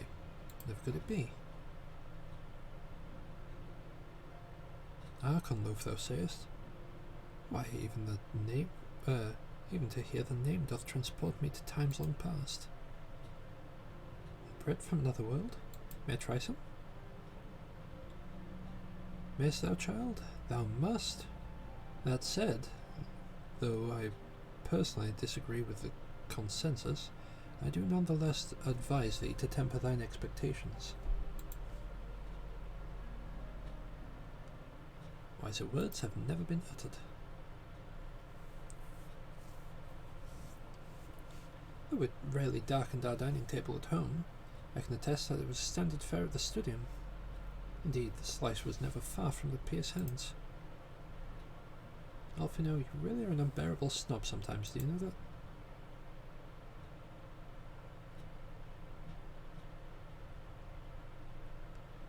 I believe my colleagues are trying to say, is that we appreciate the gesture. Tell Tataru that we'll do our best to return before she's forced to seek further supplementary employment. Right, let's be off now. You can find a drink to wash down the bread on the way.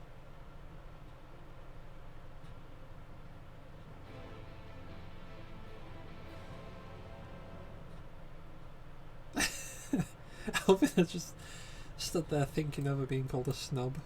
Right. Where are we going? Right here. That's where we're going. Right here. I'm assuming that they're going to the same place.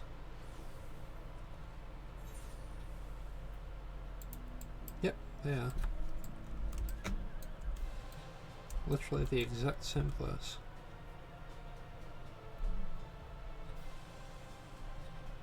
It's so weird seeing people head to the exact same place you are.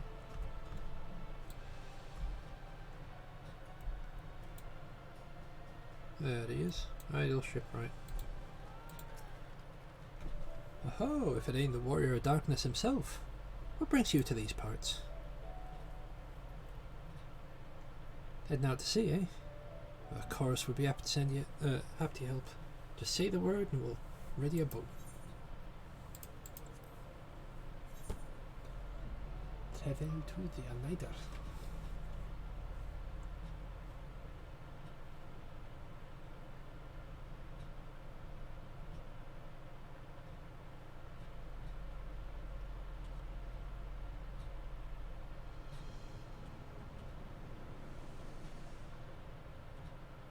Excellent.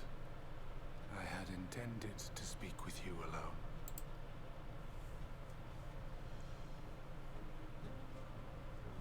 None of my doing, lest you misunderstand. The link between our body and soul wavers.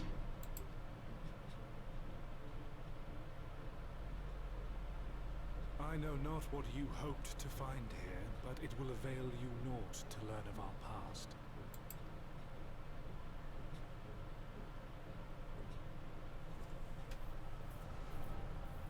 Ah, my head.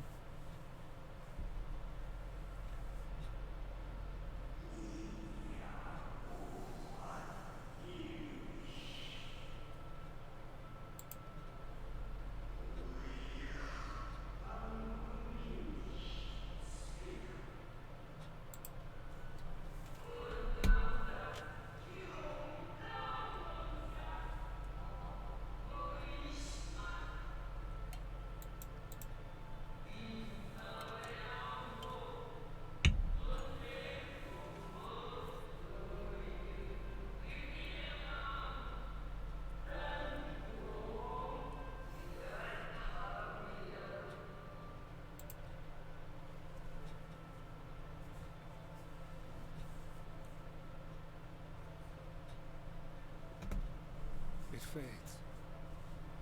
fades away into oblivion. Does the world no longer have need of me? No, I am Elidibus, and I will fulfill my duty.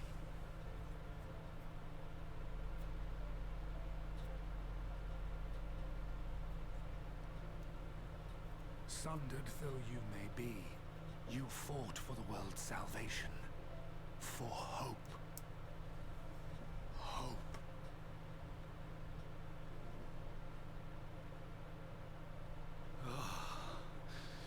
It swells within me.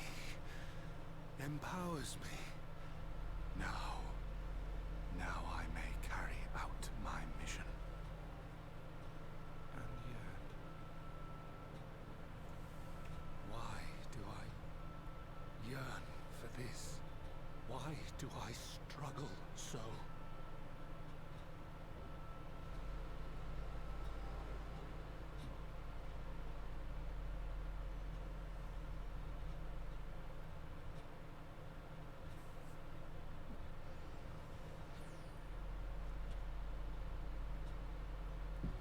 I shall take her into my safekeeping. If you want her back, you will do as I ask.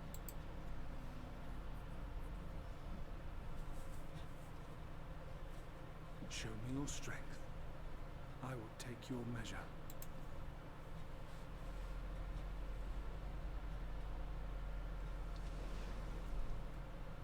I have prepared a suitable arena. You need but ride the flow of ether.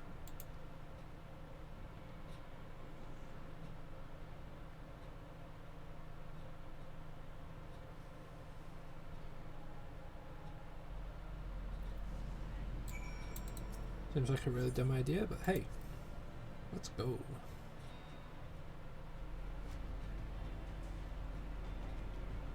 Yeah, pretty much.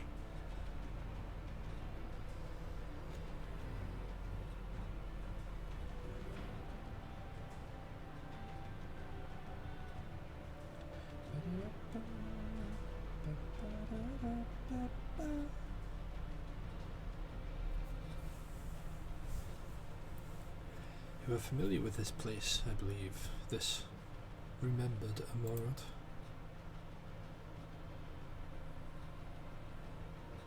Proceed to the capital. I shall return your comrade to you there.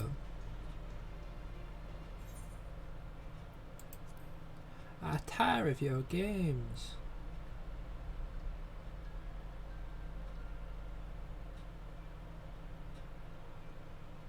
You speak as if you were disappointed in me. Why? I am your enemy and you mine. Our goals are in conflict, and we are fated to clash. Or had you hoped that that feigned sympathy and false understanding would cast your crimes in a less reprehensible light? That I would come to look upon you as a friend?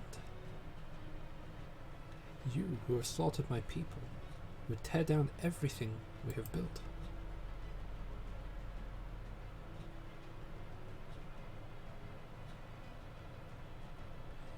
Do not deny it, then.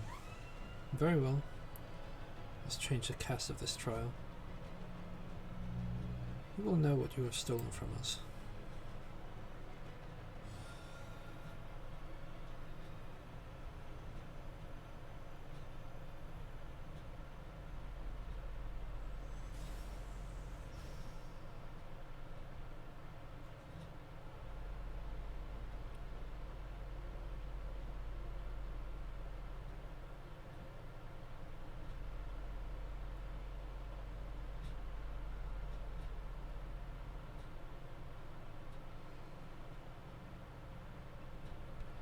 Do not imagine I crave remorse, only justice.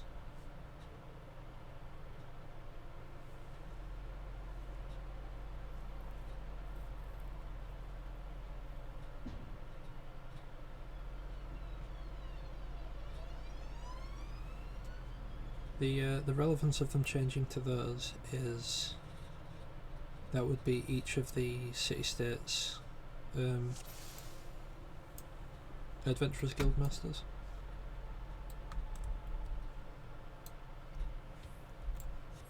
I don't remember what he's called. That's Mamodi Modi, and I don't remember what she's called either. I know that she's got a really weird name that's really difficult to pronounce.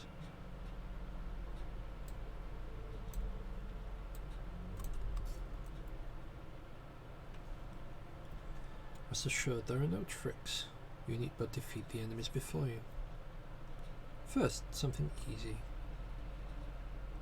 Those whom a budding hero might encounter at the beginning of his tale. I believe I have the perfect subjects.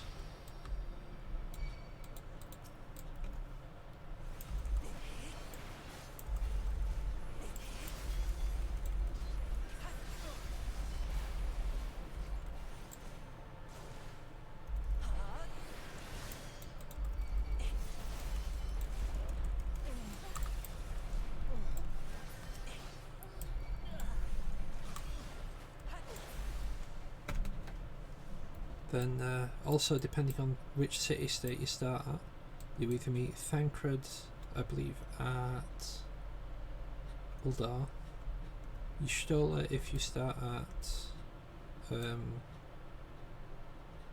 Gridania. No. Usually if you start at Limsa and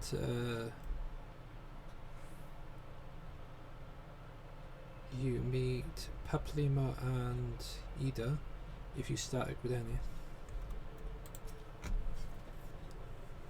All too easy, I see. But at least you now understand the rules. Thus, we make our way to the capital. You're trying to unnerve me. Come now. It's plain that they were monsters. Be that as it may, even a monster could be someone's beloved. That is what I wish to impress upon you. But come, we shouldn't dwell on the beginning, when so much story awaits.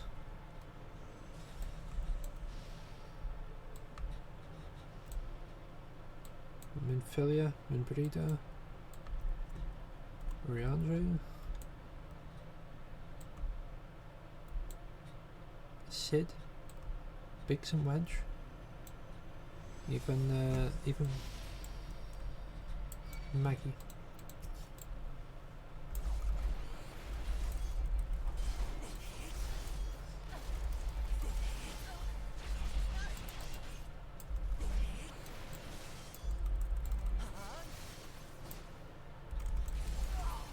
Of course, while this is all going on, we've just got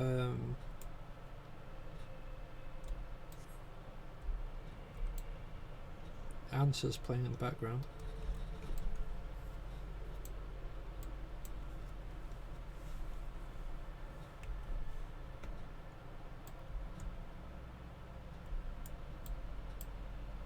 There's Nanama with Milvip and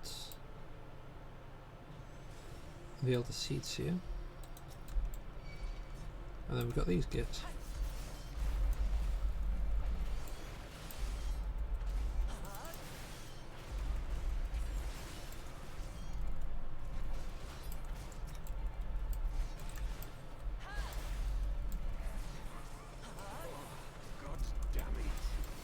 I'm rather sad that they didn't have Ardbert do his voice lines from like one of the dungeons.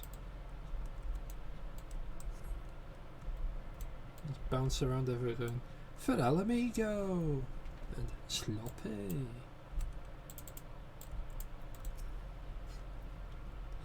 Seems it will take more than those monsters to leave an impression upon you.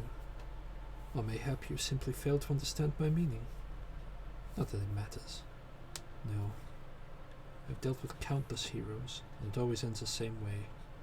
No amount of reasoning will bridge our differences, or result in happiness for all. Whatever your reason may be, it cannot be bound by them. I can but put our faith in my own beliefs, and fight for them with all my being.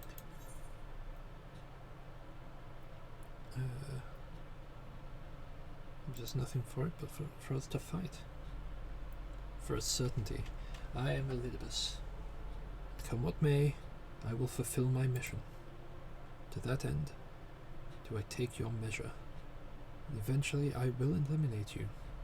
Your hopes and dreams are inconsequential.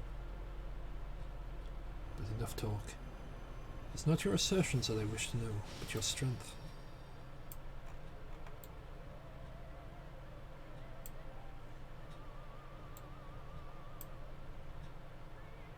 He was a good boy. Our friend Harshifon. And Edmond de Fortin. It's rather sad his voice actors died. I think it was either last year or year before. Alright. I'm going to talk. It's not your restitution, but your strength. It's like, falsely accused of regicide, you fled to the snow-swept fields of Kurthus. Had you and the Scions met your demise that day in the Sultanate, La Habrea might have been spared his. Not only did you stubbornly live, you hurled yourself into the thick of the Dragon Song War.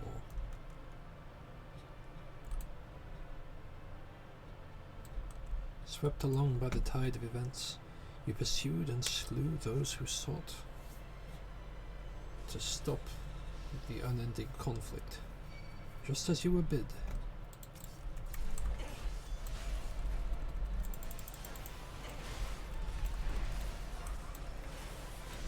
Yeah, I did take these people out, and I don't feel bad about taking these people out, because a lot of them were content to murder their own.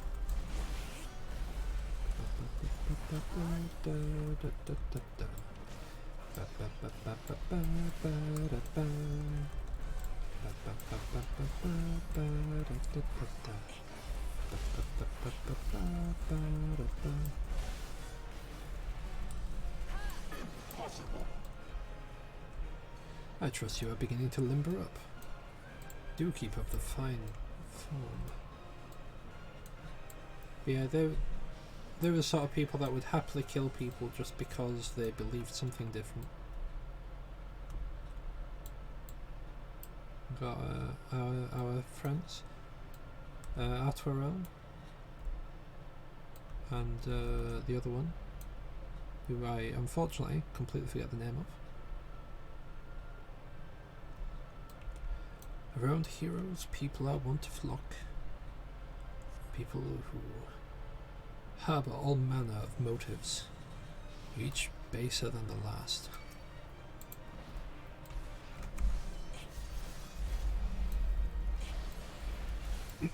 Come, let the curtains rise on the grand melee.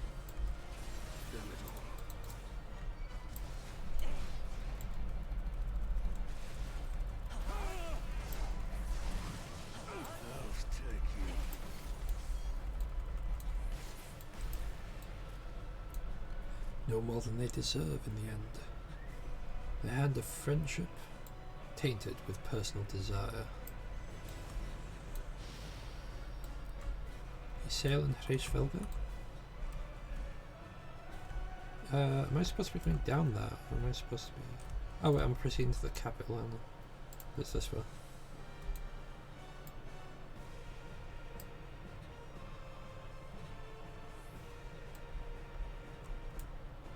You know what comes next. You put an end to the Dragon Song War. They tug you? Yeah. There's no saving your comrade this time. All you can do is cut off the serpent's head.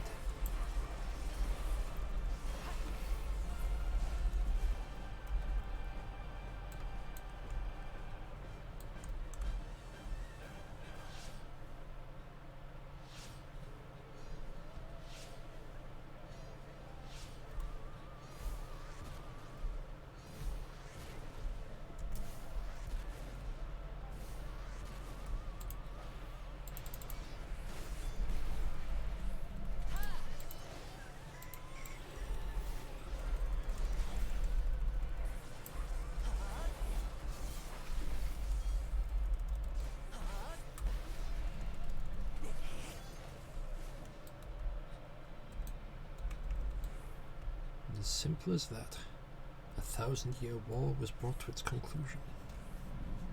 But every end marks a new beginning.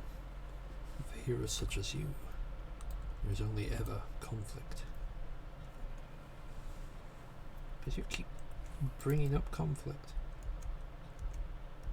You didn't keep stirring trouble. None of these people would have had to die.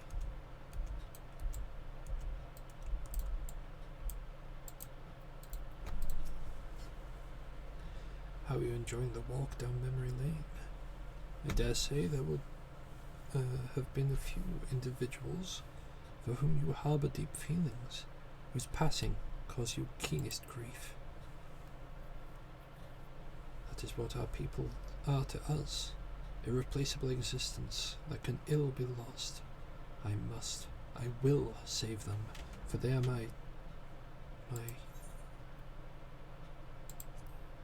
Never mind. We're not here to talk. Let us return to the task at hand. Emperor Solus had kindled an insatiable flame.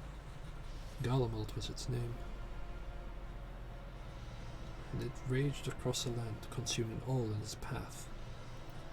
Following the trail of ash, you set forth for Alamigo and Doma into a storm of blood. Again, you fought, and again you grew stronger. So strong, we could no longer control you. Yours is an unnatural, beastly strength. We shall lay it to bear. In order to gain a foothold in the liberation effort, you journeyed to the far eastern plains.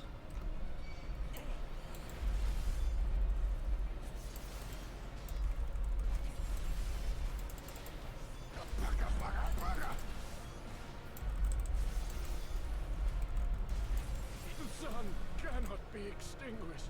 The strong are drawn to the strong, thus did you gather new allies. And, thus did you gather new allies to your banner. Yet, where ardent souls do gather, so too do fires burn. In this way did you consign those around you to the flames. Burn them all, hero. Reduce them to nothingness. Oh god.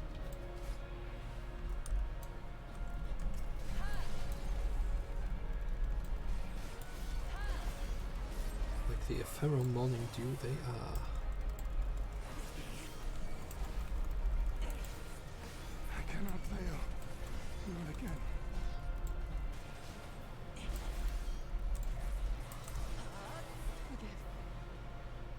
So, who have we got here? Oh, I've got Serena and the mole. Oh, here we've got specifically Tsuyu, not Yotsu, just Tsuyu, and Gosetsu. And of course, Xenos.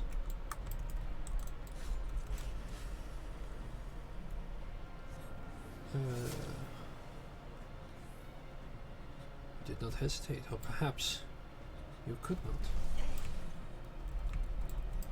Oh god.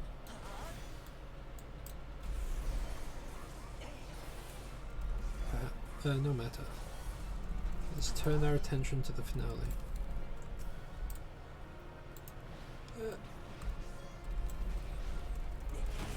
Here we shall have a test between fellow beasts. It's only fitting, would you not agree?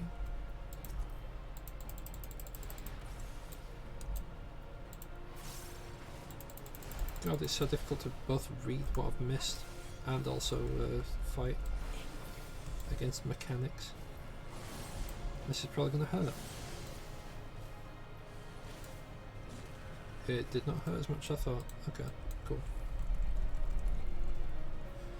I fought you in this flesh. 'Twas I who triumphed. Will you return the tables this time?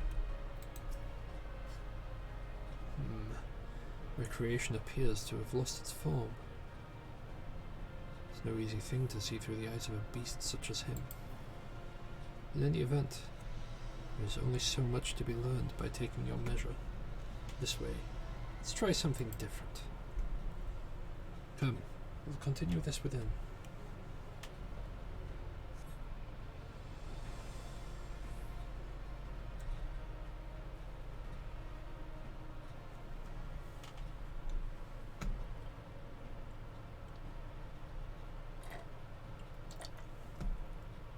Oh, Daisy just teleports into the next room. An impressive show of strength, but surely no more than a foretaste of that which Emmett Selk's conqueror is capable. Such might requires fairer measure. To compare like with like, yes?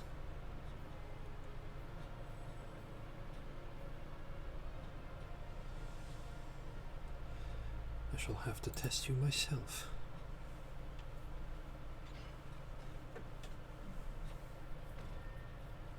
Come on, Samtadi. Show me what you can do.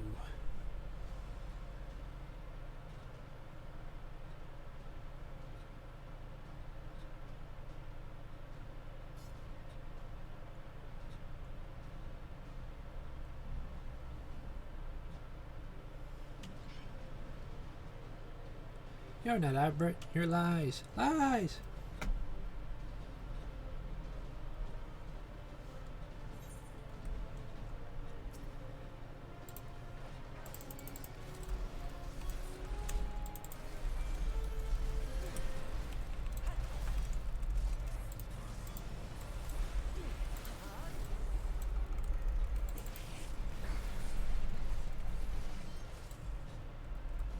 All that made him the warrior he was, every battle waged, every blow swung, was part of my very being. So come, fight me like you mean to take his head. I'll take my head.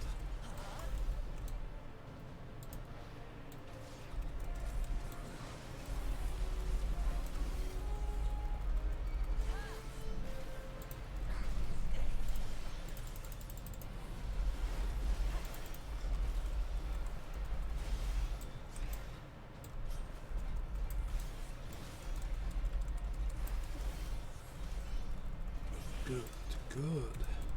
I sense your murderous intent. Aye, you kill me given the chance. But then I can't best you without it. Best you with it. Come at me with everything you've got.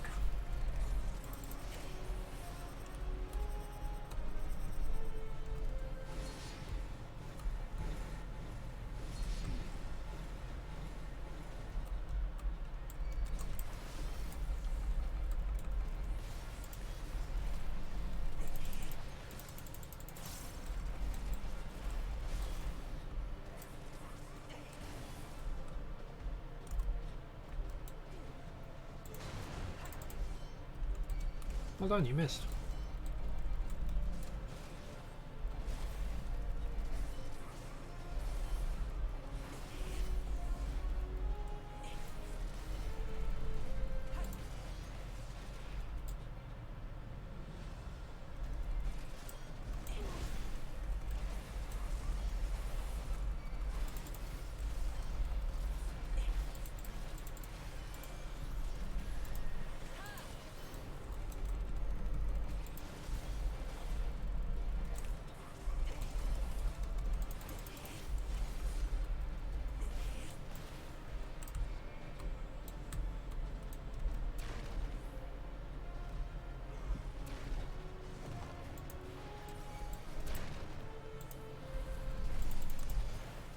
I was rather hoping that dive that just did then would have kept me out of the circle just long enough. But ah well. It's fine that it wasn't.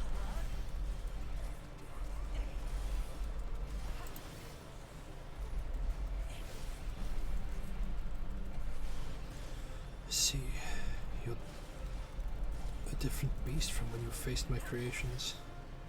Very well. I will transcend my limits. See what you're truly capable of. Hold nothing back, for neither shall I.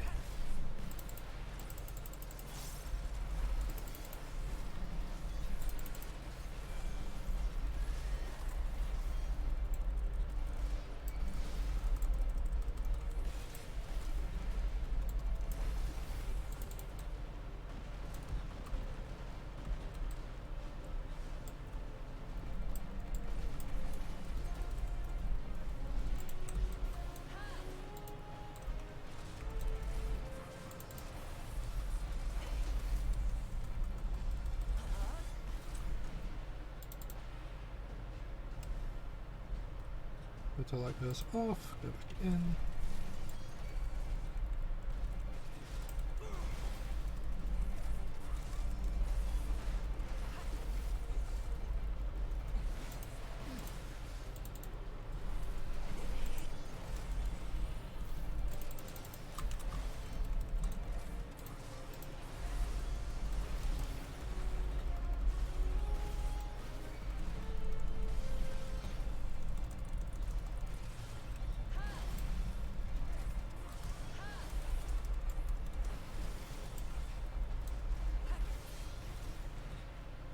I have my answer.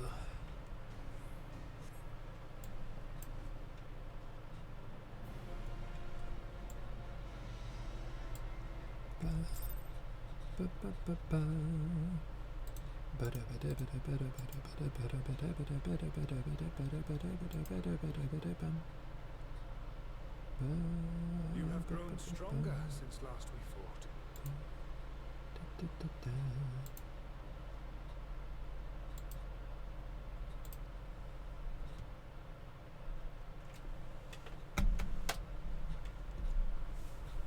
The result of your trials in the first, no doubt. Have you finished?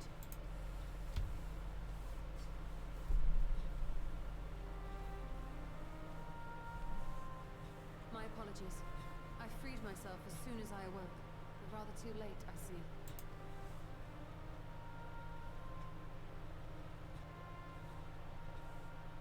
Now, Elidibus, if you have ceased trading blows, I would trade words with you.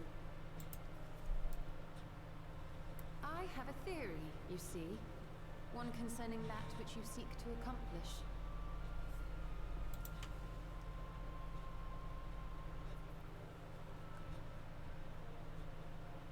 It stems from who, or rather what, you truly are.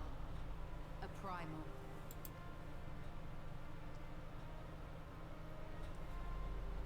The ancients created Zodiac to deliver the star from destruction.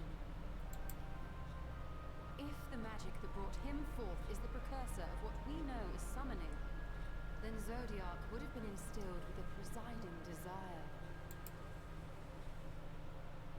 I found it among the records at Anida, and it came as no surprise. Were I faced with the world's destruction, I too would wish for the same. Salvation. I know that you sacrificed yourself to become Zodiac's heart. How you came to be separated from him is less clear. But if you are a fragment of his being, it stands to reason a desire for the world's salvation would drive you. And thus did you seek to inspire the masses to rise up as warriors of light, going so far as to use Ardbert as a symbol of hope.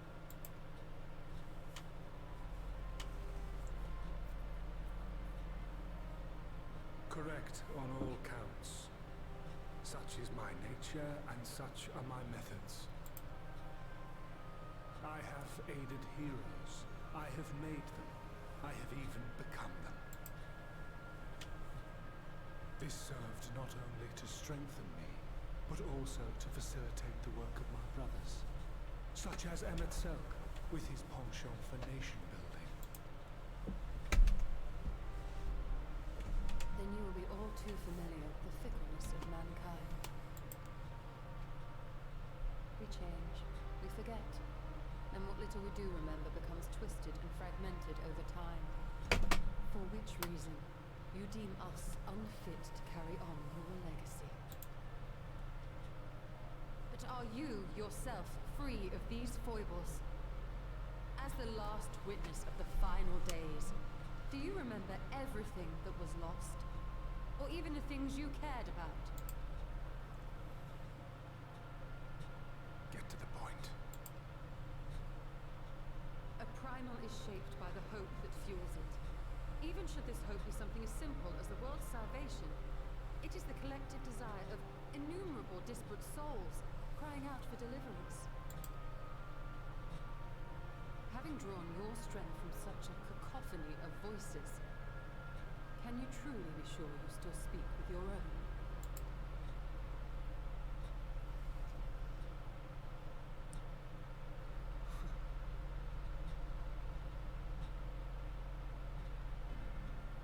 Your question is irrelevant. No matter how much I should change, no matter how much I should forget, I shall ever remember my duty. At times I stand with my brethren. At times I stand against them. All that I might steer mankind and the very star upon their true course. For Elidibus is my name and my mission, guiding my every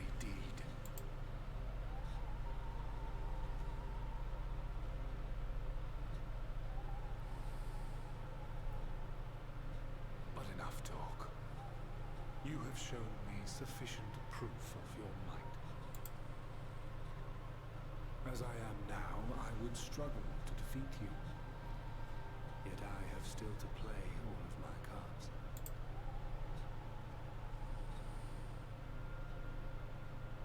If I could offer you some semblance of sport, your lessers would pose no threat to me. Would you not agree, warrior of darkness?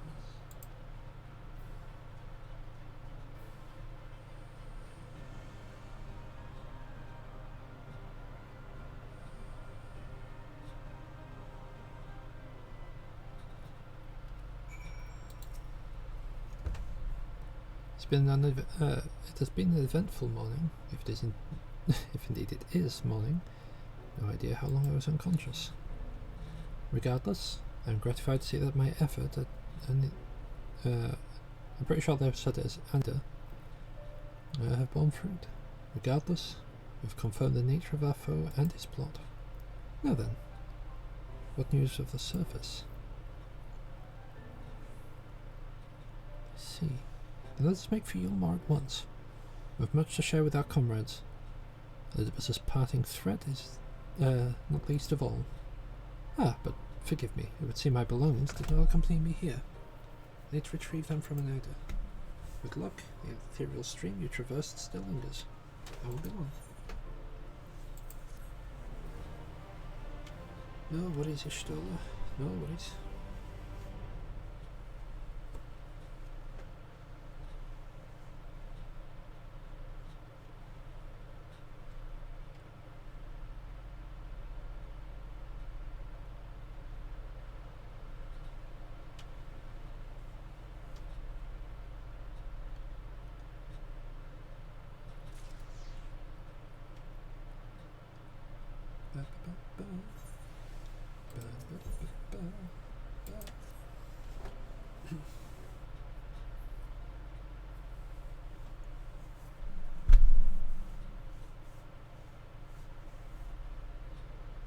Peculiar crystal lies on the floor.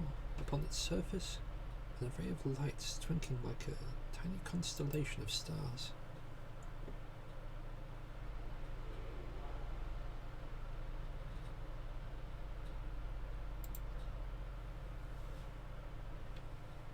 The distorted voice of the ancient rings out in your mind, a moment preserved in the crystal, it would seem.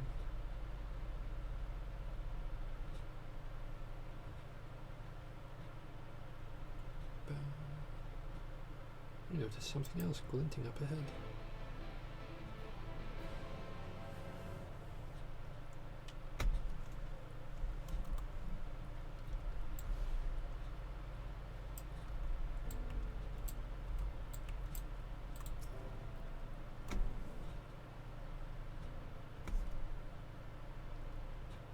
Three more. Find three more crystals lying on the floor. Though they differ in colour and decoration, each is identical in shape.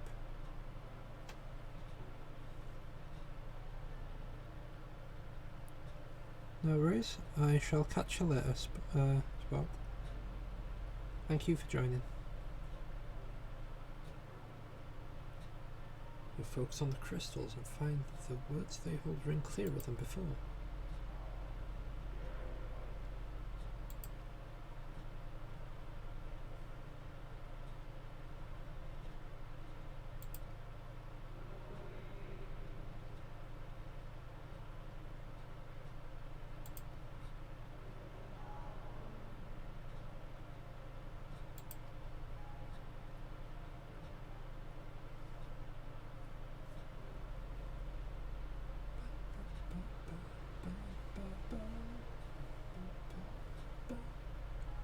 There do not appear to be any more crystals in the hall. Perhaps a bit wise to continue the search outside.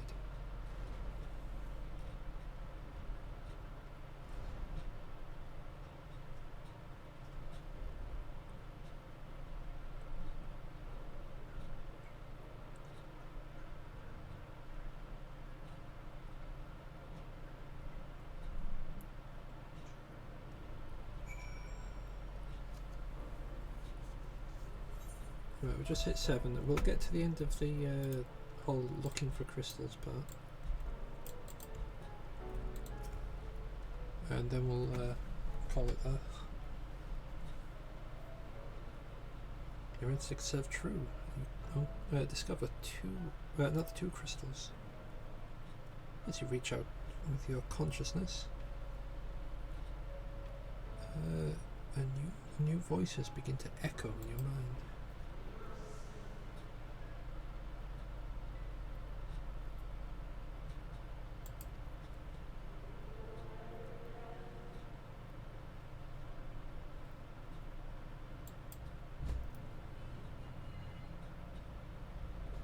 Sounds like tea's ready. So I can sort this quickly, and then voices tell an incomplete tale. More remain to be found.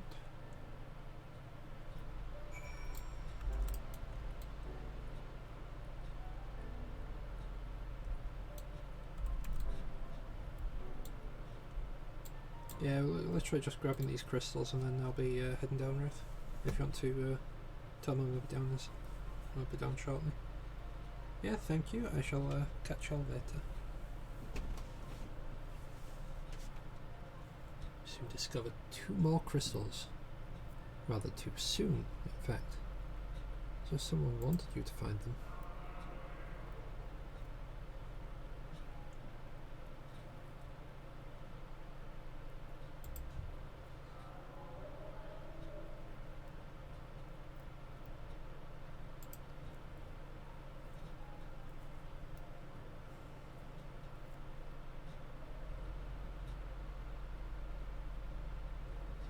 Whoever waits at the end of the search, it's plain you have yet to find it.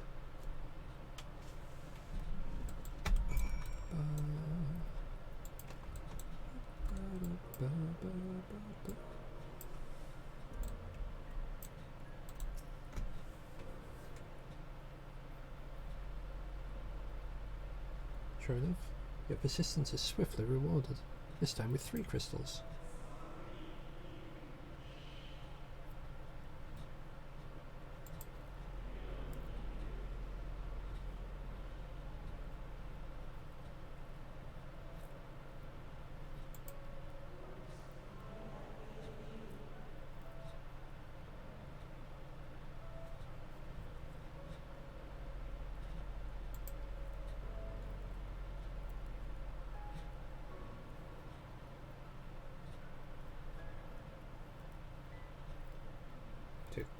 The tale of the crystals seems to near its end. It isn't over yet.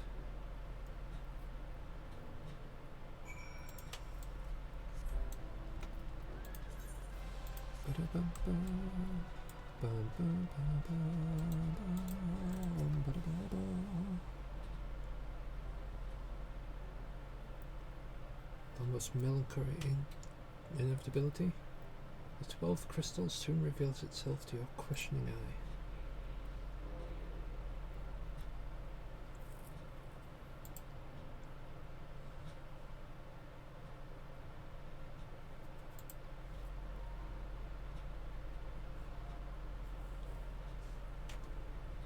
Judging by its testimony, it seems the voice was recorded in the wake of the final days.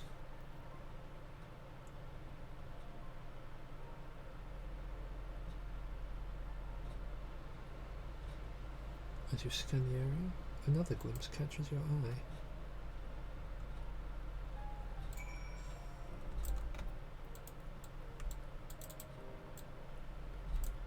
I think there's a convocation of 13 after all.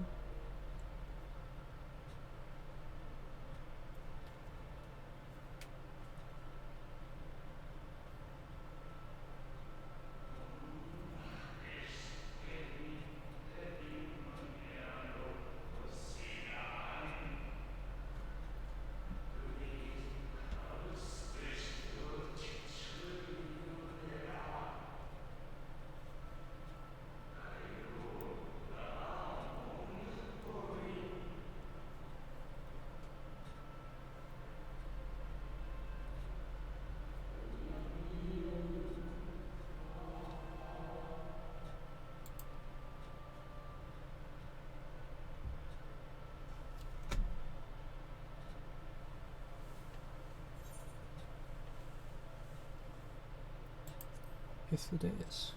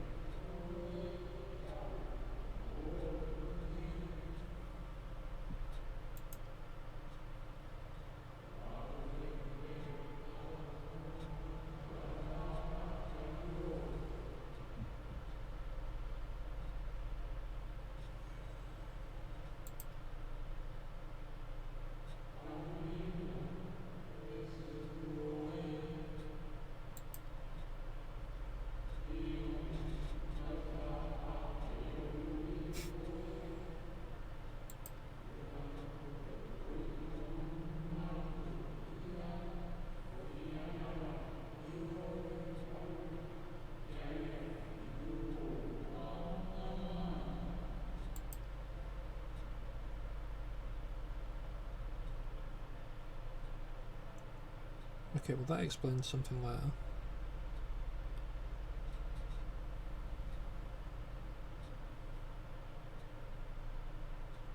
I must have been really tired when I was going through this quest I was wondering last where time. you disappeared to.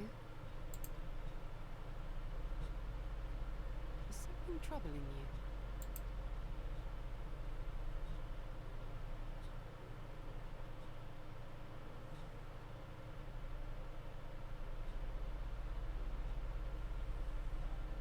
No? Very well. I have everything. Let's hurry back to the surface.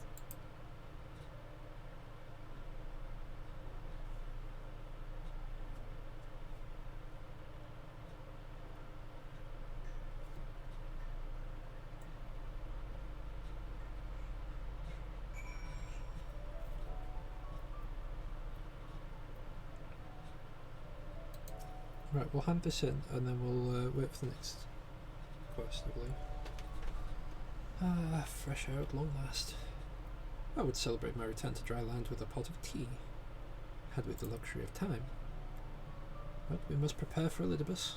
Given what we know, it is plain he will not be deterred from his course. And nor will I. And nor would I, were I him. If it meant forsaking everything I loved. That said, I've not forgotten how Emmett Selk sought to find common ground with us, for all our misgivings.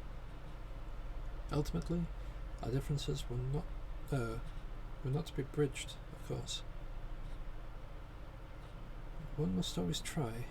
Emmett Selk understood this, and if his gesture resonated with you, perhaps you might consider reaching out to his brethren.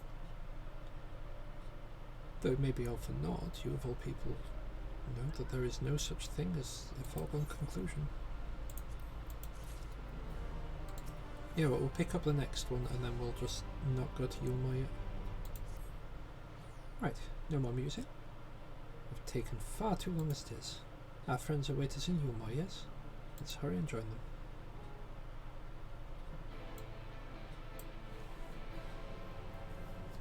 Okay, so we're going to end there. I would like to say thank you for watching. Thank you for lurking, thank you for chatting.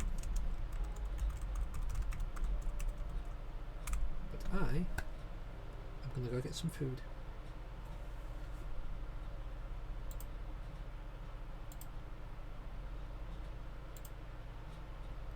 Yeah, I hope you all have a wonderful evening.